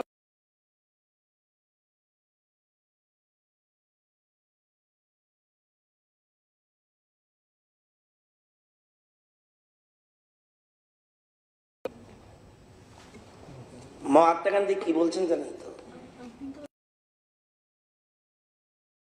And I immediately began to smile in the midst of the overwhelming studies. And if they have left no visible, no inevitable scare on me, I owe it all to the reaching the Bhagavad Gita. Bhagavad Gita যখনই কষ্ট পাবেন, এক minute একজন, সেই জন্যই আপনি গীতার যদা যদা হি ধর্মস্য গ্লানির্ভবতি ভারত অভ্যুত্থানম ধর্মস্য তদাত্তরং শিবায় মহান। অর্থাৎ যখনই ধর্মের অধঃপতন হয় এবং অধর্ম উত্থান হয়, তখনই বলছে আমি অবতার হই আজকে, এবং বলছে ভালো মানুষদের জন্য, স্বজন ব্যক্তিদের রক্ষার জন্য, দুষ্ট দিকের বিনাশ করার জন্য, ধর্ম সংস্থাপনের জন্য আসে। এবং আমাদের নেতা হতে হবে এমন যে দুষ্টদের দমন করতে হবে, মাস্তানদের শায়েস্তা করতে হবে, বুলডোজার চালিয়ে গুন্ডাদের ধ্বংস করতে হবে, সজ্জন নাগরিকদের রক্ষা করতে পারবে, সেই তো রাজা। এবং ত্রিপুরার সাধারণ মানুষের পক্ষ থেকে আমি নরেন্দ্র মোদী, অমিত শাহ, যোগী আদিত্যনাথ, ডক্টর মানিক শাহকে ধন্যবাদ জানাই। তারা মানুষ রূপে ভগবান হয়ে দেশের গুন্ডাদের সায়স্তা করছেন এবং সজ্জনদের রক্ষা করছেন। সাম দাম দণ্ডভেদ। ঠিক আছে, okay, please please please please please, বুঝবেন না, না না না, আরে প্লিজ, বাঘ যুদ্ধ নয়, বাঘ যুদ্ধ নয়, আপনি অনেক জানেন বাঘ যুদ্ধ নয়। না না, কি যা বলেছে, না না শুনুন, এখানে ব্যাপারটা হলো কি, বুলডোজার চালাতে হলে ওনারও তো সম্পত্তি করতে পারে, এটা কথা না। কথাটা হলো রতন বাবু, ও বিনাশায় দুষ্কৃতম, এর মধ্যে আপনিও দুষ্কৃতি করলে আপনিও বিনাশ হবেন। আপনার লোককে আমি রতন বাবু ছাড়ুন। সিএম আপনি যখন বক্তব্য রাখছেন কি বলছেন বসে বসে বলছে, হ্যাঁ নিশ্চয় থাকুন গোপাল বাবু, এরা যদি এরকম কেউ করে আই উইল ফায়ার বলছে ইন ফেভার অফ ইউ। আরে আপনার জন্যই তো পারে না, আপনি ভুল বুঝান। আরে ঠিক আছে, ছাড়ুন বাস। গোপাল বাবু, আমি একটা ছোট্ট সংশোধনী দিচ্ছি আপনাকে। আপনি রতন বাবুকে বলেছেন অভিজ্ঞতায় টুইটম্বর, টুইটম্বর অভিজ্ঞতায় ভরপুর, টুইটম্বর হচ্ছে জলীয় জিনিস, যেখানে টুইটম্বর হয়। না না, sorry, next next next next বলবেন, নেক্সট বলবেন মাননীয় সদস্য হচ্ছে নির্মল বিশ্বাস মহোদয়। 15 মিনিট নিয়ে গেল। মাননীয় অধ্যক্ষ মহোদয়, আমি আমাদের বিরোধী বেঞ্চের যে 18 জন সদস্য মাননীয় রাজ্যপাল গত 5 জানুয়ারি যে ভাষণ উত্থাপন করেছিলেন, তার উপর আমরা মোট সম্ভবত 128টি সংশোধনী এনেছি। আমি প্রতিটি সংশোধনীকে সমর্থন জানিয়ে খুব সংক্ষেপে কয়েকটি কথা বলে আমার আলোচনা শেষ করব। প্রথমত বলতে চাই স্যার, এই ভাষণের মধ্যে কোথাও আমরা এর আগের অধিবেশনেও বলবার চেষ্টা করেছিলাম যে আমাদের এডিসি এলাকায় দীর্ঘদিন যাবৎ বন্ধ হয়ে থাকা ভিলেজ কমিটি নির্বাচন সম্পর্কে সেখানে আমরা লক্ষ্য করলাম কোনো উল্লেখ নেই। সেই সঙ্গে আমরা দেখলাম যে এডিসি এলাকায় টাউন কমিটি গঠন করবার জন্যে 2021 সালে একটি আইন তৈরি করা হয়েছে, সেটাও বাস্তবায়ন করবার প্রশ্নে যে উদ্যোগ নেওয়ার প্রয়োজন ছিল সেই ক্ষেত্রে আমরা কোনো উদ্যোগ লক্ষ্য করছি না। দ্বিতীয়ত স্যার, এই সময়ের মধ্যে প্রচার হচ্ছে অনেক কিছু আমরা দেখছি, এই মাননীয় রাজ্যপালের ভাষণের মধ্যেও অনেক কিছু বলবার চেষ্টা করা হয়েছে, কিন্তু এটা ঘটনা যে আমাদের রাজ্যের ছাত্রদের প্রশ্নে যদি বলি, স্কুল এবং কলেজগুলির মধ্যে সেখানে অস্বাভাবিক হারে ফি বাড়ানো হচ্ছে, এতে ছাত্রদের উপর একটা প্রচণ্ড চাপ পড়ছে। গত কয়েকদিন আগে দৈনিক সংবাদ পত্রিকায় দেখছিলাম একটা শিরোনাম ছিল, শিক্ষা খাতে অর্থভাণ্ডার শূন্য, কোর্স ফি বৃদ্ধি 9 গুণ। মারাত্মক বিষয় স্যার, এটা সেন্ট্রাল ইউনিভার্সিটির কথা বলছি না, আমাদের রাজ্য ইউনিভার্সিটি। যে কোর্সে গত অর্থ বছরে 2000 টাকা, এবার দেখা যাচ্ছে গিয়ে 17-18 হাজার টাকা লাগছে। এবং শুধুমাত্র রাজ্য ইউনিভার্সিটির ক্ষেত্রেই না, আমরা যদি বিদ্যাজ্যোতি স্কুলগুলি সম্পর্কে দেখি, এখানে 1-2 জন মাননীয় সদস্য বলছিলেন যে বিদ্যাজ্যোতি স্কুলগুলিতে অভিভাবকরা পড়াতে গিয়ে হিমশিম খাচ্ছেন, এত টাকার প্রয়োজন হচ্ছে, প্রতি বছর সেখানে বিভিন্ন ধরনের ফির পরিমাণ বাড়ানো হচ্ছে। আমরা যদি দেখি আমাদের রাজ্যের টিএমসি মেডিকেল কলেজ, সেখানে অস্বাভাবিকভাবে সেখানে ফি বাড়ানো হচ্ছে।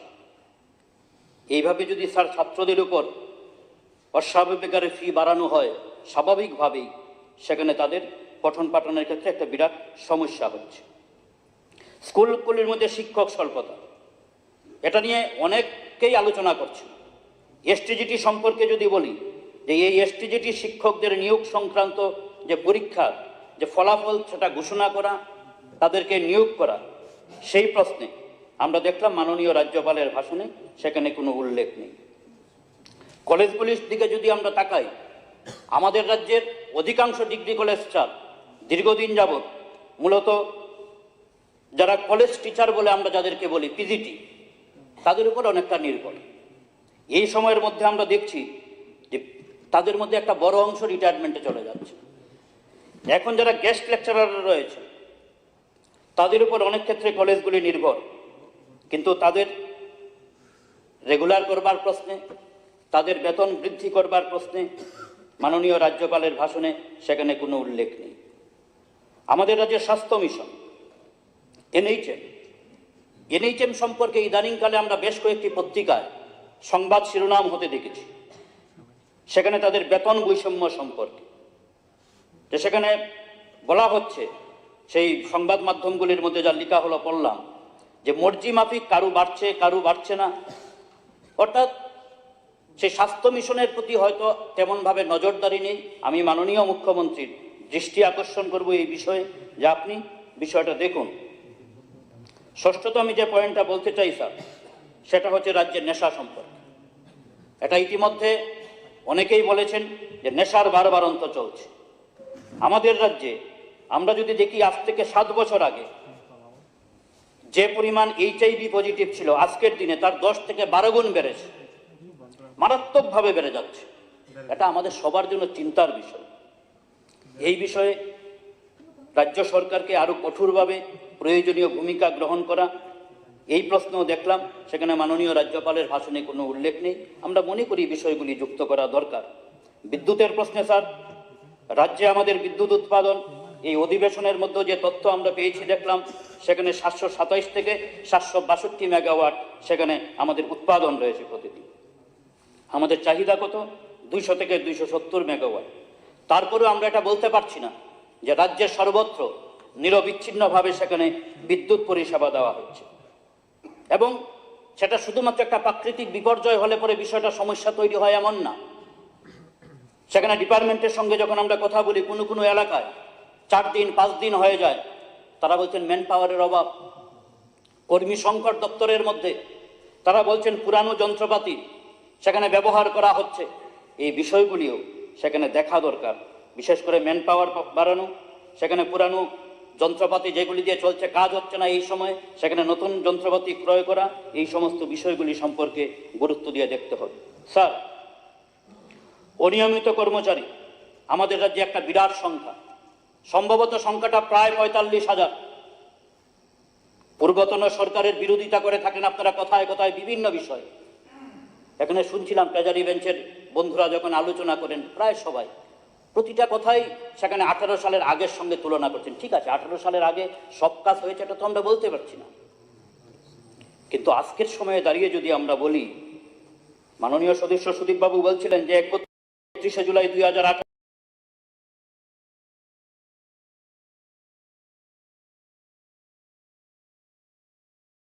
সাল যে বিজ্ঞপ্তিটা জারি হয়েছিল, পূর্বতন সরকারের সময় 10 বছর হলে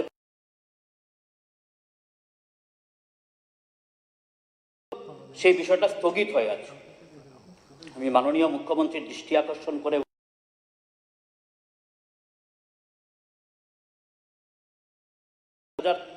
তাদের বিষয়টা আপনি নিজে একটু দেখুন,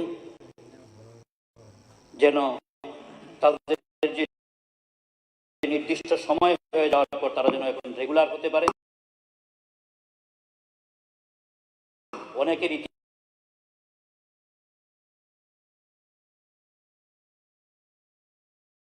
বলা হয়েছে, কিন্তু এটা ঘটনা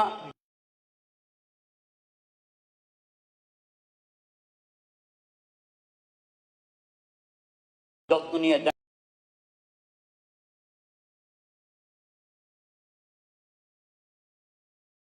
দেখা হচ্ছে না। আমি খোয়াই জেলার কথা যদি বলি, আমাদের খোয়াই জেলায় তেমন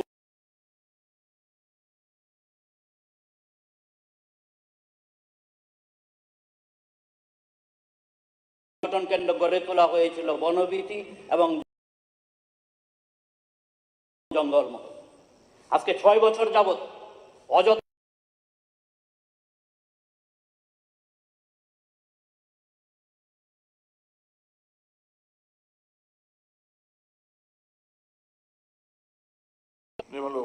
স্যার, খেলাধুলার সম্প্রসারণের প্রশ্নে সিনথেটিক ফুটবল গ্রাউন্ড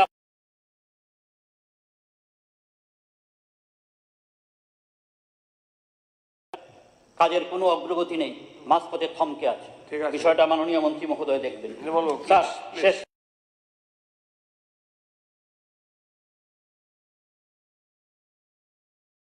গঠনকে সমর্থন করতে পারছি না এই কারণে আমরা যে 128টা সংশোধনী আনলাম তার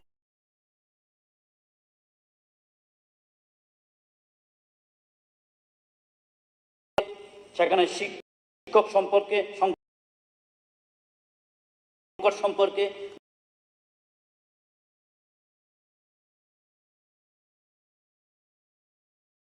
বিদ্যুৎ ব্যবস্থা সম্পর্কে আমার একটা প্রশ্ন ছিল স্যার গতকাল সেই প্রশ্নটা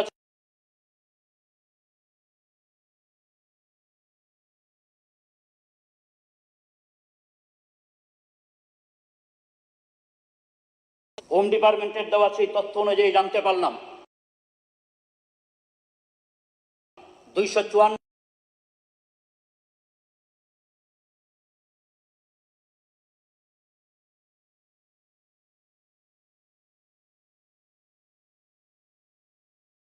সংকট বিদ্যুৎ সরবরাহের চাহিদা ইত্যাদি বিষয় নিয়েই মূলত গত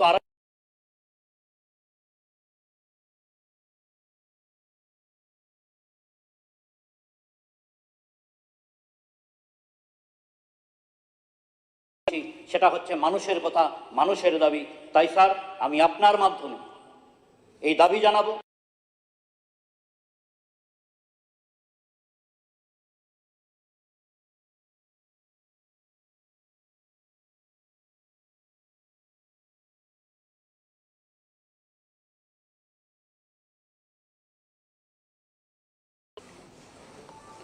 माननीय स्पीकर महोदय,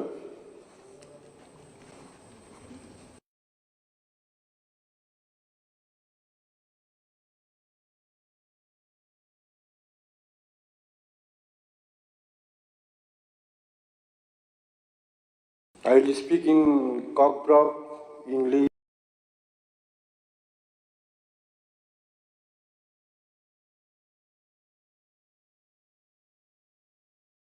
and Bengali mix.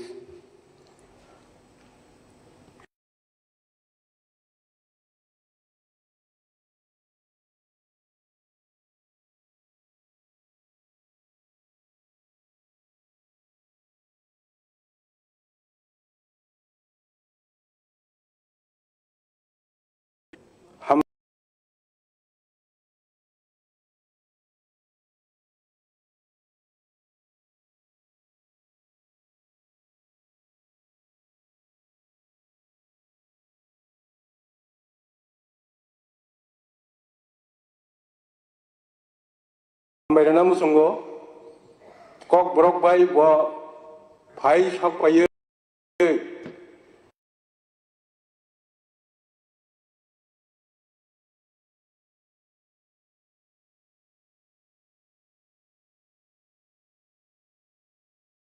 Mwkthang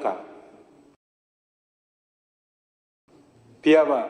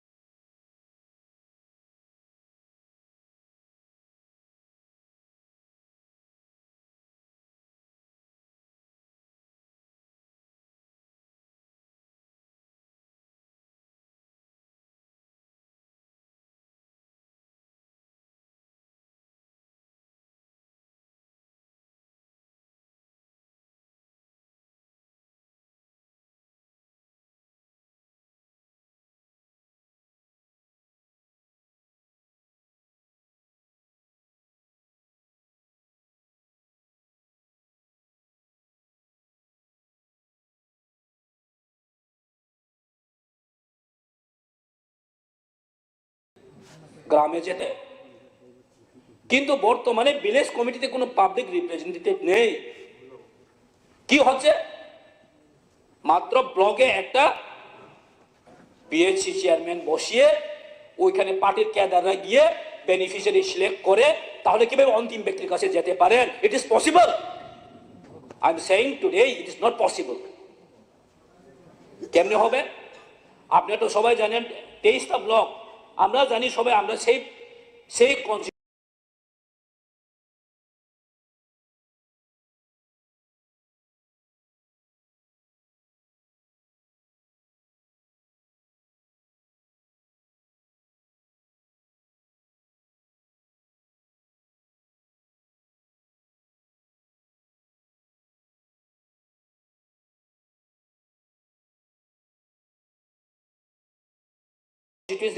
constituency থেকে আমরা চলে এই কাজ কি জায়গা দিয়ে পড়ছে না? চলে তার জন্য আমি বলবো অন্তিম ব্যক্তির কাছে এখনো পৌঁছেনি, বিকজ অফ 3 বছর অতিক্রান্ত হয়ে গেছে যে ভিলেজ কমিটি ইলেকশন এখনো হয়নি। পাবলিক রিপ্রেজেন্টেটিভ যদি না থাকেন তাহলে সেই অবস্থাতে কিভাবে আমরা অন্তিম ব্যক্তির, তার জন্য আমি বলবো আপনার যদি ইচ্ছা থাকে তাহলে ইলেকশন তাড়াতাড়ি ভিলেজ কমিটি করা, না হলে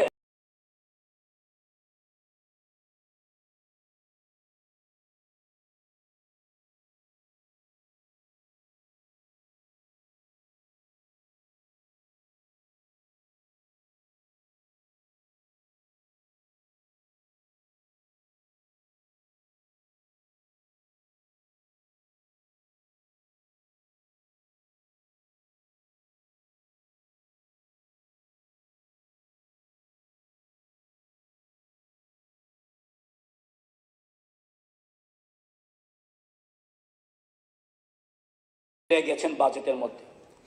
আই এম প্রাউড, আমি একজন ত্রিপুরার নাগরিক হিসেবে, কিন্তু আমি কনফিউজ যে জম্পুই জলা সাব ডিভিশন কি ত্রিপুরার বাইরে? কেন বলছি আমি? জম্পুই জলা সাব ডিভিশন হয়েছে 2011-12-তে, আজকে থেকে প্রায় 13 বছর আগে। আপনি শুনলে অবাক হবেন, জম্পুই জলা সাব ডিভিশন, এই সাব ডিভিশনের মধ্যেও কিন্তু একটাও ভালো একটা কমিউনিটি হল নেই। আমি জাস্ট ন্যূনতম যেটা বলতে চেয়েছিলাম, জাস্ট কমিউনিটি হলও একটা ভালো কমিউনিটি হল নেই। গেস্ট হাউস, ভালো একটা গেস্ট হাউস নেই। জম্পুই জলা সাব ডিভিশনে একটা কলেজ নেই, যে 23-24টা কলেজ আছে সারা ত্রিপুরা রাজ্যের মধ্যে, করবুক এবং জম্পুই জেলা বাদে বাকিটা জায়গায় সব কলেজ আছে। কেন হবে না? আমাদের জম্পুই জেলা সাব ডিভিশন কি অপরাধ করেছে? আমাদের ছেলেমেয়েরা কি কলেজে পড়ার অধিকার নেই? আজকে জম্পুই জেলা হসপিটাল কেন সাব ডিভিশন হসপিটাল হচ্ছে না? জম্পুই জেলা সাব ডিভিশনের মধ্যে একটা ভালো সাব ডিভিশনাল হসপিটাল বসানো যায়।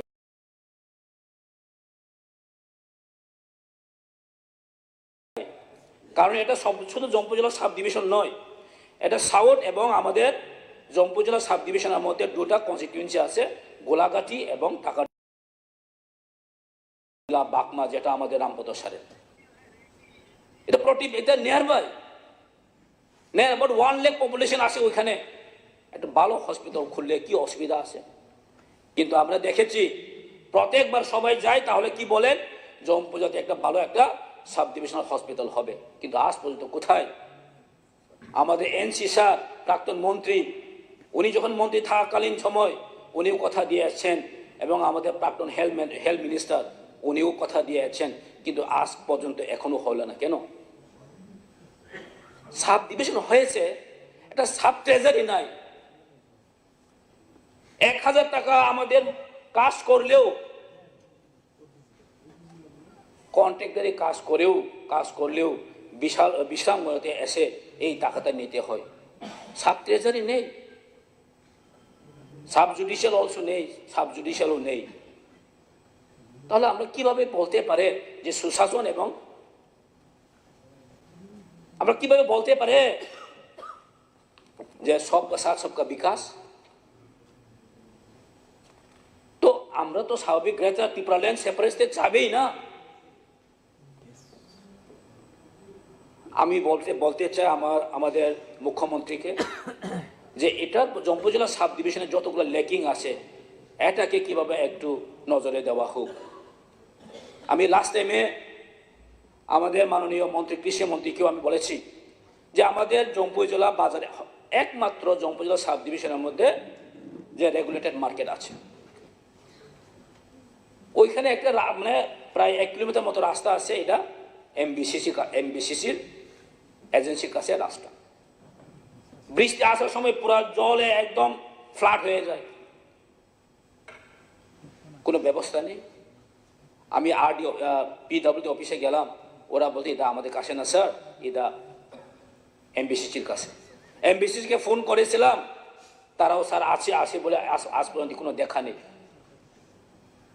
তো এটাই যদি হয়ে থাকেন তো সরকারও তো কিছু কর্তব্য আছে, শুধু আমরা কি বলে এটা করতে হবে?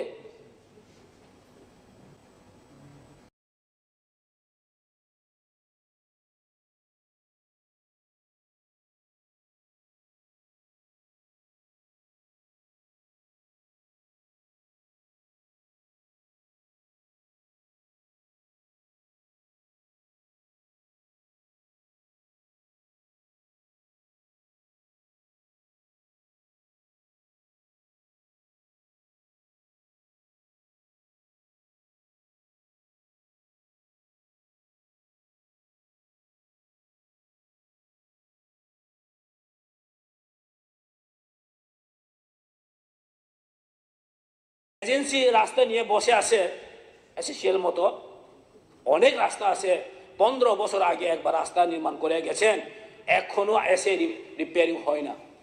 যেমন আমার এরিয়াতে কয়েকটা রাস্তা আছে, যেমন আমাদের চম্পনগর থেকে ওইটার শান্তিকালীর এই আশ্রমে দিয়ে আসে রাস্তা 15 বছর হয়ে গেছে, পুরো রাস্তা ভাঙা একদম। তো এরকম এজেন্সিতে দিয়ে কাজ করিয়ে এখন যদি দেখা নেই, ফোন করলেও কেউ পাত্তা নেই, আর স্টেট গভর্নমেন্টের কোনো হস্তক্ষেপ যদি না থাকেন তাহলে আমরা কার কাছে যাবেন বলুন তো? তো তার জন্য একটা আমি বলতে চাই যে এই গভর্নরের যে স্পিচে যে আমরা বিরোধী বেঞ্চরা যতগুলা যে অ্যামেন্ডমেন্ট এনেছি তাকে সংযোজন করে পুনরায় আবার একটা পেশ করলে আমার খুব খুশি হবে। এটা আমাদের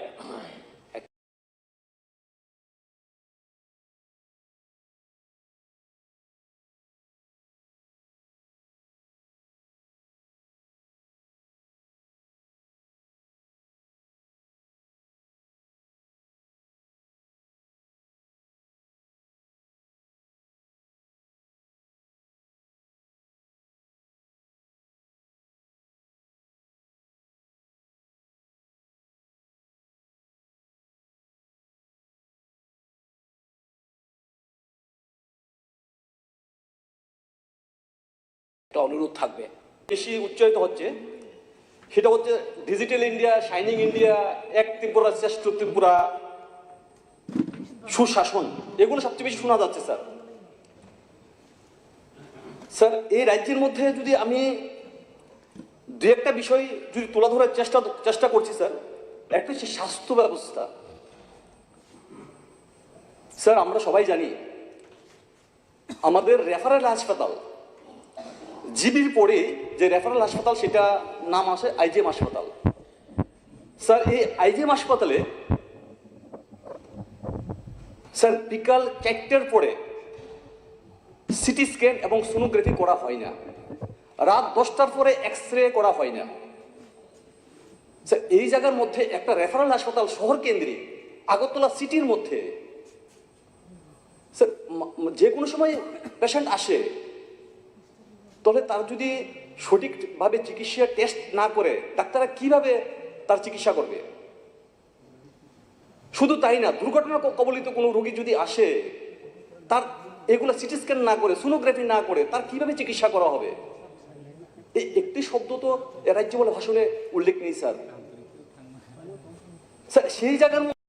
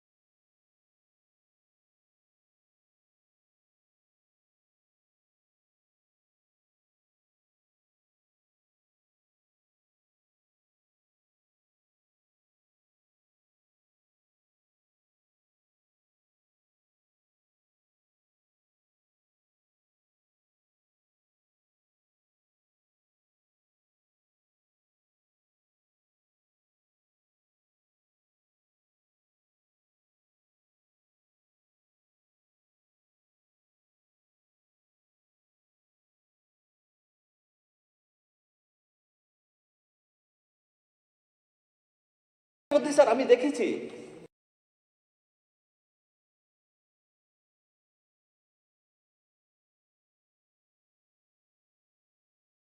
রিটায়ারমেন্টে যাচ্ছে, যে পোস্টগুলো পড়ে যাচ্ছে তাদের থেকে দেন, এগুলো তো হচ্ছে না স্যার।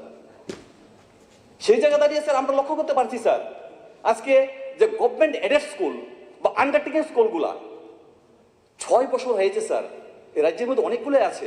আমি যদি শহরে যদি কয়েকটা স্কুল বলি, বরদলি স্কুল একটা বিখ্যাত স্কুল, এই স্কুলতে একসময় স্ট্যান্ড করতো।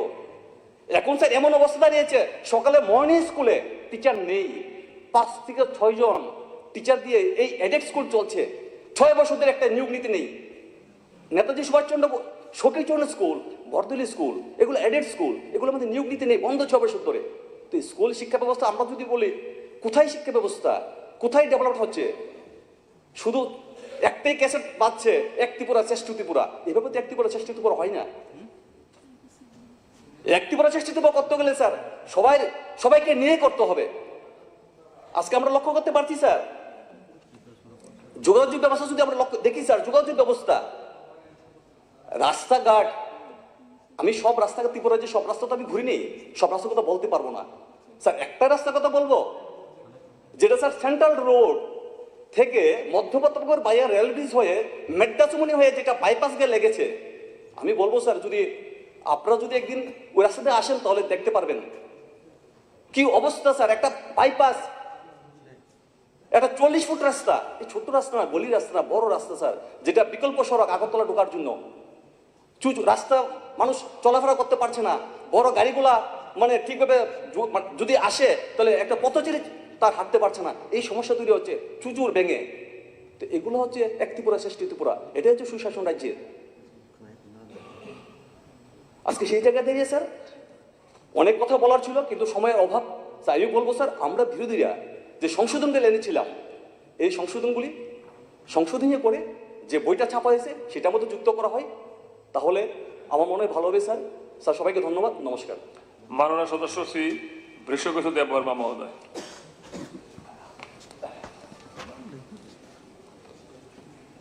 সবাইকে নববর্ষের আন্তরিক এবং শুভেচ্ছা। গত 5 জানুয়ারি 2024 মহামান্য রাজ্যপাল আমাদের অ্যাসেম্বলিতে যে ভাষণ রেখেছেন সেই ভাষণে অ্যামেন্ডমেন্ট মোশনে আমাদের বিরোধী যে বিধায়করা অ্যামেন্ডমেন্ট মোশন এনেছেন সেটাকে সমর্থন জানিয়েই আমি কিছু বক্তব্য পেশ করতে যাচ্ছি।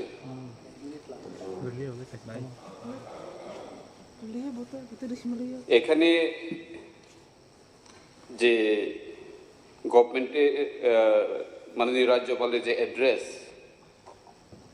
আমি ভেবেছিলাম যে রাজ্যপালের ওইখানে যে টাউন কমিটি বিল, এডিসি থেকে পুলিশ বিল, কাস্টমারি ল, এই বিলগুলি একটু উল্লেখ থাকবে, কিন্তু দুঃখের বিষয় ওইগুলি কোনোটাই এখানে উল্লেখ করা নেই।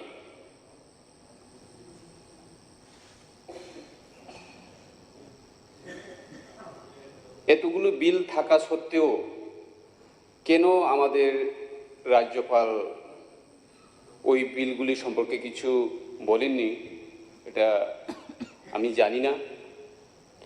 তার সঙ্গে আমি এক্সপেক্ট করেছিলাম যে আমাদের টিটিএডিসি যে গভর্নমেন্ট, ওরা গ্রেটার ত্রিপুরাল্যান্ড অথবা সেপারেট স্টেটের জন্য যে রেজলিউশন পাস করে মহামান্য রাজ্যপালের কাছে এবং ট্রাইবাল ওয়েলফেয়ার ডিপার্টমেন্টে পাঠানো হয়েছে, সেই বিষয়ে কোনো উল্লেখ নেই। আজকে এই পবিত্র বিধানসভায় দাঁড়িয়ে আমি এটাই বলতে চাই, যখন আমি 2018 সালের বিধায়ক ছিলাম তখনও আমি ত্রিপুরাল্যান্ডের কথা বলেছি, এবং আজকেও যেহেতু ভারতের সংবিধান এবং এর 2-3 ধারায় উল্লেখ আছে যে সেপারেট স্টেটের জন্য আমরা কথা বলতে পারি এবং ডিমান্ড রাখতে পারি। আমাদের ত্রিপুরা রাজ্যে বিজেপি এবং আইপিএফটি জোট সরকার এখনো চলছে। এখনো আমাদের একজন মাননীয় বিধায়ক তথা মন্ত্রী আমাদের শুক্লাচরণ নওয়াতিয়া আইপিএফটি যারা সেপারেট স্টেটের জন্য ডিমান্ড করছে, আমরাও ত্রিপুরামথা হয়ে আজকে এই পবিত্র বিধানসভায় ত্রিপুরাল্যান্ড এবং গ্রেটার ত্রিপুরাল্যান্ডের জন্য এই মহামান্য রাজ্যপালের যে ভাষণের বইয়ে ইনক্লুড করার জন্য দাবি জানাচ্ছি, এবং এই গ্রেটার ত্রিপুরাল্যান্ডের বিষয়টা আগামী বিধানসভাগুলিতে আমরা যদি প্রাইভেট মেম্বার্স রেজলিউশনে চান্স পাই তাহলে অবশ্যই এই বিষয়টা আনবো। এবং লাস্ট বিধানসভাতে আমাদের মাননীয় সদস্য একজন এনেছিলেন প্রাইভেট মেম্বার্স রেজলিউশনের গ্রেটার ত্রিপুরাল্যান্ডের ব্যাপারটা, কিন্তু তখনও আমাদেরকে চান্স দেওয়া হয়নি। খুবই দুঃখের ব্যাপার, এখানে ইকুয়ালিটি মেনটেন করা হচ্ছে না। সুশাসনের কথা বলছে, কিন্তু সুশাসনের মধ্যেও অনেকগুলি বিষয় আমাদের নজরে আছে। আমি একটা উদাহরণ দিতে যাব। গত 1 সপ্তাহ আগে আমাদের বিধানসভা শুরু হওয়ার আগে একজন পুলিশ অফিসার শ্যামশঙ্কর রিয়াং, উনাকে নন্দননগরে একজন রিক্সা ড্রাইভার এমনভাবে বিট করেছে, এমনভাবে ওনাকে পিটিয়েছে লাথি দিয়ে। উনি এফআইআর করেছেন। ওনার পোস্ট হচ্ছে যাত্রাপুর পুলিশ স্টেশন। উনি ছুটিতে এসেছেন ক্রিসমাসের জন্য, উনি ইন্সপেক্টর।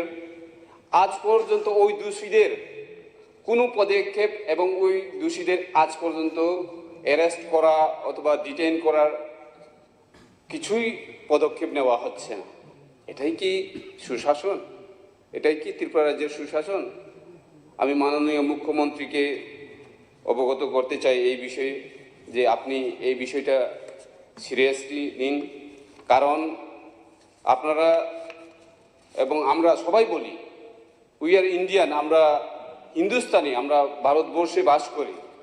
এই গণতন্ত্র দেশের মধ্যে সবার অধিকার আছে যার যার ধর্মীয় পালন করার, এটা হবে, থাকবে। কিন্তু এইভাবে একজনকে এক পুলিশ অফিসারকে যদি একজন পুলিশ অফিসারে যদি ওইভাবে লাঞ্ছনা হয় তাহলে আমাদের সাধারণ জনগণ কোথায় থাকবেন? ওইটাই আমাদের খুবই কষ্ট লাগে। ওইসব বিষয়ে যদি আমরা আলাপ আলোচনা করি, সুশাসনের নামে অনেক কিছু হচ্ছে। আমরা দেখি এসডিএম এর মাধ্যমে বিভিন্ন জায়গায় অ্যাডমিনিস্ট্রেটিভ ক্যাম্প করে এসটি সিটিজেনশিপ অথবা পিআরটিসি বন্টন করা হচ্ছে। হ্যাঁ, খুব ভালো, কিন্তু আমরা চাই সুশাসনকে আরও সামনে এগিয়ে নিয়ে জনগণের ঘরে যদি আমরা নিয়ে যেতে পারি তাহলে আরও ভালো হবে। আমি মাননীয় মুখ্যমন্ত্রীকে একটা চিঠিও দিয়েছিলাম সুশাসন এবং সবকা সাথ সবকা বিকাশ এই মন্ত্রকে নিয়ে আসুন না আরও আমাদের এই সুশাসনকে আরও সামনে এগিয়ে নিয়ে। আমি যে চিঠি মুখ্যমন্ত্রীকে দিয়েছিলাম সেটা হচ্ছে আমার এরিয়াতে 2টি ব্লক, হেজামারা ব্লক এবং লেফুঙ্গা ব্লক, যেটা মোহনপুরের আন্ডারে পড়ে, মোহনপুর হেজামারা ব্লক এবং লেফুঙ্গা ব্লক, 2টি ব্লককে নিয়ে একটা এসডিএম অফিস করার জন্য আমি মুখ্যমন্ত্রীকে চিঠি দিয়েছিলাম। এমনকি আমি মাননীয় রাজ্যপালের সাথেও দেখা করেছি ওই বিষয়ে এবং আমাদের এগ্রিকালচার মিনিস্টারকেও বলেছি ওই বিষয়ে।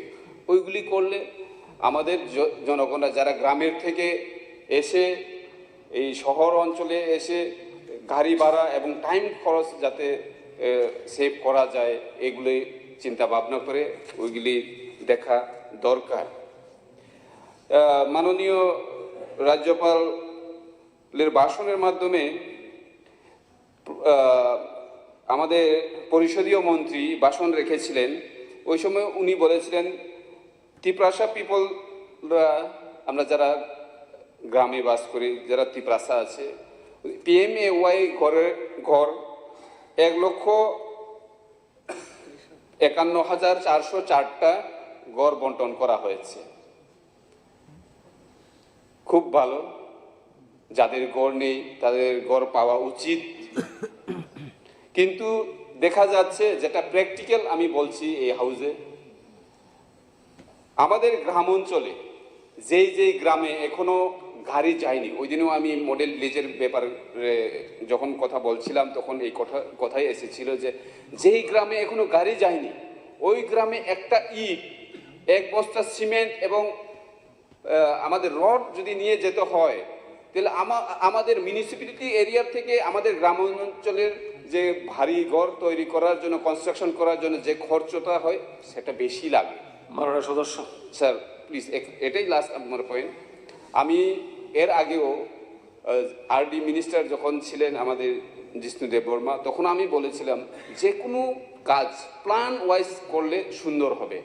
যদি আমাদের আরডি রুরাল এরিয়ার যে ঘরটা হবে তার জন্য আলাদা স্টেট, জানি এটা সেন্ট্রাল স্কিম, কিন্তু আমরা সেখানে স্টেট গভর্নমেন্টের যে পার্সেন্টেজ, স্টেট গভর্নমেন্টের যে অংশটা সেটাকে একটু বাড়িয়ে আমরা যদি গ্রামের ওই বাড়িঘরটাকে করা যায় তাহলে এই 1,30,000 টাকা দিয়ে তো একটা ঘর হয় না, আমরা সেটা জানি। তবু এই প্ল্যানটা নেক্সট সেশনে যাতে আমরা এই বিষয়টা আবার উঠাইতে না হয়, সেই জন্য প্ল্যানিং কমিশন এবং আমাদের ত্রিপুরা রাজ্যের মুখ্যমন্ত্রীর কাছে আবেদন থাকবে যে এই রাজ্যপালের ভাষণের মধ্যে এইগুলিও যাতে ঢুকানো হয়। কারণ আমরা দেখি যে ঘর বানানোর যে খরচ সেটা আমাদের আরবান এরিয়া থেকে রুরাল এরিয়াতে আরও বেশি টাকার প্রয়োজন হয়। এইগুলি এই রাজ্যপালের ভাষণের মধ্যে ইনক্লুড করা হোক, সেটা আমি চাই। আরও ছিল, অনেক কিছু ছিল, কিন্তু আমাদেরকে এভাবে দেওয়া হয়েছে যে 10 মিনিটের মধ্যে 7 মিনিটের মধ্যে কিভাবে বলবো, কিন্তু প্রথম দিক থেকে আধা ঘন্টা 1 ঘন্টা করে সবাই সময় নিয়ে নিয়েছে স্যার, সবাই দুর্ভাগ্য। তবু আমি যেটা বলেছিলাম এইগুলো যাতে করা হয়। সবাইকে নমস্কার, থ্যাংক ইউ, ধন্যবাদ। মাননীয় সদস্যা শ্রীমতী নন্দিতা রিয়াং মহোদয়া।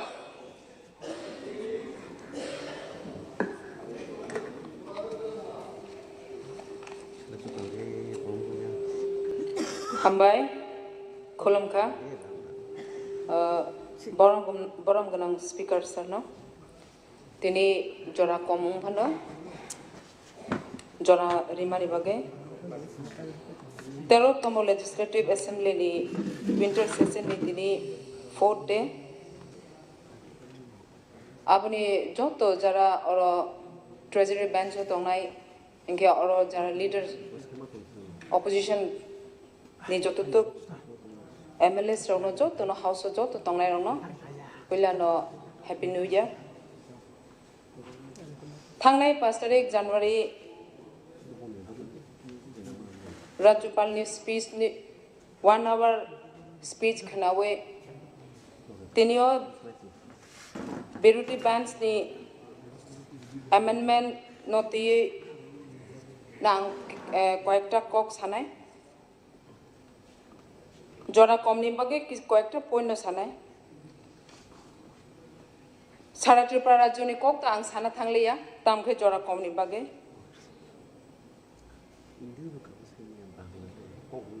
only तिनियो 44 रायमाबिलिनि MLA हिसाबै आनि कन्स्टिट्युन्सिनि কক न बिसे आं साना थांनाय नायदि पहिलानो अ गभर्नमेन्ट न चिनि गन्दा तैसा 44 रायमाबिलिओनो काइसा सिनि मुंरिखा जे अनेक बछर आगेओ न चिनि दुम्बुर लेक काइसा नारिकेल कुंज आव तंगमानि आबनि बिसिं तुयो पनो तिनि अ गभर्नमेन्ट खूब गाहाम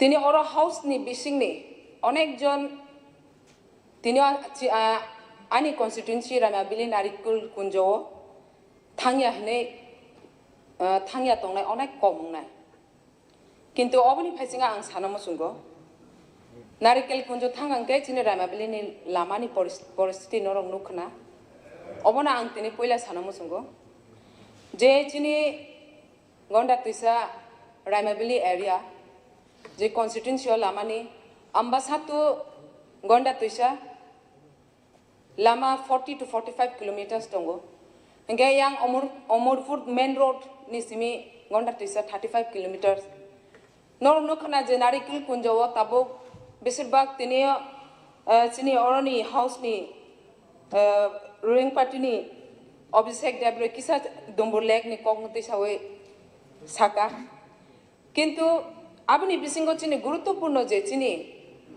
नांगमानि किन्तु आबनो केबो सानाय करे तममाले चिनि जे लामा साना थाकांके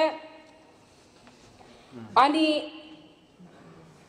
कन्स्टिट्युन्सिओ बेसिरबाग थांनाय सरकार 25 बছর लागातार गभर्नमेन्ट जे चालुनाय गभर्नमेन्ट तंफ्रु लामा स्नामया कोगिया स्नामका स्नाममानि बिसिंगो ताम लामा हिमालय PMGSY बाय बेसिरबाग एसएससीएल लामा NPCC लामा तिनियो बर्तमान गभर्नमेन्ट थांनाय 5 बছর 2018 विधानसभा जे नि परेओ गभर्नमेन्ट अंगमानि बर सागो कोरोना भाइरास नि बागै बरक लामा स्नामालिया ठीक गसिउ आबनि बिसिङाव फनो तिनियो विभिन्न DM ऑफिस तंग दिशा मीटिंग DM ऑफिस नि मीटिंग फनो विभिन्न मिनिस्टर बाय आसुगि मीटिंग उंप्रो सालाय कांके PMGSY SCCL लामा सरकार राज्य सरकार नि यागो करे हिने साजागो इंगे अबनो आं सानमो सुंगो अमते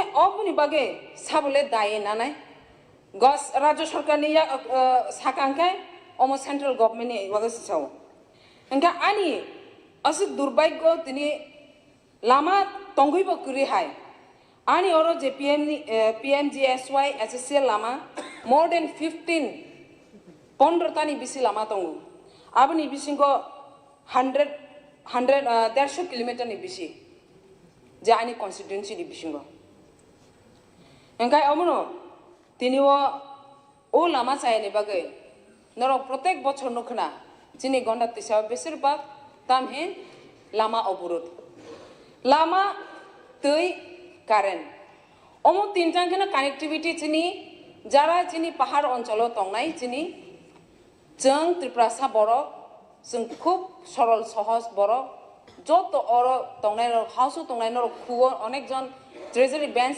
थाने खुगो जों खोनाओ जों त्रिपुरा सा बरक सिनि नांमानि नांकुकमानि जों नायो दै लामा पावार कारेन्ट ओ तीनटा हिंगांके आबनि बिसिंगो कानेक्टिविटी तीनटानि बिसिंगो ओ जे लामा क्रिं खांखाय जों दै नांगैबो दै पावार दै मेसिन लांनानै हिंगांके आरो लामा क्रिनि बरक थांगिया जे जागाव कारेन्ट क्रि आरो दै machine Norok DWS ni hote mission kubang ma sanction khai di pano rig mission telangna ni kana aro current nango plus lama nango ni thangya government riwo hin sawo nor ni lag kuti budget session ni simi khnai phayo oro tinio speaker mohoday ni khokti bo khnaka kubang ma tinio 3 din bashono bo khnaka kubang mano development ni khetre kok samani কিন্তু অথচ তাও আনি অনেকটা জায়গাও গঙ্গানগর কাইসা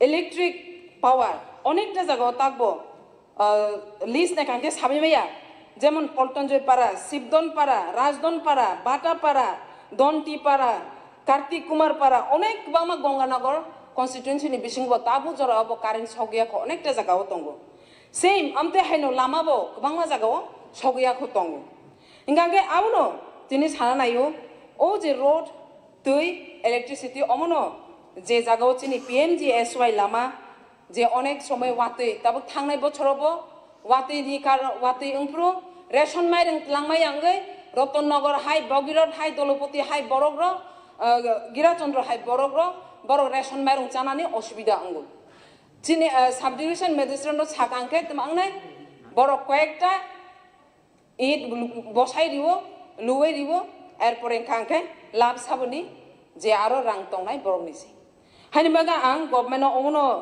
माननीय speaker महोदयनि बिसिंते आं Zara और department जे डिपार्टमेन्टनि जे तै फांग्रंना आं श्रीनामो जोंगो अमो तिनटानो लामा तै कारेन्ट किसा मखलायनानि बागे खांखे आबनते केसे साबिने ताबो एकटु किसा सिकां Chini MLA Sir Bisukitu Kisa Sana Saka PMAY household Borok Bama PMAY Nog Mamani Kusi Chini Dumbu Nogar RD blog name Bisingo PMAY Nog Manai household Bangma Abuno Ang Sanamusong O Lamani Karonino same Borok Abu Lamani Karonino Eat cement Langmayani Onexon Nok Kahmake Tangmaya Hinganka Abuno Abu was same related. Manuniya Sadasya, please. Little more, sir. We are new this one. That's why a little bit we we cannot speak. No, I am not. I will try. I will try, sir. I am sir. not denying that you are new, but please keep yourself in time frame. And can I take a sako? Chini hospital. Sastro and Chini Joto Nangkung money, Abajoto no Salayo House, Tinio Chini Gonta Tisa, Ani Gonta Tisani Andero, Raimabilini Andero, Tinta, Chata, Omotongo. Tamne PSC Center, PSC and Kai Jetongmani, Abuni Bisingo, Onex staff come. Staff Tinio Roshabari High. 8টা বিসি বাই কাইসা hospital আবুনি বিসিংগো মাত্র 2 জনা doctor কাইসা ছুটি থাঙ্গা আংকে তাই কাইসা সে ডিউটি গাঙ্গে পেশেন্ট 8টা বিসি নাওয়ে কাইসা হসপিটাল পিএসসি হসপিটাল বো বাহাইকে বো কাবার খাইলে কোনো সময়লে ডক্টর ন সাগাঙ্গে ডক্টর বাহাইকে আং কাবার খাইলে ম্যাডাম কিসা অমনি তুইবো ডিপার্টমেন্ট কিসা হেল্প খাইদি ডক্টর নিজে রিকোয়েস্ট মাক লাইও গাঙ্গে গঙ্গানগর বো সেম গঙ্গানগর কাইসা ইন্টারে হাসাল গ্রামাঞ্চলে বরক চিনি বেশিরভাগ খাঙ্কে ম্যালেরিয়া গন্ডা ছড়া খাঙ্কে পত্র পত্রিকা নাই প্রত্যেক বছর ম্যালেরিয়া ডায়রিয়া আবক সব সময় খানাও এই আমনি বাগে হিংকাঙ্কে আমনি হিংকা হসপিটাল বো কাহামাকে ডক্টর করে কাইসা প্রেগনেন্ট বুড়ি রোগ ন ডেলিভারি খেলানি কাইসা ডক্টর কাহামা খাইয়ে কোনো সোনোগ্রাফি কাহাম করে মেশিন কাহাম করে হসপিটাল হাসাল মানে লামা হামিয়া 7 किलोमीटर 8 किलोमीटर नि हॉस्पिटल फायो डिलीवरी अंगनानि कायसा बुरै डिलीवरी अंगमाय आंखांखे हॉस्पिटल डिलीवरी गंडा तिसाव डिलीवरी अंगमाय आंखाय बरंनो बर रह कुलाय हॉस्पिटल रहरो कुलाय हॉस्पिटल रहंखागे कोनो समय कुलाय हॉस्पिटल नि तेसा जीबी हॉस्पिटल रेफार रहरो थांनाय कয়েকদিন आगे कয়েক मासनि आगेबो अन्ते हायकेनो चिनि बुरै डिलीवरी अंगमाय आंगै अनेकजन साबै बुमाबै थैनायबो दङ हायनो बागे माननीय स्पीकर महोदय अमरबो नि स्पीकर नि दाराते अमर डिपार्टमेंट ना आंसिरानाय गेते गेसको ICDS center अमर last this the last ICDS center थांनायो चिनि MLA सम चिनि MLA सामुनुनि छम्बुलार जे कक्साव अबुनि कक्तिये चिनि एडिसिओ तिनिवो ICDS नि पावर मोहिनी साव छयटा काम सामु कामा खाया आं तिनि सानायाबो न ओ जे ICDS नतियै आनि अर रिक्रुटमेंट अंगमानि अनेकटा अनेक बछर परओ अनेक बछर पर तिनिओ आरो इंटरव्यू अंगमानि वर्कर प्लस हेल्पर इंटरव्यू अंगमानि परेओ ना आरो कुनु डिपार्टमेंट आरो कुनु जुगाजुग खाइबे आरो आं कायसा लोकल रिप्रेजेंटेटिव हिसाबै जों बारे बारे मा चुखा ताबो सावो जे आरो चिनि गंडा तुसावो अनेकटा sub centre AWC sub centre बद्ध खाइमा दं कारण ताम कांके 60 বছর 8 বছর তিনি आरो सामुं खाइ तंनाय र ओ इंटरव्यू अंगमानि परे बरनो बातिल खाइए ति कताल ना खांके सबस्टिट्यूट हिसाबै बरक 60 বছর 8 বছর सामुं खाइजार ताबु बातिल खाइए आबो समस्या चले दङ डिपार्टमेन्टआव जानुखा हाइनि बागि डिपार्टमेन्टआव ओ जे डिपार्टमेन्ट तंनाय मिनिस्टार तंनायनो स्पीकर महोदय दियाते सिनामो जोंगो ओ आनि गन्दा तिसानि जतो सब सेंटर जे बद्ध तंमानि आबनो खुसनावै जे तामु समस्या आबो नायै अनेकटा सब सेंटर ताव बद्ध दंगो ओंखाय अनेक 46 टा बोसोर सब सेंटर इंटरव्यू अंगमानि बिसिंगो 6टा जागाव ताखना अपॉइंटमेंट प्रूफ खाइजायाखो आमतिरबो नायै ठीक खाइयै इमिडिएटली हामा खाइयै चिनि आरोनि सब सेंटर चलेना बागै रिक्वेस्ट खाइयो ओके प्लीज ओंखाय अमो कक जरा कमबा सानातते गोबां दङ जरा मा जतनो जे एमेन्डमेन्ट बिल नि बिसिंगो जरा कमबा सानानि बिसिंगो साबामालिया जे सामानि न बिरोधी दल नि जे चिनि एमेन्डमेन्ट तै फेमानो अर जु खाइनानि हिबागै आं कग्रि आनि कक अरन पारिखा जतनो हामबाय माननीय सदस्य श्री नयन सरकार महोदय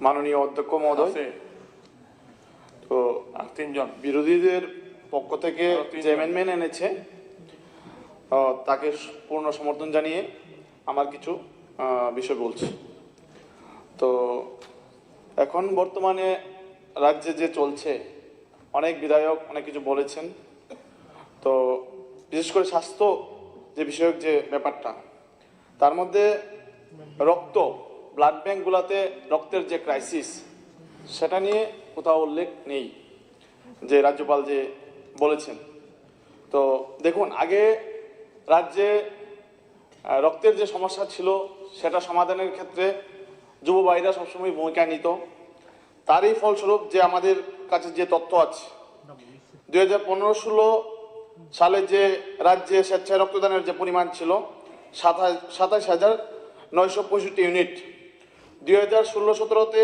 ছিল 25,278 ইউনিট রক্তদাতাদের সংখ্যা ছিল কিন্তু 2020-21-এ যে রক্তদাতাদের যে স্বেচ্ছায় রক্তদানের পরিমাণ সেটা হয়ে দাঁড়ালো 16,380 ইউনিট মানে অনেক কমে গেছে স্বাভাবিক রক্তের যে চাহিদা অনুযায়ী রক্তের স্বল্পতা তো রাজ্যে দেখা দেবেই আমরা যারা এখানে অনেকেই বিধায়ক আছেন মন্ত্রী আছেন আপনারা জানেন আপনাদের কাছে অনেকেই ফোন করে যে রক্ত লাগবে দাদা রক্তের ব্যবস্থা করে দিন এই গ্রুপ সেই গ্রুপ রক্তের জন্য ফোন করে আমাদেরকে আমরাও ম্যানেজ করতে পারি না। অনেক যুব ভাইদেরকে বলি যে তোমাদের কি রক্ত আছে, গ্রুপ আছে, তোমরা গিয়ে রক্ত দাও। কিন্তু আগে তো রাজ্যে এরকম ছিল না। যারা রক্তদান শিবিরে রক্তদান করতো তাদেরকে একটা কার্ড দেওয়া হতো স্বাস্থ্য দপ্তর থেকে, সেই কার্ড নিয়ে ব্লাড ব্যাংকে দিলেই রক্ত পেয়ে যেত। কিন্তু বর্তমানে ডোনার দিয়ে সমস্যার সমাধান হচ্ছে না। কারণ কেন?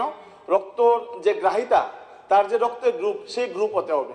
বি নেগেটিভ হলে বি নেগেটিভ দিতে হবে, এ পজিটিভ হলে এ পজিটিভ দিতে হবে। সেটা হচ্ছে রাজ্যের রক্তের এই অবস্থা। এটা কেন হচ্ছে? এটার জন্য দায়ী কারা? এটাকে মানতে হবে, এই হাউসে বলতে হবে। কারণ আমরা দেখেছি আগে যুব ভাইরা রাজ্যের প্রত্যন্ত জায়গাতে বিভিন্ন জায়গাতে রক্তদান শিবির করত। এই রক্তদান শিবিরের ফলেই এই রাজ্যের যে চিত্রটা, এটা কোনো আমার মুখের বলা তথ্য নয়। আপনাদের এখানে তো অনেকে হইচই শুরু করে দেয়। এখানে বিধানসভায় দেওয়া তথ্য, প্রশ্নের উত্তর ভিত্তিতে 22/3/2022 বিধানসভায় দেওয়া তথ্য, এবং ইকোনমিক রিভিউ অফ ত্রিপুরা 2021-22 যে বইটা আপনারা ছাপিয়েছিলেন, সেই বইয়ের তথ্য। কিন্তু তথ্য ছাড়া কথা বললে কাজ হবে না, আপনারাই বলেন। তো স্বাভাবিক এই রক্তদাতাদের সংখ্যা কেন কমেছে? বিভিন্ন রক্তদান শিবিরে আক্রমণ, সেটার জন্য আপনারা কি পদক্ষেপ নিয়েছেন? রাজ্যের রামনগরে একটা স্কুলে রক্তদান শিবির করছে, রক্তদান শিবির আক্রমণ। বিলুনিয়ায় 2টা জায়গাতে রক্তদান শিবির আক্রমণ, উদয়পুরে আক্রমণ, খোয়াই আক্রমণ, একাধিকবার আক্রমণ, কমলপুরে রক্তদান শিবির আক্রমণ।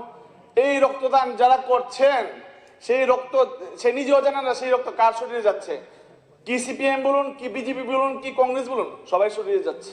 যারা রক্ত দিচ্ছে তারা চিন্তা করে না যে সেই রক্তটা কোন ধর্মের লোকের শরীরে যাবে, কোন জাতির শরীরে যাবে, কোন পার্টির শরীরে যাবে। কিন্তু যারা আক্রমণ করছে তারা একটা শ্রেণী, সমাজে সবাই চিহ্নিত।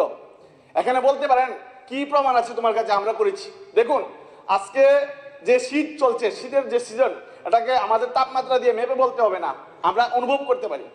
রাজ্যে কারা রক্তদান শিবির আক্রমণ করে সবাই জানে। আপনাদের কাছে বলবেন তথ্য দিন, কিন্তু আক্রমণের কেস হচ্ছে, মামলা হচ্ছে না। কিন্তু এই জায়গাতে দাঁড়িয়ে রক্তদান শিবিরের এই আক্রমণের ফলে রক্তের যে সংকট তৈরি হয়েছে, সে বিষয়ে সেই আক্রমণ কমাবার ব্যাপারে কোনো উদ্যোগ রাজ্য সরকার আছে কিনা সেই ব্যাপারে কোনো উল্লেখ নেই। তো দ্বিতীয় বিষয় হচ্ছে যে নেশার ব্যাপারে অনেক বলেছেন। নেশার যে তথ্য, আগে 2015-16 আগে যে এই নেশার কবলে পড়ে HIV যে বাড়ছে, এই ইনজেক্ট করে, সেটা আগে কি রেটিং ছিল? 2015-16-তে টেস্টের পরে 1.2%, 2016-17-তে 3.8%, 2017-18-তে 4.3%। এটা ওই আমলে ছিল, আমাদের আমলে। এখন কি হচ্ছে দেখুন, কত গুণ বেড়েছে। 2020-21-এ 9.1%, 2021-22-এ 10.2%। কেন বাড়ছে? দায়ী কারা? স্বীকার করতে হবে হাউসে। তো এই যে নেশার বারবরন্ত প্রশাসন উদ্যোগ আমরা দেখছি না, ঠিক আছে, কিছু গাঞ্জা সিজ করছে, কিছু NDPS অ্যাক্ট লাগিয়ে কিছু অ্যারেস্ট করছে, সেটা দিয়ে তো হচ্ছে না। কিন্তু প্রত্যেকটা বাজার বন্দরে কারা ব্যবসা করছে চিহ্নিত, কিন্তু সবাই জানে। কিন্তু মুখে বললে তাদের উপরে আক্রমণ করে দেবে কারা করছে এরকম। সেজন্য সবাইকে ভূমিকা নিতে হবে। রাজ্যটা নেশার কবলে পড়ে ছাত্রছাত্রী ধ্বংস হয়ে যাচ্ছে, সেক্ষেত্রে কোনো উদ্যোগ দেখছি না।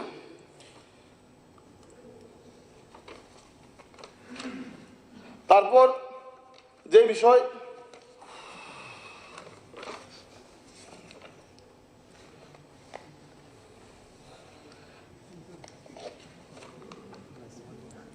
HIV যে টেস্টের ফলে যে রিপোর্টটা আসছে, 2014-তে 1 বছরের রোগীর সংখ্যা পেয়েছে 220 জন, 15-তে 258, কিন্তু 21-22-এ 605, 22-23-এ 1845, 22-23 সালে। এটা কেন বাড়ছে সেটা বলতে হবে। এটা কি উদ্যোগ আমরা দেখছি না। ইনজেক্ট করে করে ছেলেরা মরে যাচ্ছে, মারা যাচ্ছে, কোনো উদ্যোগ দেখছি না। তো নেশার থেকে বেরিয়ে আসার জন্য সবাইকে উদ্যোগ নিতে হবে। আমি বলছি যে এখানে বিশেষ করে যারা শাসক দল আছেন, তারা আপনারা নজর দিবেন যে সেই বিষয়টাকে থেকে যাতে আমরা বেরিয়ে আসতে পারি। তো তৃতীয় যে বিষয়, সরকারি বিভিন্ন দপ্তরের শূন্যপদ। দেখুন, শূন্যপদ তো আপনারা বলছেন যে ক্রমবর্ধমান প্রক্রিয়া, আপনারা নিবেন, নিয়োগ নীতি চলছে, এটা স্বাভাবিক, গভর্নমেন্টের এটা পলিসি। দেখুন, আমাদের রাজ্যে শূন্য পদ তৈরি হবে, আবার আপনারা লোক নিয়োগ করবেন, এটা স্বাভাবিক। কিন্তু আমরা যে বিধানসভা বাজেট অ্যাট এ গ্ল্যান্স যে তথ্য অনুযায়ী 1 জানুয়ারি 2018 পর্যন্ত ত্রিপুরা রাজ্যে নিয়মিত কর্মচারীর সংখ্যা ছিল টোটাল 1,13,852 জন। এটা 1 জানুয়ারি 2018 পর্যন্ত। এবং অনিয়মিত সরকারি কর্মচারীর সংখ্যা ছিল 44,368 জন। টোটাল 1,58,220 জন। এটা 2018 পর্যন্ত হিসাব, বাজেট এট এ গ্ল্যান্সে। এটা 1 জানুয়ারি 2023, এখানে নিয়মিত কর্মচারীর সংখ্যা হচ্ছে 1,05,069 জন এবং অনিয়মিত সরকারি কর্মচারীর সংখ্যা হচ্ছে 33,516 জন। এখানে গ্র্যান্ড টোটাল হচ্ছে 1,40,585 জন। তার মানে 5 বছরে আপনাদের সরকারি কর্মচারীর সংখ্যা কমেছে। নিয়োগ নীতি করেছেন ঠিক আছে, শূন্যপদ হয়েছে, কিন্তু সরকারি চাকরিজীবী কমে গেছে। আমি কিন্তু চাকরিজীবীর কথা বলছি, এখানে শূন্যপদের কথা বলছি না। চাকরিজীবী কমে গেছে 17,635 জন। কি করলেন আপনার এই মিডল গ্যাপ সময়ের মধ্যে 5 বছরে?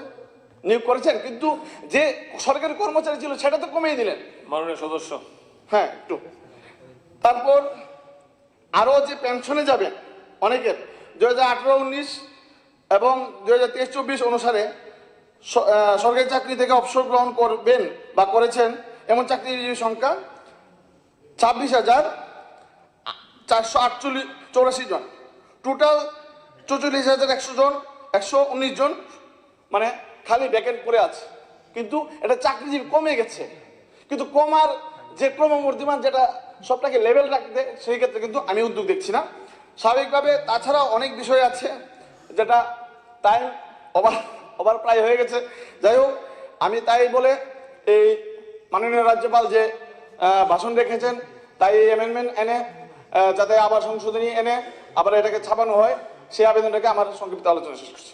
মাননীয় সদস্য শ্রী চিত্তরঞ্জন দেব বর্মা মহোদয়। চিত্তবাবুর পরে আর 2 জন, শৈলেন্দ্রবাবু আর ফিলিপ কুমার বাবু। মাননীয় স্পিকার স্যার, গত 5ই জানুয়ারি 2024 মাননীয় মহামহিম রাজ্যপালের যে ভাষণ, তার উপরে বিরোধী দলের সদস্যদের সংশোধনী আনা হয়েছে। সেই সংশোধনীর সঙ্গে সংযোজন করার জন্যে আমি দাঁড়িয়েছি। এইখানে আমরা গুড গভর্নেন্সের কথা, সুশাসনের কথা বলেছেন এবং এই সুশাসনের মধ্যে আমরা অনেক বছর থেকে শুনে এসছি রুটি কাপড়া ওর মকান, এবং এই রুটি কাপড়া ওর মকানের সুনিশ্চিত করতে গেলে আমাদের রাজ্যে রাস্তার ব্যবস্থা, তারপরে ড্রিঙ্কিং ওয়াটার, তারপরে হেলথ এবং এমপ্লয়মেন্ট। ড্রিঙ্কিং ওয়াটারের ক্ষেত্রে যেহেতু আপনারা রুলিংয়ে যারা আছেন তারা বলছেন যে প্রায় 74% যেটা জল জীবন মিশনে কমপ্লিট করতে পেরেছেন। গতকালকে মাননীয় কোনো একজন মন্ত্রীর সঙ্গে আলোচনা করছিলাম, তখন তিনি বলেছেন। তার মানে বেশিরভাগ প্রত্যন্ত অঞ্চলেই এই 25% এখনো সম্পন্ন হয়নি। এবং আপনারা সবাই জানেন আমরা এই বিধানসভায় এবং এই অফিসেও আমরা জলের ব্যবস্থা হচ্ছে, আমরা মিনারেল ওয়াটার কিনে খাচ্ছি, কারণ আমরা যেন জলবাহিত অন্তত 13-14টা জলবাহিত রোগ আছে, সেখান থেকে আমরা মুক্তি পাব। কিন্তু প্রত্যন্ত অঞ্চলে, বিশেষভাবে ধলাই ডিস্ট্রিক্টে আমরা কি দেখি, প্রতি বছর ওই ছড়ার জল এবং ছড়ার জল খাওয়ার ফলে যখন এই শীতের মৌসুমে এটা হয় না, কারণ ঝর্ণার জল কিন্তু ফিল্ট্রেশনের মতোই, ঝর্ণার জল যদি কন্টামিনেটেড না হয় ঝর্ণার জল খাওয়া কি বলবো এটা কোনো অসুবিধা হয় না।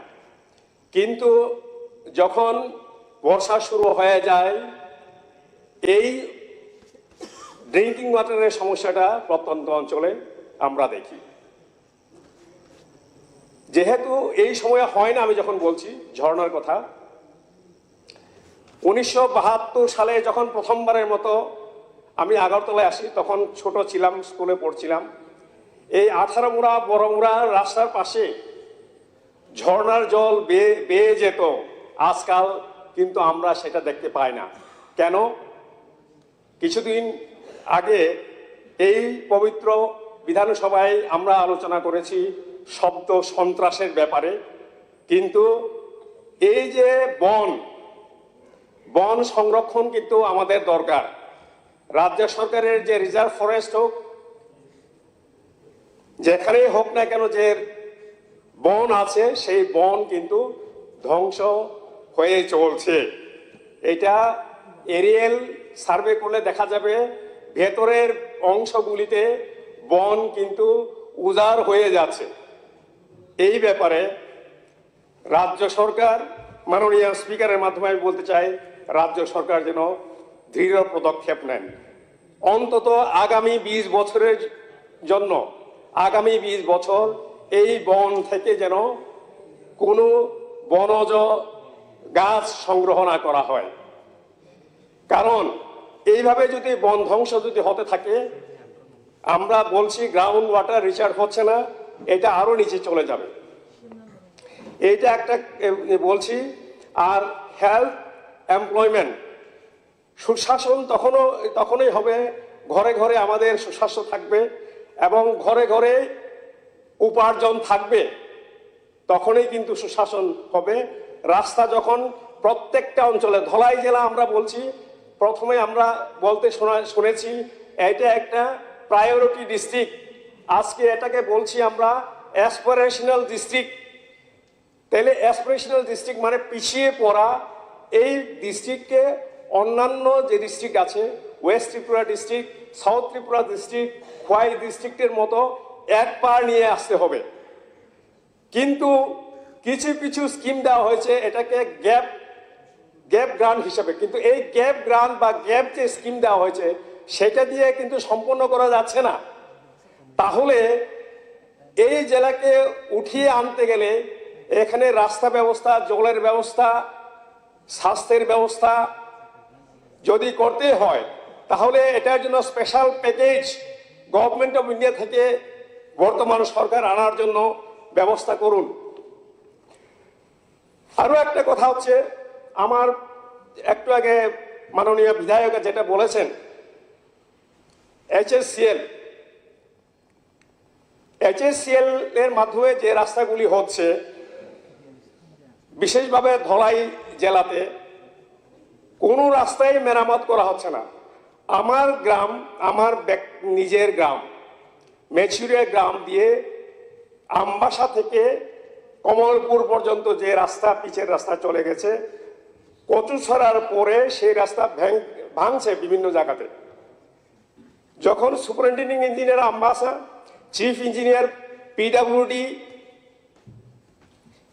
সেক্রেটারি পিডাব্লিউডি, ওনাদের সঙ্গে আমি কথা বলেছি, বলছেন এইচএসসিএল, গভর্নমেন্ট অফ ত্রিপুরা এবং গভর্নমেন্ট অফ ইন্ডিয়া এই যে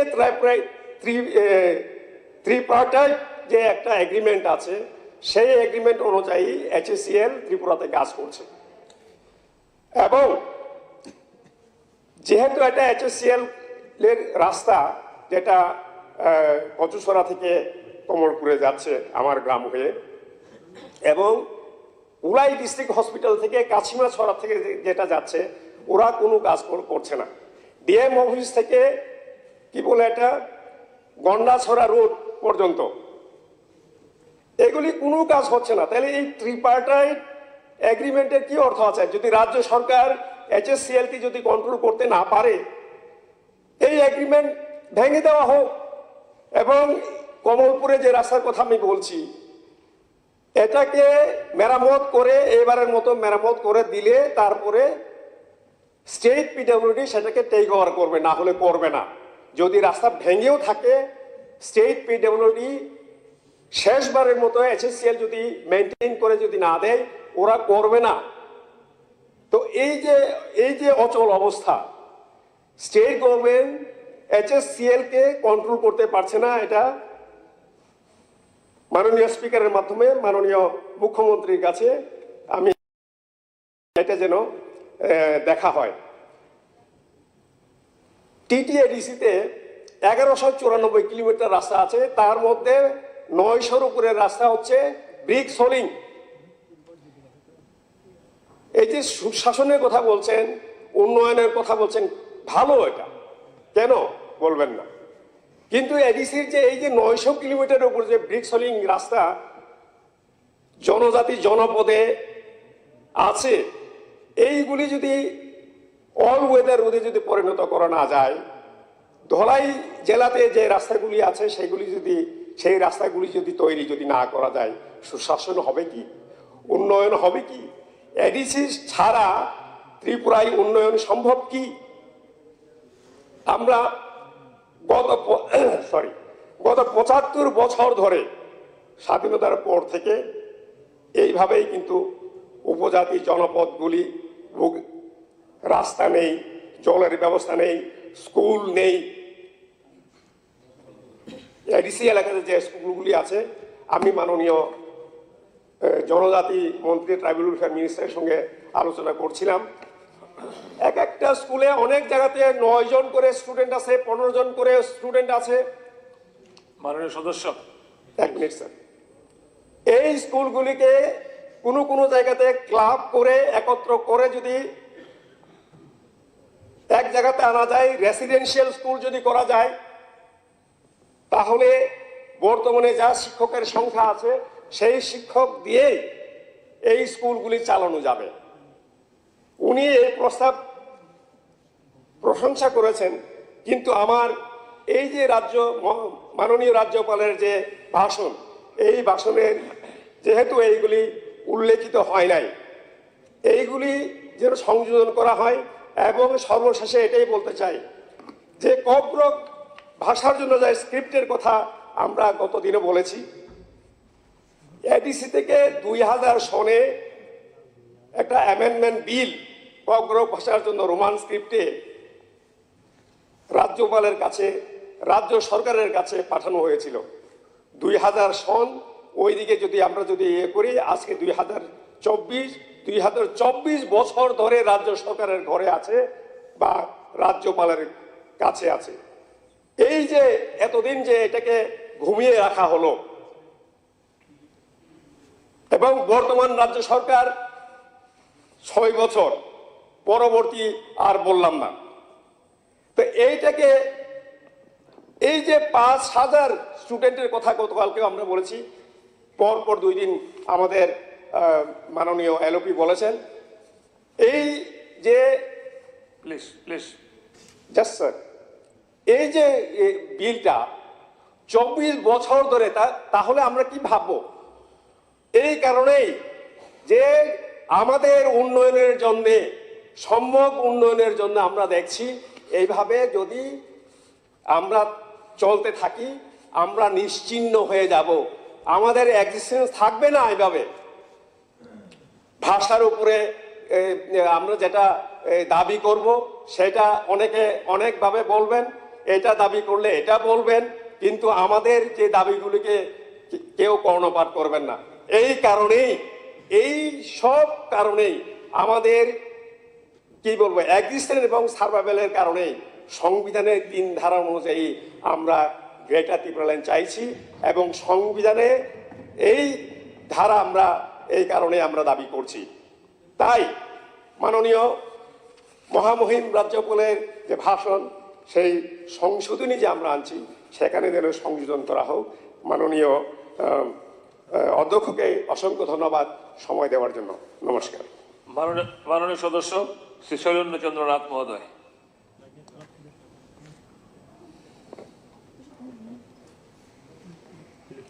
মাননীয় স্পিকার স্যার, গুড ইভিনিং। জানুয়ারির 5 তারিখে মাননীয় গভর্নর যে স্পিচ দিয়েছেন, সেই স্পিচের এগেনস্টে 128-এর যে আমরা রিকমেন্ডেশন করেছি, তাকে সমর্থন করে এই অল্প সময়ের মধ্যে আমার ডিমান্ড রাখছি।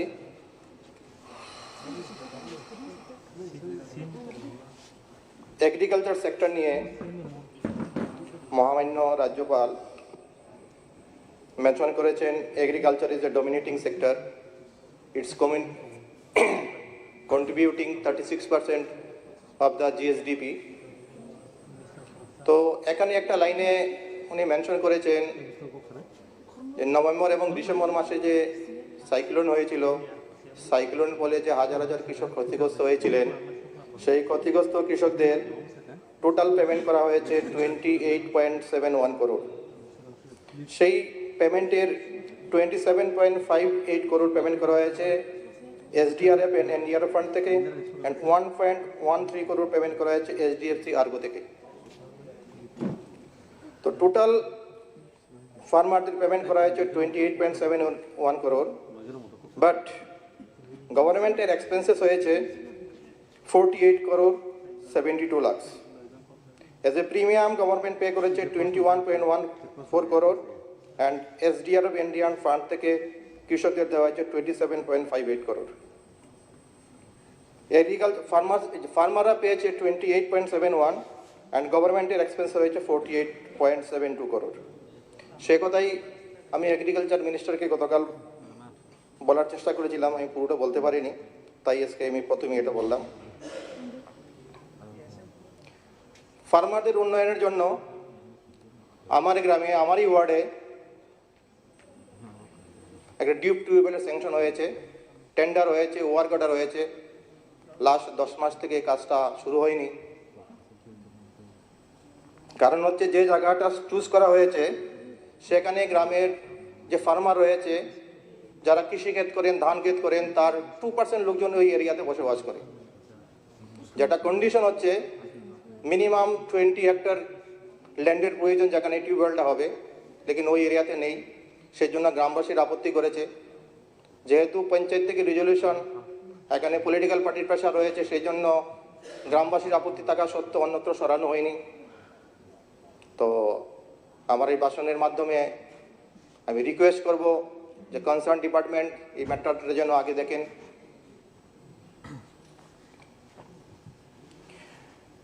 এখন বলছি পানীয় জল নিয়ে, যেহেতু সময় কম, বেশি বলতে পারবো না। পার্থ দাস, ওয়ার্ড নম্বর 1, উপতাকালী গ্রাম পঞ্চায়েত, তার বাড়ি থেকে 10 মিটার দূরে জলের কালেকশন রয়েছে। সেই কানেকশন থেকে 10 মিটার কানেকশন দেওয়া যাচ্ছে না। লাস্ট 6 মান্থস থেকে অনেক করেসপন্ডেন্স হয়েছে গভর্নমেন্টের সঙ্গে। সে কমপ্লেন করেছে এসডিওকে। এসডিও সাহেব যখন করতে পারেননি, তখন উনি জানিয়েছেন বিডিওকে। বিডিও যখন করতে পারেননি, তখন সিএম হেল্পলাইন ইন্ডিয়াতে কমপ্লেন করা হয়েছে। তারপরেও প্রবলেম যখন সমস্যার সমাধান হয়নি, চিফ ইঞ্জিনিয়ার ডিডব্লিউসি আগরতলাকে জানানো হয়েছে। লাস্ট 22 ডিসেম্বর অন্য একটা ইস্যু নিয়ে ডিএমের সঙ্গে, এই জেলা শাসকের সঙ্গে আমার মিটিং হয়েছিল। জেলা শাসককে আমি ম্যাটারটা জানিয়েছি। উনি বলেছেন যদি চিফ ইঞ্জিনিয়ার ম্যাটারটা সলভ না করেন, তারপর ওনাকে জানাতে, তারপর উনি ম্যাটারটা নিয়ে দেখবেন।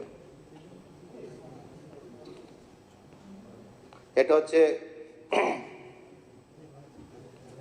আপনার সবকা সাথ সবকা বিকাশের এবং সুশাসনের পার্ট 2 এক্সাম্পল। আমার বাড়ি থেকে 50 মিটার দূরে জলের কানেকশন রয়েছে। পাম্প হাউস রয়েছে 200 মিটার দূরে। আমার বাড়িতে এখন পর্যন্ত কানেকশন দেওয়া হয়নি।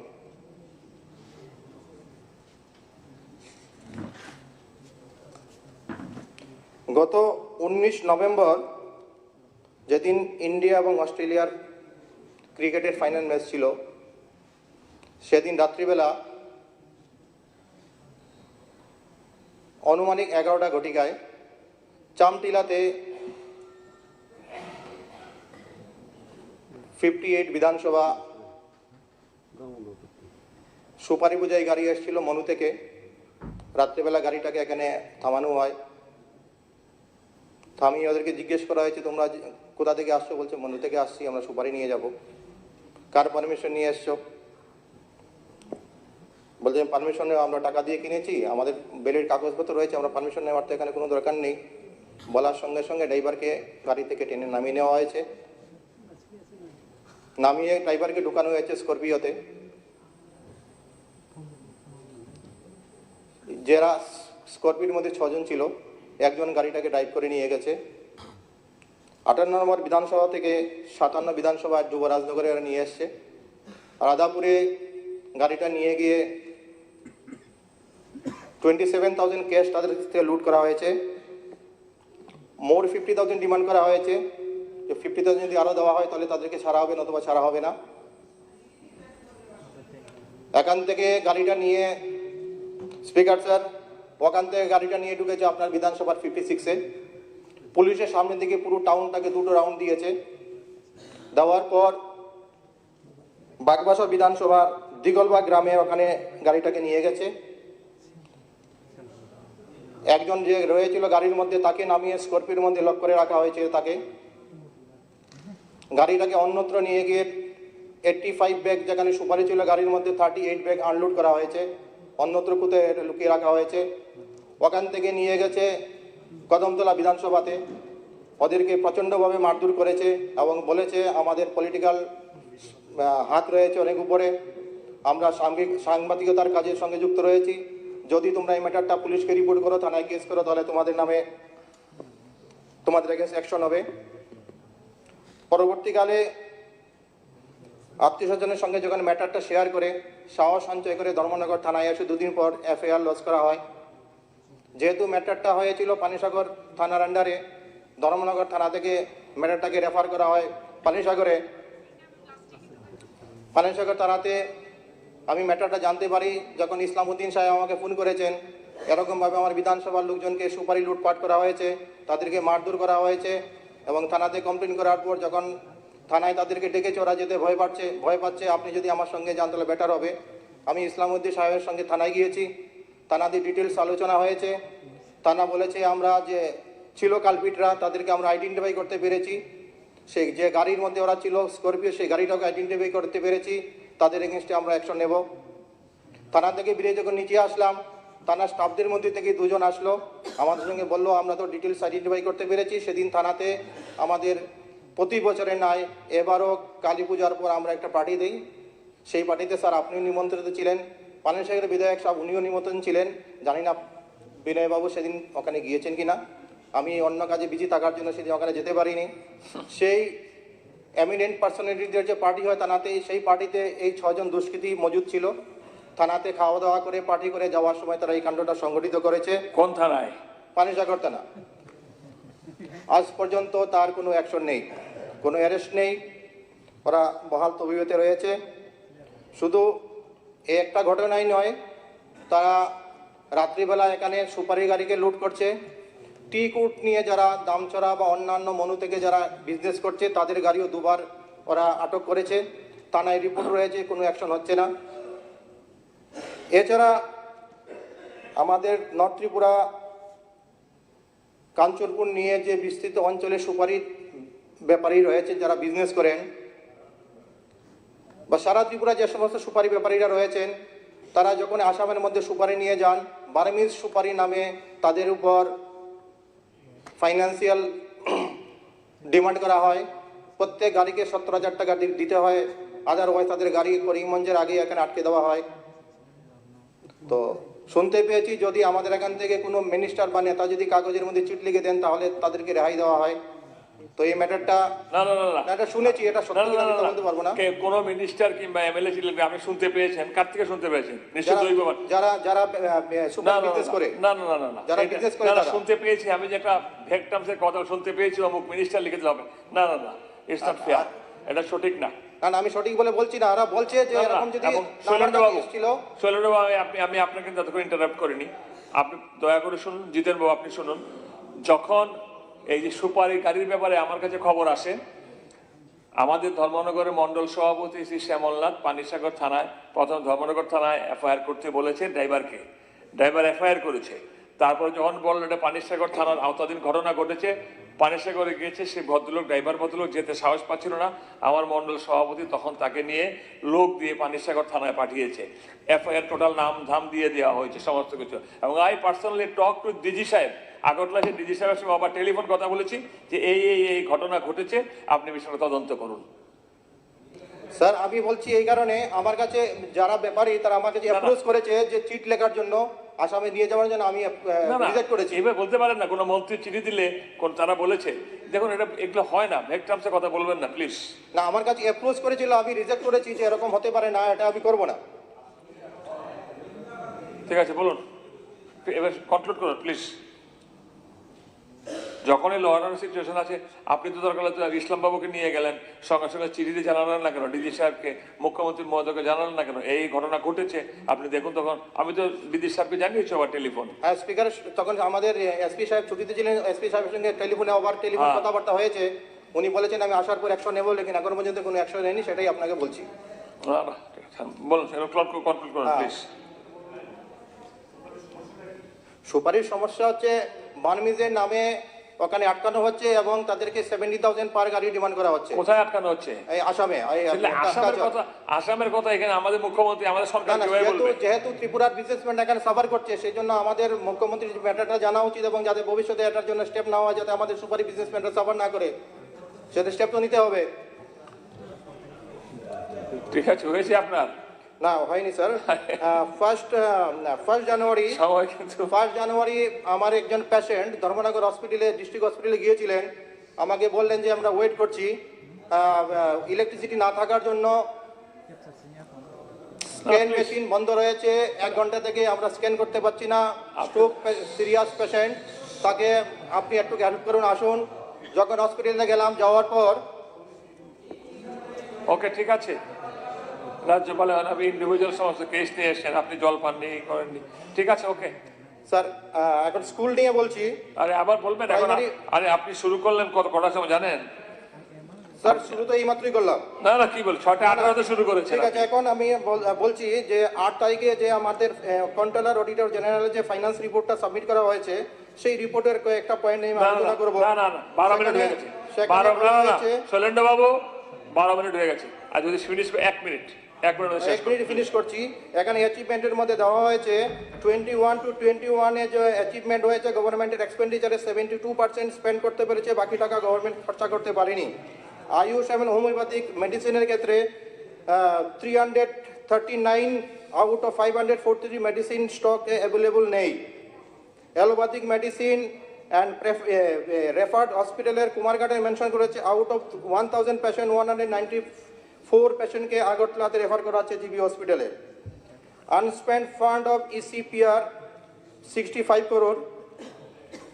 Oxygen concentrator utilization not utilized due to electricity problem. RT-PCR test, expert test kits are using during the year. Okay, please, okay, please. Unutilized fund. Salbrumno, please conclude. I am requesting, please conclude. Sir, দুটো পার্সেন্টেজের ব্যাপারে বলছি এখানে। না না, আর percentage বলার দরকার নাই। Social economic and general সেক্টরে আপনার এডুকেশন এন্ড হাইয়ার এডুকেশনে খরচা হয়েছে। আপনার সহযোগীরা কিন্তু একদম অশোক মিত্র বাবু থেকে শুরু করে সবাই কিন্তু সময়ের মধ্যে ছিল। আপনি প্লিজ 1 মিনিটে শেষ করছি। আবার 1 মিনিট। এডুকেশন হাইয়ার সেক্টরে খরচা হয়েছে 63%, স্কুল এডুকেশনে খরচা হয়েছে 76%, এডুকেশন সোশ্যালে খরচা হয়েছে 77%, এলিমেন্টারি এডুকেশন হয়েছে 73%। আবার বাজেট ভাষণও দেবেন, ঠিক আছে, ওকে ফিনিশ, ঠিক আছে, নমস্কার। এবার today's last orator mister Philip Kumar Rian, please. I'm Puila Koksao, Honorable Speaker, sir. I would like to take this opportunity in support of opposition amendment on His Excellency speech dated 5/1/24. Sir, I will take this opportunity to highlight the road. under my constituency, 70% of the population use the only lifeline road, and which is under HSCL. And this problem is, since the very beginning, neither the PWD can do the repairing, neither the HSCL do the repairing. In between, the public are the most sufferer, especially the ill, aged person, and pregnant women. Joint visit has been done, but nothing has been action taken. So I request through you to Honorable CM Sir, public want this road to be maintained whether from the PW department or from the HSCL. And it is the road stretch is about 13 kilometers, and 12 kilometers is not a motorable condition. And DM, SDM, BDO, all the officer knows about it. And also would like to bring the kind attention, SK Senmun Road, which is about 26 kilometers, it is Arden Road, Kacha Road, and it has not been repaired. DPR has been sent, but financial approval has not yet received by the state. And another, sir, regarding health, I have raised this issue at the very first assembly session, and also has written it regarding it. Restarting of Bandarima PHC. It seems only one MPW runs the PHC and also gets some support from the nearby hospital, that is Anandabazar CAC. And a letter has been written dated 28/6/23 to the Director Family Welfare and Preventive Medicine from the CMO, and I have written against it, but till now nothing has been taken. So I request the Honorable Minister, sir, to kindly look into it, because as in the para 5 it is written last mile delivery of government services.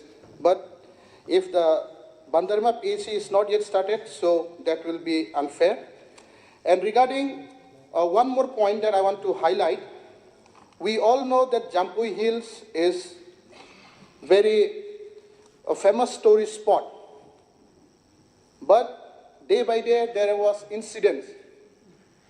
There is a border dispute between our neighboring state, that is Mizoram and Tripura. And regarding this, there has been a number of instances where the neighboring state says this is our land, and the state government says this is our land. So this problem has been going on for a long time, but I don't know why the state government has not taken any dialogue with the neighboring state. So I request our Honorable CM Sir to kindly look into it, so that our land should not be encroached, and whatever it is, it should be as per dialogue. So I request the high-level delegation should visit and look into it. And lastly, I would like to conclude my speech, because everyone has taken lots of time. I guess I'll try to cover it. As Dosda block is an aspirational block, here, after a number of meetings with all the concerned department and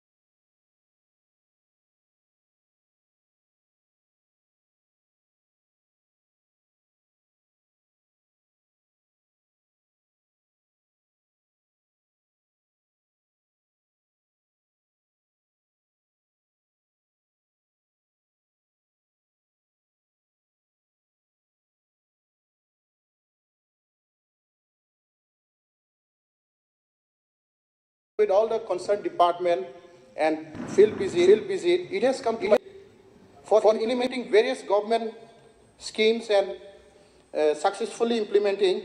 The main 2 points that is needed is first is a proper road connectivity, and the second thing is proper efficient manpower.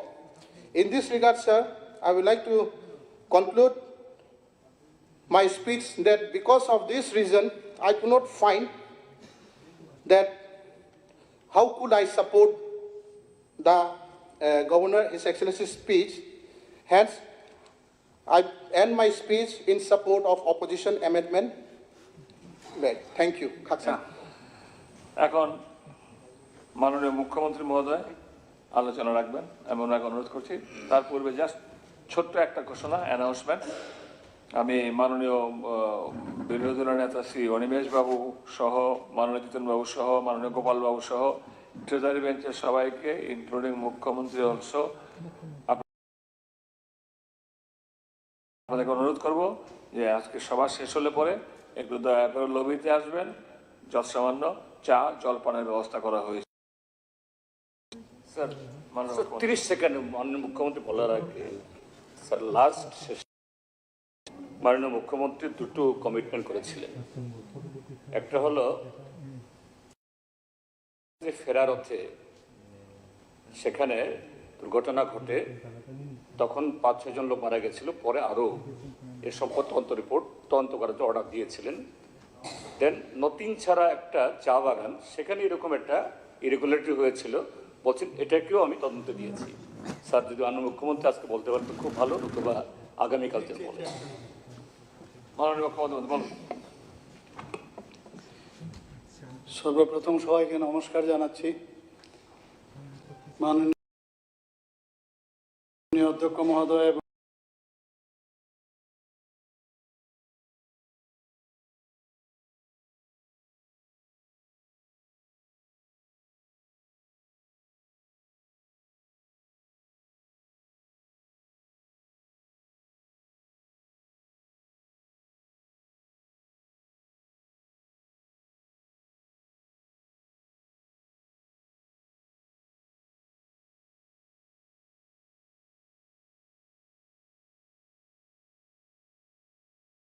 এবং বিধানসভার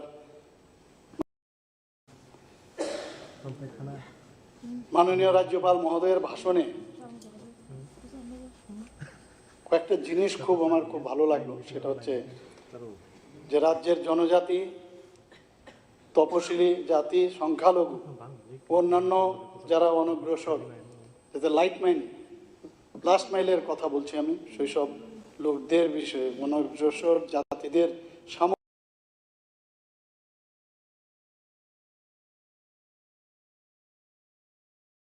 সামগ্রিক উন্নয়ন, মহিলা সশক্তিকরণ, কৃষকদের আয় বৃদ্ধি, রাজ্যের যুবক যুবতীদের কর্মসংস্থান, পর্যটন এবং সার্বিক প্রাধান্য পেয়েছে। এবং এটা তো সত্যি, আমরা সবাই জানি। আমরা এটাও জানি যখন বাইরের থেকে মানুষ আসে, আমরা দেখি আমাদের সাথে যখন যোগাযোগ করে, নিশ্চয়ই আপনাদের সাথে যোগাযোগ করে, এখানে বিরোধিতার জন্য বিরোধ নয়, কিন্তু এটা কিন্তু ফিল করতে হবে যারে এই ত্রিপুরা এরকম হয়ে গেছে। আমি তো 3 বছর আগে এখানে এসেছিলাম, 5 বছর আগে আমি এসেছিলাম, 10 বছর আগে এসেছিলাম। এই ত্রিপুরা কি হয়ে গেল?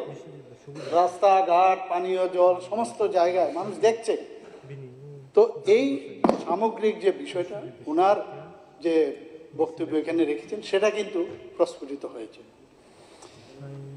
প্রধানমন্ত্রী নরেন্দ্র মোদীর ভীষণ লক্ষ্য হচ্ছে 2047, আমরা সবাই জানি, এবং সেই রূপরেখাকে আমরাও অনুসরণ করছি।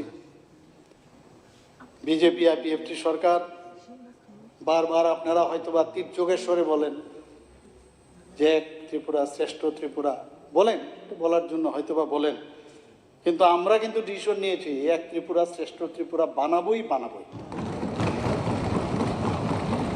সেটা কৃষি ও সংশ্লিষ্ট ক্ষেত্রেই হোক, আইন শৃঙ্খলায় হোক, উদ্যোগের বিষয়ে হোক, প্রশাসনের অন্যান্য মুখ্য যে ক্ষেত্রগুলো, ত্রিপুরাকে একটি মডেল রাজ্যে আমরা পরিণত করতে এই বিজেপি আইপিএফটির যে সরকার অঙ্গীকারবদ্ধ।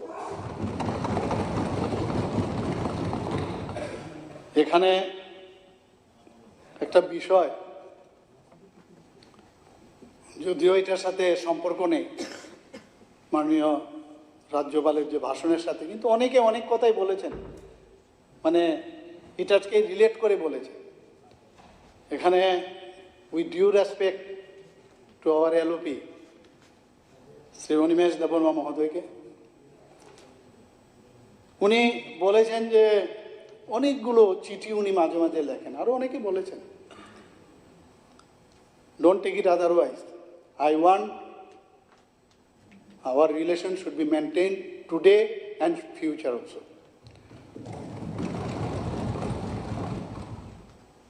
আপনি চিঠি দিয়েছেন, অনেকগুলো চিঠির উত্তর দিয়েছে, 4-5টা, আবার কয়েকটা দেয়নি। যখন আপনাকে আমি নিজে ডাইরেক্ট একটা চিঠি দিলাম, একটা বিষয় আপনি জানেন, এই চিঠিটা আপনাকে দেওয়ার অর্থ একটা, মানে বিধানসভার একজন মাননীয় অপোজিশন লিডার উনি আমার কাছে জানতে চেয়েছেন। আমি ওনাকে চিঠি দিলাম, খালি দেওয়ার সাথে সাথে দেখলাম এই চিঠি হোয়াটসঅ্যাপে সোশ্যাল মিডিয়াতে বেরিয়ে গেল।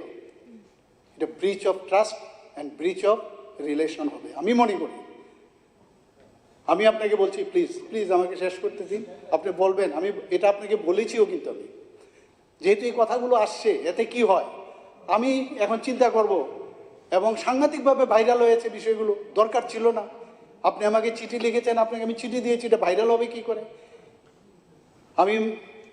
আমি শ্রদ্ধেয় মানিক সরকার মহোদয়, যিনি আমাদের প্রাক্তন মুখ্যমন্ত্রী, উনি 4-5 বার আমাকে চিঠি দিয়েছেন, উত্তর দিয়েছি, কিন্তু কোনোদিন তো ভাইরাল করেননি উনি। আমি এই কথাটা কিন্তু আপনাকে বলেছি, কেন এটা হবে? আমার কাজ না, and whatever letter I have given to you, it is nothing private. Not letter. What I given the answer. My answer has been viral. Your answer. I have given you the answer. I can tell from my account. I can tell you. No, you have not done. You have not done. From my account. No, from your account. I have not done also. From your account you have not done. But from your supporters, they have viral. How it has gone to them? This is my question. Now always I am in fear. If you give me any questions and if I give the answer, whether it will be viral or not, this is very important. That's why I am now scared of. You know it. For that there was some অনেক জায়গায় অনেক কিছু হয়েছে এই বিষয় নিয়ে, আপনি জানেন। কুশপিত্ত লোকে পর্যন্ত আমাকে আমার পুরানো হয়েছে। দেখুন, আমি বলছি আগেই, আমি রিলেশন আপনার সাথে মেনটেন করতে চাই এবং সেটা থাকবেও, এটা আমি আপনাকে বলছি। কিন্তু এটা হওয়াটা breach of relation, breach of trust কেন হবে? আপনার হাতে দিয়েছি, অন্য জায়গায় কেন যাবে? এটা কোথায় যাবে? এটা আমার এখান থেকে তো যাওয়ার কোনো প্রশ্ন ওঠে না। প্লিজ, এটা আছে, আপনি বিশ্বাস করেন না করেন, এই কারণেই আমি বলছি, আপনি চিঠি দিলে আমার এখন মনে হয় যে চিঠির উত্তর যে দেব সেটা তো ভাইরাল হয়ে গেলে তো, কারণ একজন এলওপি, শ্রদ্ধেয় এলওপি, উনি আমাকে চিঠি লিখছেন, মুখ্যমন্ত্রী উত্তর দিচ্ছেন, এবং এর আগে প্রাক্তন মুখ্যমন্ত্রী, এর মধ্যে উনি আমাকে চিঠি দিয়েছেন, উত্তর দিয়েছেন। সেটা তো হয় না। আমরা তো বড়দের থেকে শিখি। কাজেই যদি এইরকম হয়, এটা উত্তেজনার সৃষ্টি হয়েছিল, সেই চিঠি নিয়ে উত্তেজনার সৃষ্টি হয়েছে। আমি ফ্যাক্টস যেটা সেটা আপনাকে দিয়েছি, আমি তো মিথ্যে কথা বলিনি। I have not twisted out, আমি কিন্তু টুইস্টেড আউট করিনি সেটা। আপনি মনে আছে নিশ্চয়ই, এটা আমি বলেছিও। কিন্তু আপনাকে কথাটা হচ্ছে এই জায়গায় যে আমরা শিখবো এখান থেকে। গণতন্ত্রের পীঠস্থান, এইরকম জায়গার মধ্যে এভরিডে উই লার্ন। আমি সব কিছু জানি এটাও সম্ভব না। আমি কদিনের এখানে শ্রদ্ধেয় জিতেন বাবু এখানে আছেন, প্রাক্তন এমপি, আমি নিজে ওনাকে দেখেছি, আমি দেখতাম এত সুন্দরভাবে পার্লামেন্টে উনি বক্তব্য রাখতেন, আমরা গর্বে বুকটা ফুলে উঠতো যে ত্রিপুরার কোনো লোক ওখানে সুন্দর বলছেন। কিন্তু আমি অনুরোধ করব যদি এই ধরনের কোনো প্রাইভেট লেটার থাকে, প্লিজ আপনার অফিসিয়ালদের বলবেন কনফিডেন্সিয়াল অ্যান্ড প্রাইভেট। আমি আমি আমি করিনি, আমি এই কথা বলছি। And you anything have not in done, private but- and confidential যদি হয় এইরকম লেখা থাকা উচিত। মাননীয় স্পিকার মহোদয়, he has not done, I am telling you. But by any means it has been leaked. And you are the custodian. The responsibility will be yours. মানে এটা বললে, কারণ দেখুন এটাকে নিয়ে আপনারা জানেন কত কুশপুত্তলিকা ইত্যাদি ইত্যাদি কত কিছু হয়েছে, আননেসারি। আমি জিতেন বাবুকে বলবো, কালকে আমি খুব খুশি হয়েছিলাম আপনার যখন বললেন একটা প্রশ্ন, যখন উনি করলেন এই একটা বিষয়ে, যখন বললেন মুখ্যমন্ত্রী জি আপনাকে আমি হেল্প করব, আমি খুব খুশি হয়েছিলাম। ওমা দেখলাম আগুনের মধ্যে ঘি ঢেলে দিলেন আপনি। মানে কিরকম হলো বুঝলাম না। এই যে দুই পলিটিক্স, এত ধরনের পলিটিক্স আমরা যদি এইভাবে দেখে থাকি, তাহলে পরিবর্তনের কথা বলি, কবে পরিবর্তন আর করবো? না অস্বীকার করতে পারবেন না আপনি এখানে সবার সামনে আপনি এটা এমনভাবে দিলেন, এমনভাবে এটা দিলেন, মানে এটা কিন্তু উত্তেজিত হয়েছে। এবং যেভাবে উনি টেবিল চাপড়ে এইভাবে বলেছেন, কিন্তু আমি কিন্তু সাইলেন্টলি উত্তর দিয়েছি এবং দেবো। আমি দরকার পড়ে না আপনার এই উত্তেজিত করার যে প্রচেষ্টা, এই কারণে উনি খুব শান্ত মানুষ, আমি জানি ওনাকে খুব ধীরে স্থিরে কথা বলে, কিন্তু আপনার এটার কারণে আপনি ওনাকে উত্তেজিত করেছেন। He comes to me sometimes, আমাকে খুব প্রেস করে, আবার যখন দেখি উনি বলছেন, যখন মানে সাংবাদিক সম্মেলন, এটা কি মুখ্যমন্ত্রী হাওয়ার মধ্যে তাকে এনাকে আমি সাইন করি। আরে আমি একটু পড়াশোনা করেছি, হয়তো আমার থেকে বেশি আপনি করেছেন, হাওয়ার মধ্যে তাকে আমি কি করে সাইন করব? হয় এটা হয় না তো, এটা হাওয়ার মধ্যে। তো আমাকে তো সেই সম্মানটুকু তো আশা করি যে আমাকে, এবং আপনি সেদিন যখন এসলেন, দেখুন সবার আমাদের কিন্তু, আমারও ভুল হতে পারে, আপনি আমাকে শেখাবেন, আমি ওইভাবে থাকবো। আপনি যেদিন আমার কাছে আসলেন, এই কথাগুলো উঠেছে কিন্তু বারবার আপনি বলেন, আমি আপনার যে ট্রাস্টটা সেটা নেবার জন্য আমি চিফ সেক্রেটারি ডেকেছি, আমি ওএসডিকে ডেকেছি যাতে কাজটা হয়। এটাকে আমার দোষ হয়েছে? আমি তো ইচ্ছা করলে আপনি আমার কাছে এই কাগজটা, আমি ও আচ্ছা আচ্ছা আচ্ছা যা আগে হতো, আচ্ছা আচ্ছা ঠিক আছে, এটা তো আমি করিনি। আমি চেয়েছিলাম, কারণ টেকনিক্যাল বিষয়গুলো আলটিমেটলি অফিসার্স লোক জানে, এটা তো অস্বীকার করার উপায় নেই। এর জন্য আমি ভেবেছিলাম in presence of them I call them. এটা কিন্তু আমার ভুল হয়েছে। আপনি বললেন যে ওএসডি আমাকে চালাবে, আমাকে অন্যান্য অফিসাররা চালাবে, আমি কি বোকা? আমিও তো কোনো সময় মেডিকেল কলেজে বা আমিও তো এইচওডি ছিলাম, অ্যাডমিনিস্ট্রেশনে ছিলাম, আমাকে কে চালাবে? বলি আমি আপনার জায়গায় যদি হতাম,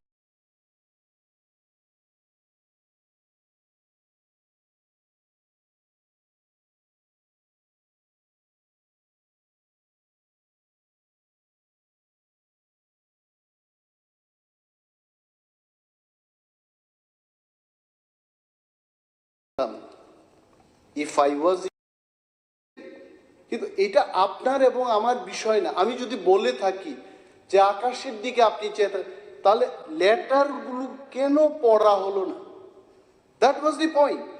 আর আপনি যেদিন আমার চিঠি, আমাদের চিঠির উত্তর দেবেন, I be the first man on the earth to appreciate you in all forum. আমি এই হাউসে দাঁড়িয়ে বলে গেলাম, আমি কাপুরুষ না, I can appreciate. I have the guts to tell bad man as bad man, good man as good man. আমি আপনার ক্ষমা চাইব। আমি জনস্বার্থে আপনাকে চিঠি দিয়েছি, প্লিজ অ্যাক্ট অন দ্যাট। শ্রেষ্ঠ ত্রিপুরা হবে ওই সমস্ত চিঠি, এমন কোনো যে ব্যক্তি স্বার্থে আমি কোনো চিঠি লিখিনি আজ পর্যন্ত। সিচুয়েশনটা বুঝাবার জন্য আমি বললাম যে আমি কোন জায়গায় ছিলাম, কেন এই সমস্যাটা হলো। আমি তো বললাম আই ওয়াজ, যে একটা জিনিস যা হয়েছে হয়েছে, আমি তো বললাম যা হয়েছে শুড বি স্টপ। হ্যাঁ না, উত্তর তো দিতে হবে। আপনি বললেন যে উত্তর দিতে, সবাই তো আশা করে, সব উত্তর তো সম্ভব না।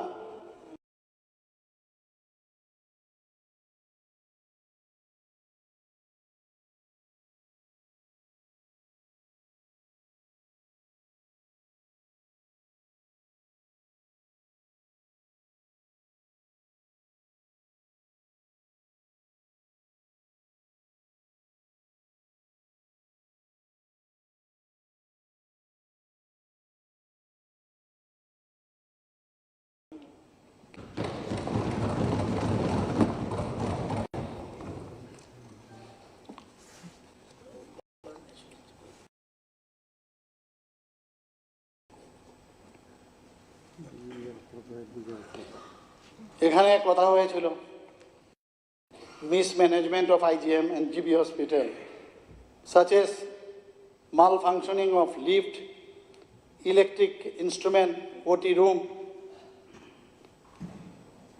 closed for few days, and alleged incident of theft at IGM hospital, as raised by our honorable LOP. ভালো, এটা দরকার, এগুলো তো আমাদের গোচরে আনলে সুবিধা হয়। কিন্তু আমি যতটুকু ব্যক্তিগতভাবে দেখেছি, এই পৃথিবীতে বা আমাদের সমাজে সবচেয়ে যদি পাওয়ারফুল লোক থাকে হচ্ছে চোর। এ কিন্তু চিন্তা করে না কোথায় গেলে আমাকে কে ধরবে, আর পুলিশের বাস্তব। কিন্তু আমি আমার একটা অভিজ্ঞতা বলছি, একবার সাব ইন্সপেক্টর, সে খুব সম্ভব এখানে ওসি ছিল, তার বাড়ির মধ্যে সে চুরি করেছে। অদ্ভুত, মানে সে জানে আর কি যে কোনো সময় কিছু হতে পারে। তো সেখানে কি করলো চোরে? পাইপলাইন কেটে দিয়েছে, অক্সিজেনের পাইপলাইন কেটে দিয়েছে। তো পাইপলাইন কাটলে সেটাকে সারাতে গেলে আমি যতক্ষণ ধরে অক্সিজেনের ফ্লো না থাকবে পেশেন্ট মারা যাবে। এর জন্য এই ধরনের ঘটনা কয়েকবার হয়েছে। আমি এর জন্য আমি রাত্রে 12টার সময়ও গেছি, আমাদের হেলথ সেক্রেটারিও গেছে এটাকে মেরামত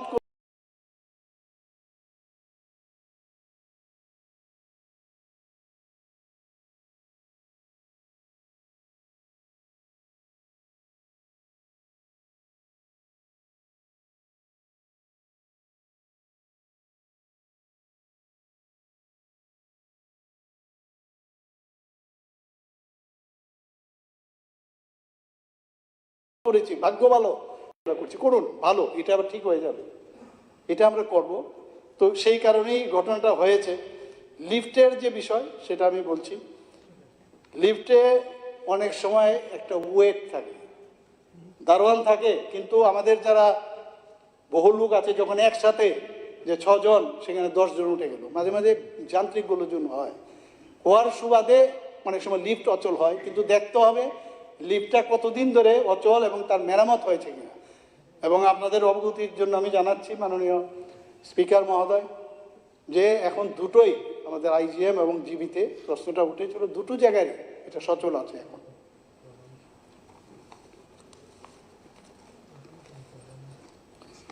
এখানে একটা প্রশ্ন উঠেছে যে গ্রুপ সি এবং গ্রুপ ডি কর্মচারীদের বেতনের ব্যাপারে। দেখুন, প্রতিটা ইস্যু কিন্তু ভেরি ইম্পর্ট্যান্ট। আমি বলছি না এটাকে আমি নজরআন্দাজ করার মতো উপায় নেই, কিন্তু ক্লারিফিকেশন, এই বিধানসভাতে বসে আমরা ক্লারিফিকেশন চাই।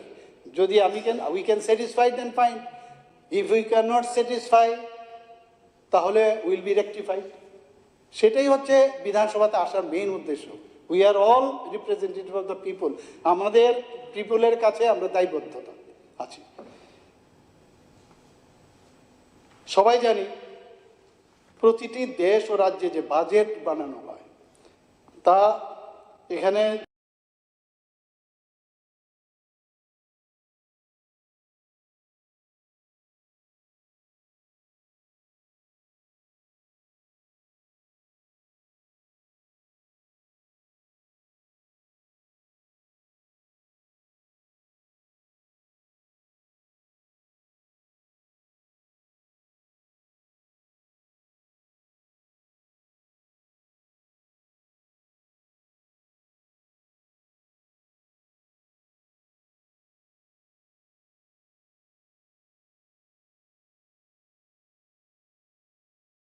যে বিষয়টা এসছে যে অ্যাকচুয়াল যে এক্সপেন্ডিচার এবং অ্যাকচুয়াল রিসিভ সমান হয় না, কোনোদিন হবে না, কোনোদিন সমান হয় না। সেটা যে কোনো অর্থ বছরের শেষে এজি অফিস অর্থাৎ অ্যাকাউন্টেন্ট জেনারেল রাজ্য সরকার অ্যাকচুয়াল আয় এবং ব্যয় অনুসারে রাজ্য সরকারের অ্যাকাউন্ট ফাইনালাইজ করে থাকে। এটা হচ্ছে নিয়ম। যদি কোনো অর্থ বছরের অ্যাকচুয়াল স্যালারি এক্সপেন্ডিচার থেকে এস্টিমেটেড স্যালারি এক্সপেন্ডিচারের যদি কম হয়, তার মানে এই নয় যে বরাদ্দকৃত বেতন থেকে অন্য খাতে ব্যয় বা ডাইভার্সন হয়েছে। হয় না, এটা সম্ভব না।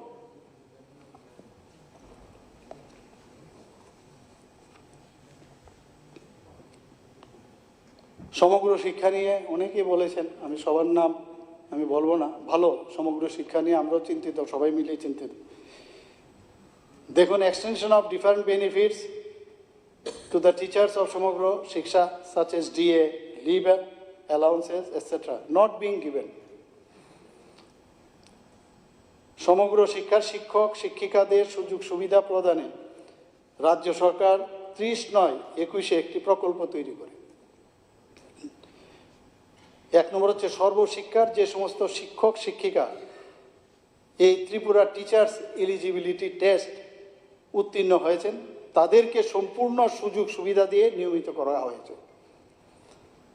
যে সমস্ত শিক্ষক শিক্ষিকা 3/9/2001 ইংরেজি তারিখ থেকে শুরু করে 23/8/2010 ইংরেজি তারিখের আগে সময়কালে national council for teachers education NCTE নির্দেশিত ন্যূনতম যোগ্যতা সহ চাকরিতে যোগদান করেছেন তাদের নিয়মিত পে স্কেল দেওয়া হয়েছে। তাদের ক্ষেত্রে ত্রিপুরা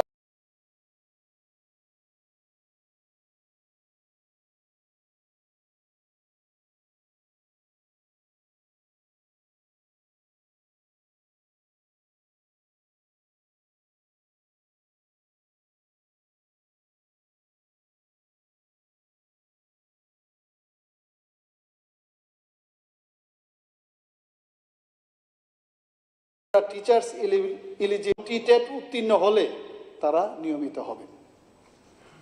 যে সমস্ত শিক্ষক শিক্ষিকাদের ন্যূনতম শিক্ষাগত যোগ্যতা রয়েছে কিন্তু পেশাগত যোগ্যতা অর্থাৎ diploma in elementary education DLED বা bachelor of education BEd degree নেই, তাদের DLED BEd এ প্রশিক্ষণ নেওয়ার সুযোগ দেওয়া হয়েছে।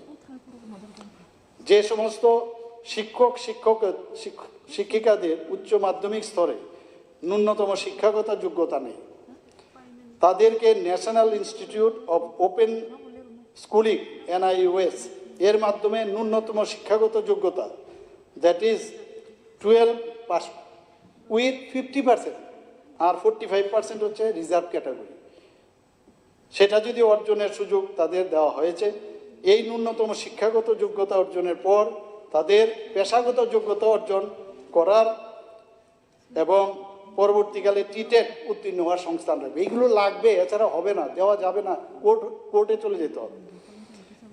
এখন পর্যন্ত 107 জন শিক্ষক শিক্ষিকাকে সম্পূর্ণ সুযোগ সুবিধা দিয়ে নিয়মিত করা হয়েছে।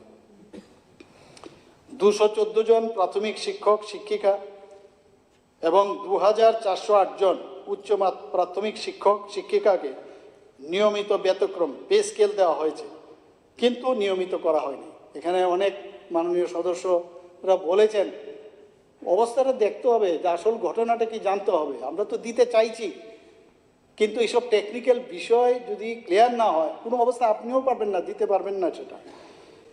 যে সমস্ত শিক্ষক শিক্ষিকাগণকে এখন পর্যন্ত নিয়মিত করা হয়নি তাদেরকে নির্ধারিত যোগ্যতা একটা আছে, যোগ্যতা অর্জন করার পর তারপর নিয়মিত করার সুযোগ দেওয়া হবে।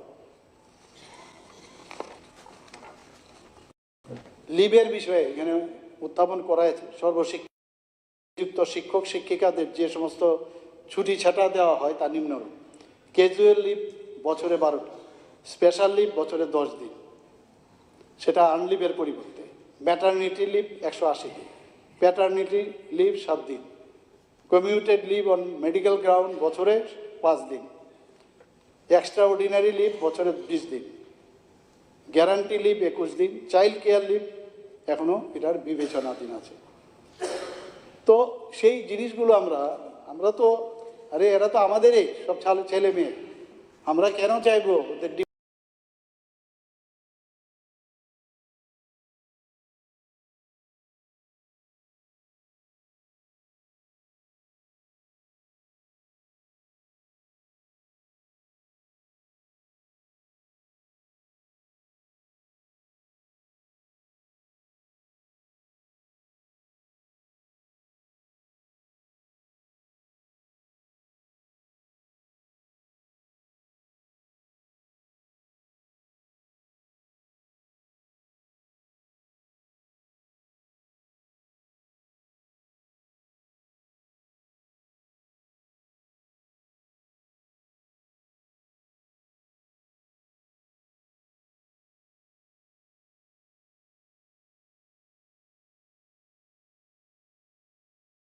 ডিপ্রাইভ করব সুশাসনে এই মাননীয় মিনিস্টার পার্লামেন্টের মিনিস্টার ওনাকে আমি বলেছি যে আমার তো অনেক দেরি হয়ে গেছে, একটু করুন। আমি সব জায়গায় গেলেই লাস্টে বলে আর সব বলে ফেলে সব। যাই হোক, এখানেও বিধানসভা তো একই অবস্থা, কিছু অসুবিধা নেই, তো চলছে।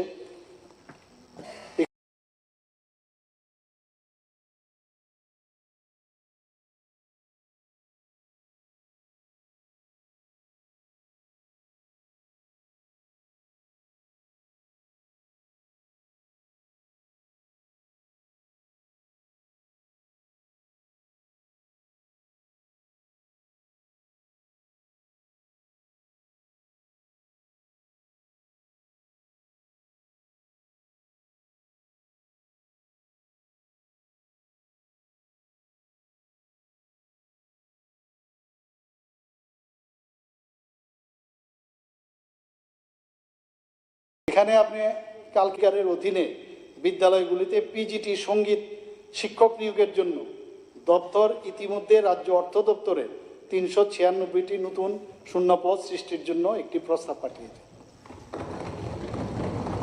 এবং অর্থ দপ্তরের মাননীয় মন্ত্রী আছেন, আমি ওনাকে বলবো তাড়াতাড়ি এটা অনুমোদনের ব্যবস্থা করুন যাতে আমরা স্যাটিসফাই করতে পারি। You will not be satisfied, all will be satisfied. This is not your cup of tea. I think so. You have to see whether we are serious or not. We are serious, but there should not be any wall in between us. ঠিক আছে, কথা চলবে, এসব চলবে। এখানে প্রাক্তন মন্ত্রী এবং আমাদের দলেরই উনি যখন আসলেন মন্ত্রী হওয়ার সুযোগ পেলেন, বহুত বছর ধরে 5 বছর ধরে উনি 5 বছর না 6 বছর মানে ছিলেন, এমএলএ ছিলেন, অ্যাডভাইজারি দিয়ে গেছেন। এবার খুব ভালো লাগলো, প্রচুর অ্যাডভাইজারি দিয়ে গেছেন। তো সেই অ্যাডভাইজারিগুলো আমি দেখবো নিশ্চয়ই। নেই আবার অ্যাডভাইজারি দিয়ে চলে গেলেন। হ্যাঁ, সবসময় করেন।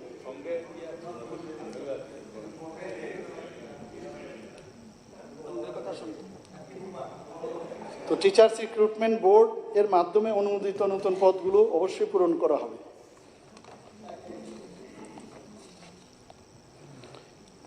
এটা বিষয়টা খুব গুরুত্ব, আমার খুব ভালো লেগেছে আপনি এই বিষয়টা, খুব সম্ভব that time I was absent in the first half, so I heard that you have given this one regarding TRTC.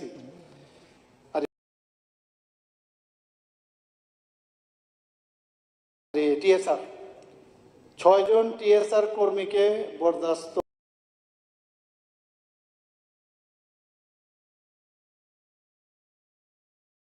বরখাস্ত করার বিষয়ে আপনি কথাটা রেখেছেন। দেখুন, Tripura civil service conduct rules সেটা লঙ্ঘন করার কারণে 6 জন প্রকাশিত লেনদেনের জন্য পাওয়া গেছে। এই 6 জন কর্মীর বিরুদ্ধে বিভাগীয় তদন্ত শুরু করা হয়েছে। তাদের সবাইকে চাকরি থেকে বরখাস্তের মাধ্যমে শাস্তি দেওয়া হয়েছে, এই কারণেই করা হয়েছে। বাকি যা রুলস আছে, পুলিশের ডিসিপ্লিন ফোর্স তারা কি করেছে পুরো ডিটেলস নিশ্চয়ই ফলো করেছে ওরা।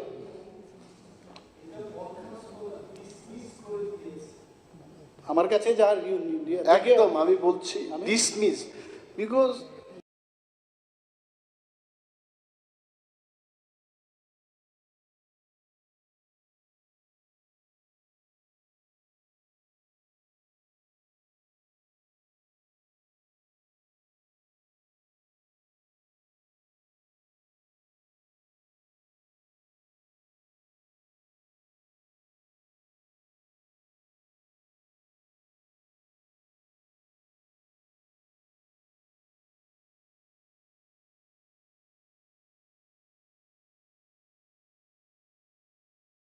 পুলিশ দপ্তরে এই ব্যক্তিদের ব্যাংক স্টেটমেন্টে মোট 2.5 কোটি টাকার বেশি ক্রেডিট লেনদেন দেখা গেছে। এর মধ্যে 1.30 কোটি টাকা যেটা অপ্রতিবেদিত, কি বাংলা মুশকিল হয় আমার সময়, অপ্রতিবেদিত মানে হিসাব নেই বোধহয় এরকম একটা। 6 জন কর্মী বিভিন্ন উৎস থেকে এই ধরনের যে অপ্রতিবেদিত আর্থিক লেনদেনের 750টিরও বেশি উদাহরণ রয়েছে। পরিষেবা বিধিগুলোর এই ধরনের, এই যে আপনারা যে বললেন চারিদিকে গাঁজা থেকে আরম্ভ করে যে ট্যাবলেট, ইয়াবো ট্যাবলেট ইত্যাদি ইত্যাদি নেশার সামগ্রী, এগুলো তো আমাদের চলছে। এগুলো আমরা একদিনে পারবো না, তো এগুলো চলছে, আমাদের করতেই হবে। আমাদের মাননীয় হোম মিনিস্টার আমাদের ভারতবর্ষে অমিত শাহজি বলছে জিরো টলারেন্স। এখানে বলা হয়েছে, অনেকে বলেছেন যে মেইন লুককে ধরতে পারছেন না, মেইন লুককে ধরে যখন ধরা পড়বে তখন আপনি ছাড় পাবেন, এতটুকু আপনি বলতে পারেন। একদম ক্লিয়ার কাট বলে দিয়েছে মাননীয় প্রধানমন্ত্রীজিও, এবার বলে দিয়েছে কোনো অবস্থায় সে যেই হোক তাকে ছাড়া হবে না। সেটা আমরা করবো। এখানে কোনো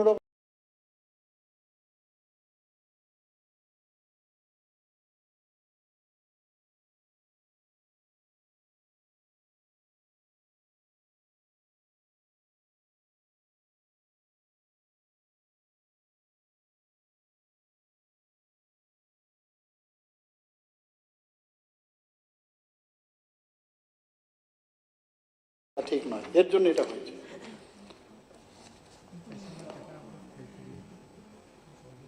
এখানে একটা বিষয় এসেছিল যে Kamalpur CPIM party set in fire and vandalization of the statue of Baidyanath মজুমদারজি। সবাই ওনাকে সম্মান করে, বৈদ্যনাথজিকে সম্মান করেন এরকম কোনো লোক নেই। আমরা সবসময় রেসপেক্ট করি,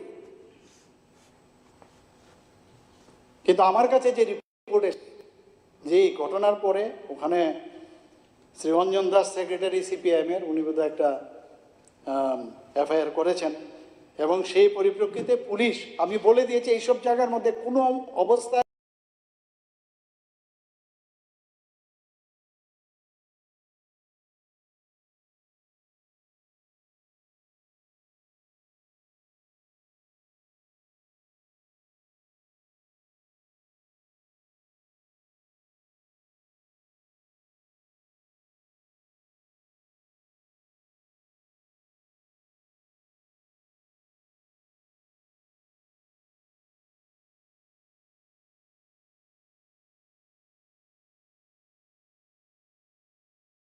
আমিও কম্প্রোমাইজ করবো না।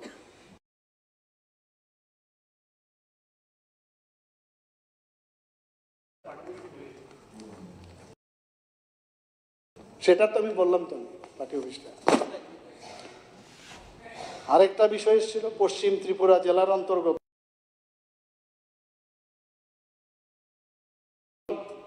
আমি জানি না, এগুলো তো পুলিশ আছে, পুলিশের কাজ করবে, করছে কিনা দিস ইজ ইম্পর্টেন্ট। আমরা ডিসগাইজ করছি কিনা সেটা আপনারা দেখুন। বলছি বারবার অ্যাকশন নিন, অ্যাকশন নিন। আপনারাই বলুন, একটা টাইম ছিল কমিউনিস্ট পার্টির মাঝখানে এমন একটা অবস্থা ছিল, ওরা কিন্তু ঘর থেকে বেরোতো না, যদিও ওনাদের ঘরের মধ্যে অনেক অস্ত্র শস্ত্র ছিল। সেটা আমরা দেখেছি 2018 পরে, এটা অস্বীকার করার উপায় না, পেপারে ছিল, অনেক নিউজ পেপারে। কিন্তু এর মধ্যে আপনারা ব্লাড ব্যাংকের কথা বলছেন, ব্লাড ডোনেশনের সময় আপনারা যেতে পারেন না। কি সুন্দরভাবে ব্লাড ডোনেশন হয়, মানিকবাবু যাচ্ছেন, জিতেনবাবু যাচ্ছেন, অন্যরা সব লিডার যাচ্ছেন, কোথাও কোনো বাধাপ্রাপ্ত হচ্ছেন না। তো এখন প্রসেশন করছেন, ডেইলি প্রসেশন করছেন সব জায়গায়, পার্টি অফিস খুলে গেছে। ডেমোক্রেসি কাকে বলে আমরা তো শিখিয়ে দিয়েছি। 2023-এর যে ইলেকশন, আপনি বলুন 2023-এর যে ইলেকশন, এর আগে আমার উপনির্বাচনে ছাপ্পা ভোট, একটা ওই যে মিথ্যা বলতে বলতে অভ্যেস হয়ে গেছে। কি করব, মিথ্যা বলা। এইবার আমি বললাম, কোনো জায়গায় যদি এরকম হয়ে থাকে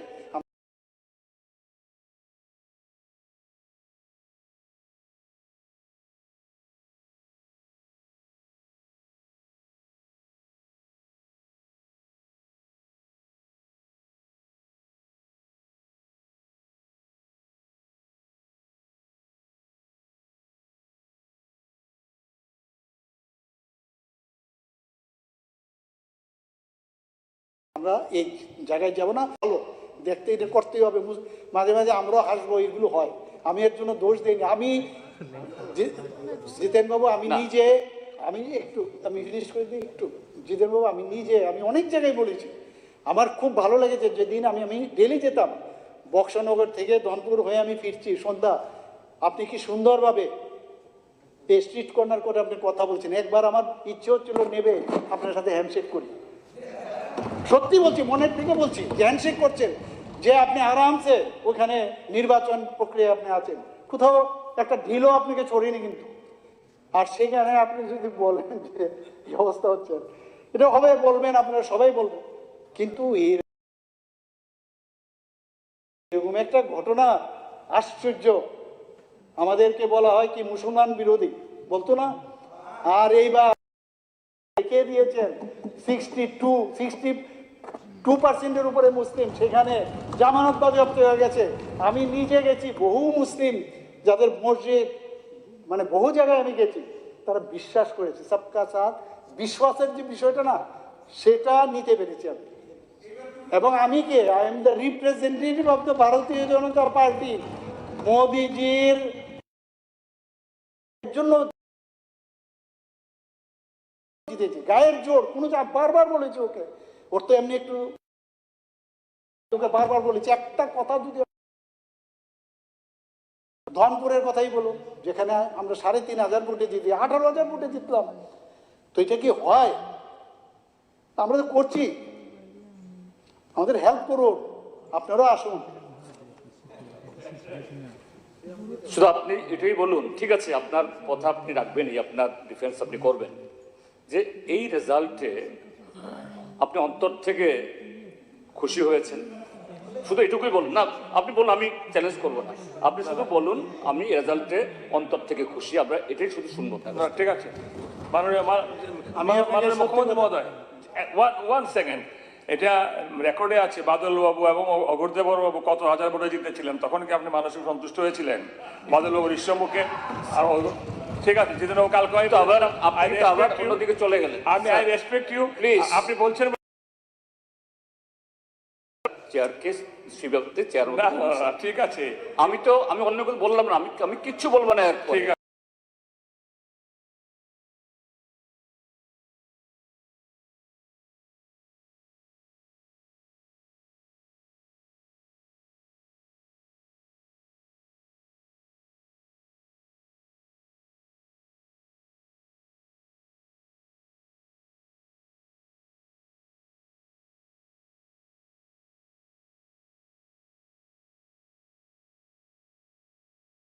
কোথাও কোনো নেই।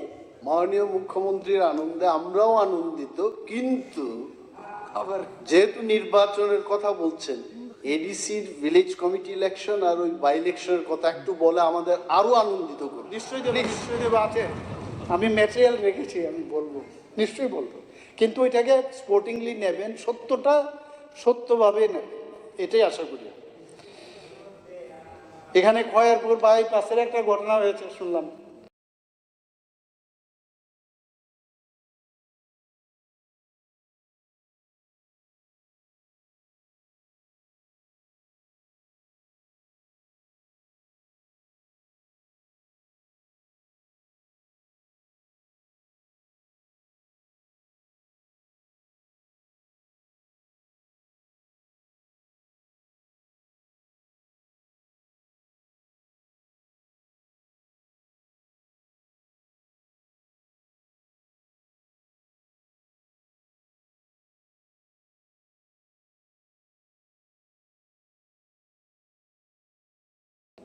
যে এখানে পশ্চিম ত্রিপুরা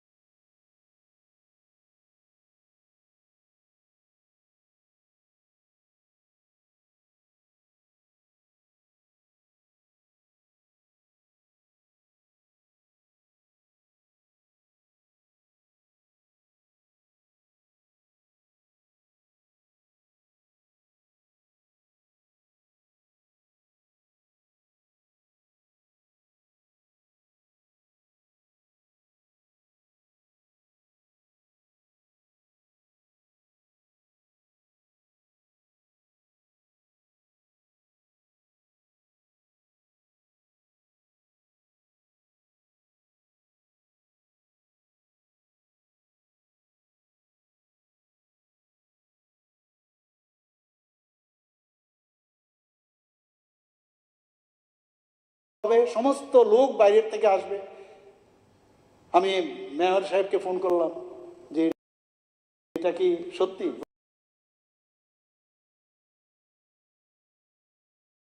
বলে না ওই এবং জায়গার মন্ডলের এরা করবে এরকম। আমি এসব ছাড়ো,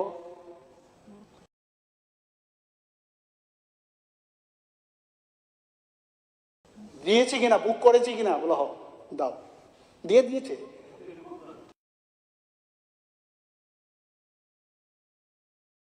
প্রি বুকড, কিন্তু সেই কথাটাই তো বলছি, আমি সেই কথাটাই বলছি। কিন্তু অন্য সময় হলে আগে আগে তো আমরা দেখতাম বুকড হলে ক্যান্সেল, এটা আমি করতে দিইনি। কারণ যেগুলো আমরা পেয়েছি, খারাপ জিনিসগুলো পেয়েছি, আমার ছেলে মেয়েকে আমি গান শেখাতে পারিনি, আমি গান শেখাবো। যেগুলো আমরা পেয়েছি, এখনো মনে আছে আমি চেম্বারে প্র্যাকটিস করছি, দুপুরবেলা হঠাৎ করে একটা ড্রাইভার এসে অটো ড্রাইভার এসে ফোন করছে, আপনার ছেলেকে আপনার ভাইকে মেরেছে। অটোতে আমি নিয়ে এসে গিয়ে দেখলাম এখানে দাও দিয়ে কূপ দিয়েছে, পিঠে ছুরি ড্যাগার দিয়ে মেরেছে, বুকে এখানে মেরে। আইজিএম থেকে কি দোষ তার, তারপরে কলকাতায় নিয়ে যেতে হলো। কি দোষ? একটা এমবিবি কলেজে সে একটা অপোজিট পার্টির ছাত্র সংগঠনের সাথে যুক্ত, এই তো তার দোষ। বাঁচবে কিনা কলকাতায় নিয়ে যেতে হলো। আমরা থানা ঘেরাও করলাম, আমাদের এরিয়ার থেকে বহুত ঘটনা। আমি তো ইচ্ছা করলে এখানে আবার মানে কি বলে ওটাকে এক্সকাভেট করতে পারি, কিন্তু আমরা বুলেটের পরিবর্তে ব্যালটের মাধ্যমে মানুষের মন জয় করতে চাই।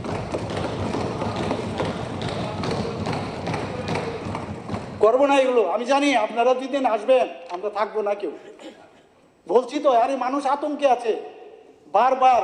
আমার ভাগ্য ভালো, আমি বইটা আজকে পাইনি। আমি মানিক সরকারের রাজত্বে একটা বই বানিয়েছিল সুনীল দেব দর্জি, সে ওরে বাবা পড়লে তো মাথা খারাপ হয়ে যায়। প্রেগনেন্ট লেডির উপর পা দিয়ে তার পায়ে সেই নর্তের মধ্যে কাউকে পেচ্ছাপ করে দিচ্ছে মুখের মধ্যে, এইসব ঘটনা তো আমি ইচ্ছা করলে আমি এগুলো, এইটা আমার রুচিতেই বাঁধবে না। আজকে গণতন্ত্রের কথা বলেন আপনারা, অদ্ভুত লাগে। অদ্ভুত লাগে। ওরা জানে মুখস্থ হয়ে গেছে, আমার এগুলো শুনতেও ভালো লাগে না, মুখস্থ করতে ইচ্ছা হয়। 2017 সালে আমার উপরে আক্রমণ করা হয়েছিল তেলিয়ামুড়াতে, মাননীয় মন্ত্রী বিকাশ দেব বর্মা। তাহলে রেকর্ড দেখুন, আপনি উত্তর দিয়েছেন, আপনি এই হাউসে আপনি যেরকম বলছেন ঘটনা অসংখ্য সারা দেশের মধ্যে পলিটিক্যাল ভায়োলেন্সের নাম্বার 1। প্রত্যেকটা বিরোধী বেঞ্চের সদস্যরা যখন বক্তব্য রাখছিলেন আমরা কিন্তু সবাই চুপচাপ শুনেছিলাম। প্রত্যেকটা সদস্য স্পিকার মহোদয়, বিশালগড়ের বাইপাসে আমরা নিউজ পেপারও দেখেছি। আমি সাথে সাথে আমি বিশালগড়ের থানাকে বলেছি, মানে এসপিকে বলেছি অ্যাকশন নাও। অ্যারেস্টও হয়েছে নানাভাবে, বলছে এ মুখে গেছে, এগুলো তো আরেক জিনিস। কিন্তু weather action has been taken or not, this very important. TSR যায়, আদার্স ভিকেল থেকে আরম্ভ করে ডেইলি ওখানে নাকাবন্দিতে সব চলছে। এগুলো হবে, কিন্তু দেখতে হবে। আমরা তো এরপর আসি যাই, কেউ তো দেখিনি এটা, সেটা দেখতে হবে করেছি কিনা। দিনের পর দিন হাসপাতালে গিয়ে, মনে আছে বিশালগড় হাসপাতালে আমাদের লোককে কিভাবে আটকে মারবার জন্য চেষ্টা করেছিল, কোথায় গেল এইসব দিনগুলো? এগুলো আমরা ভুলবো না, এগুলো চেষ্টা করবো না এর থেকে বেরিয়ে আসতে।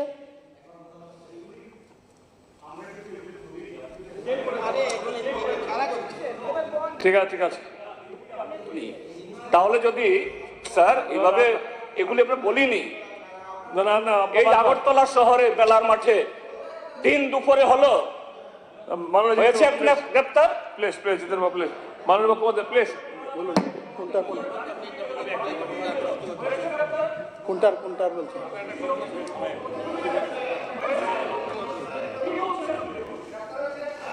আরে না এইভাবে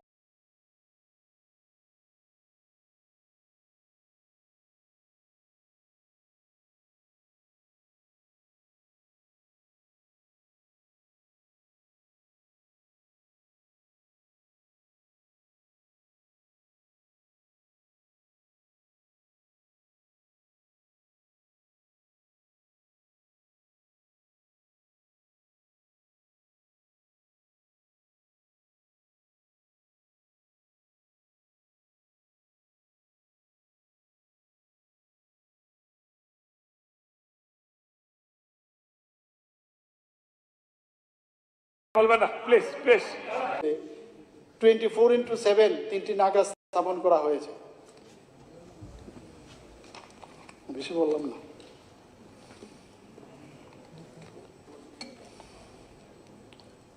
এখানে মাননীয় সদস্য শ্রী রঞ্জিত দেববর্মার ভাষণে উনি উল্লেখ করেছেন যে মাননীয় রাজ্যপালের ভাষণে এসটি বা এডিসি এরিয়া নিয়ে কোনো বক্তব্য নেই। আমি ওনাকে অনুরোধ করব যে 71, 72, 73 এই যে নাম প্যারাটা আমি বললাম, এটার মধ্যে কিন্তু এটার একটু আলোচনা রেখেছে, কাইন্ডলি আপনি একটু পরে নেবেন। অন্য জায়গায় থাকতে পারে।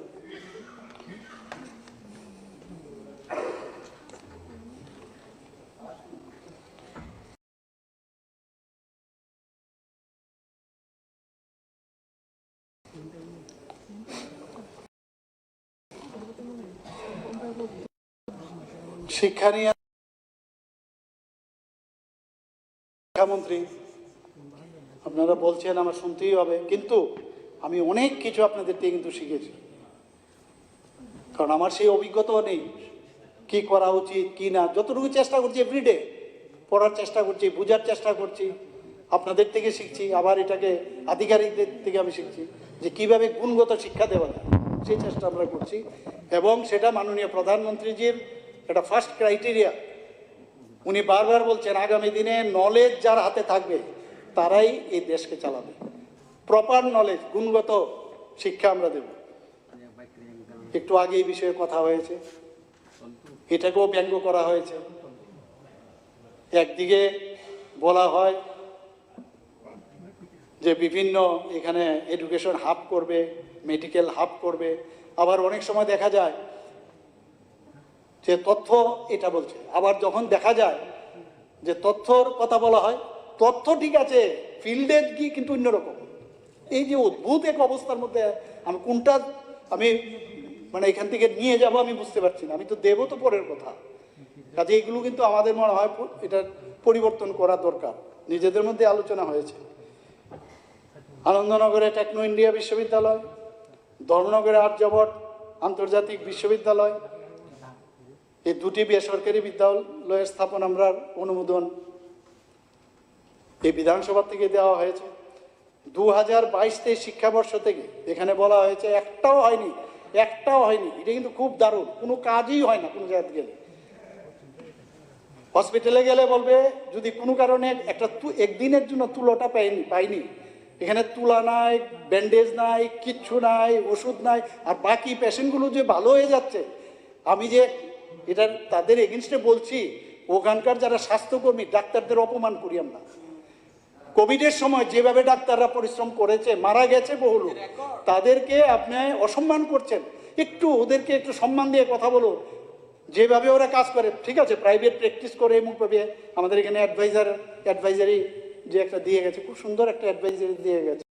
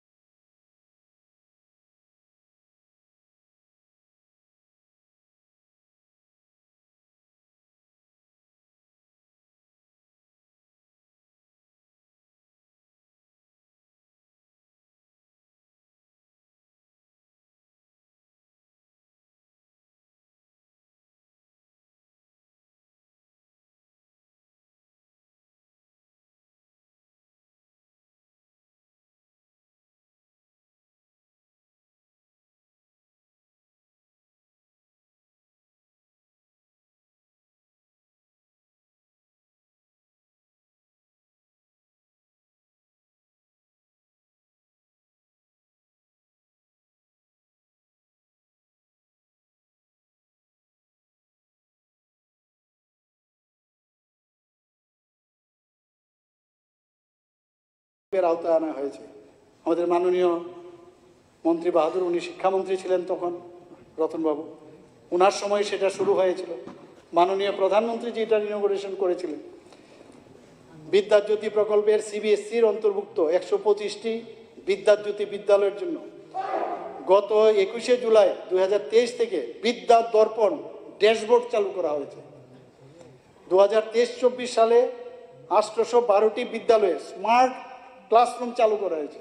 কিসের স্মার্ট ক্লাস? আমরা জীবনও শুনিনি, এত বছর স্কুলে গেছিলাম। স্মার্ট ক্লাস আমি জানি না আপনারা দেখেছেন কিনা, দেখলে অবাক হয়ে যায়। এক একটা স্মার্ট ক্লাস গেলে এখন সব কিছু এর মধ্যে আছে। এই যে আমাদের এখানে যেরকম আছে এলসিডি স্টাইলের সব কিছু পাওয়া যায়।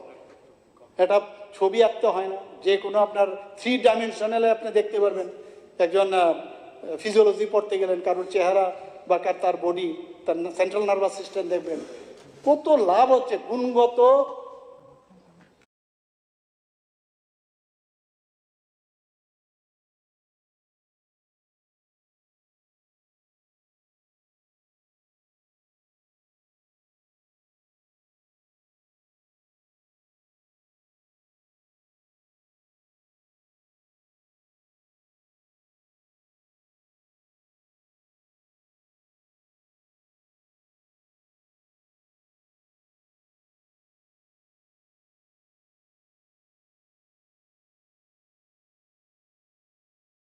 যে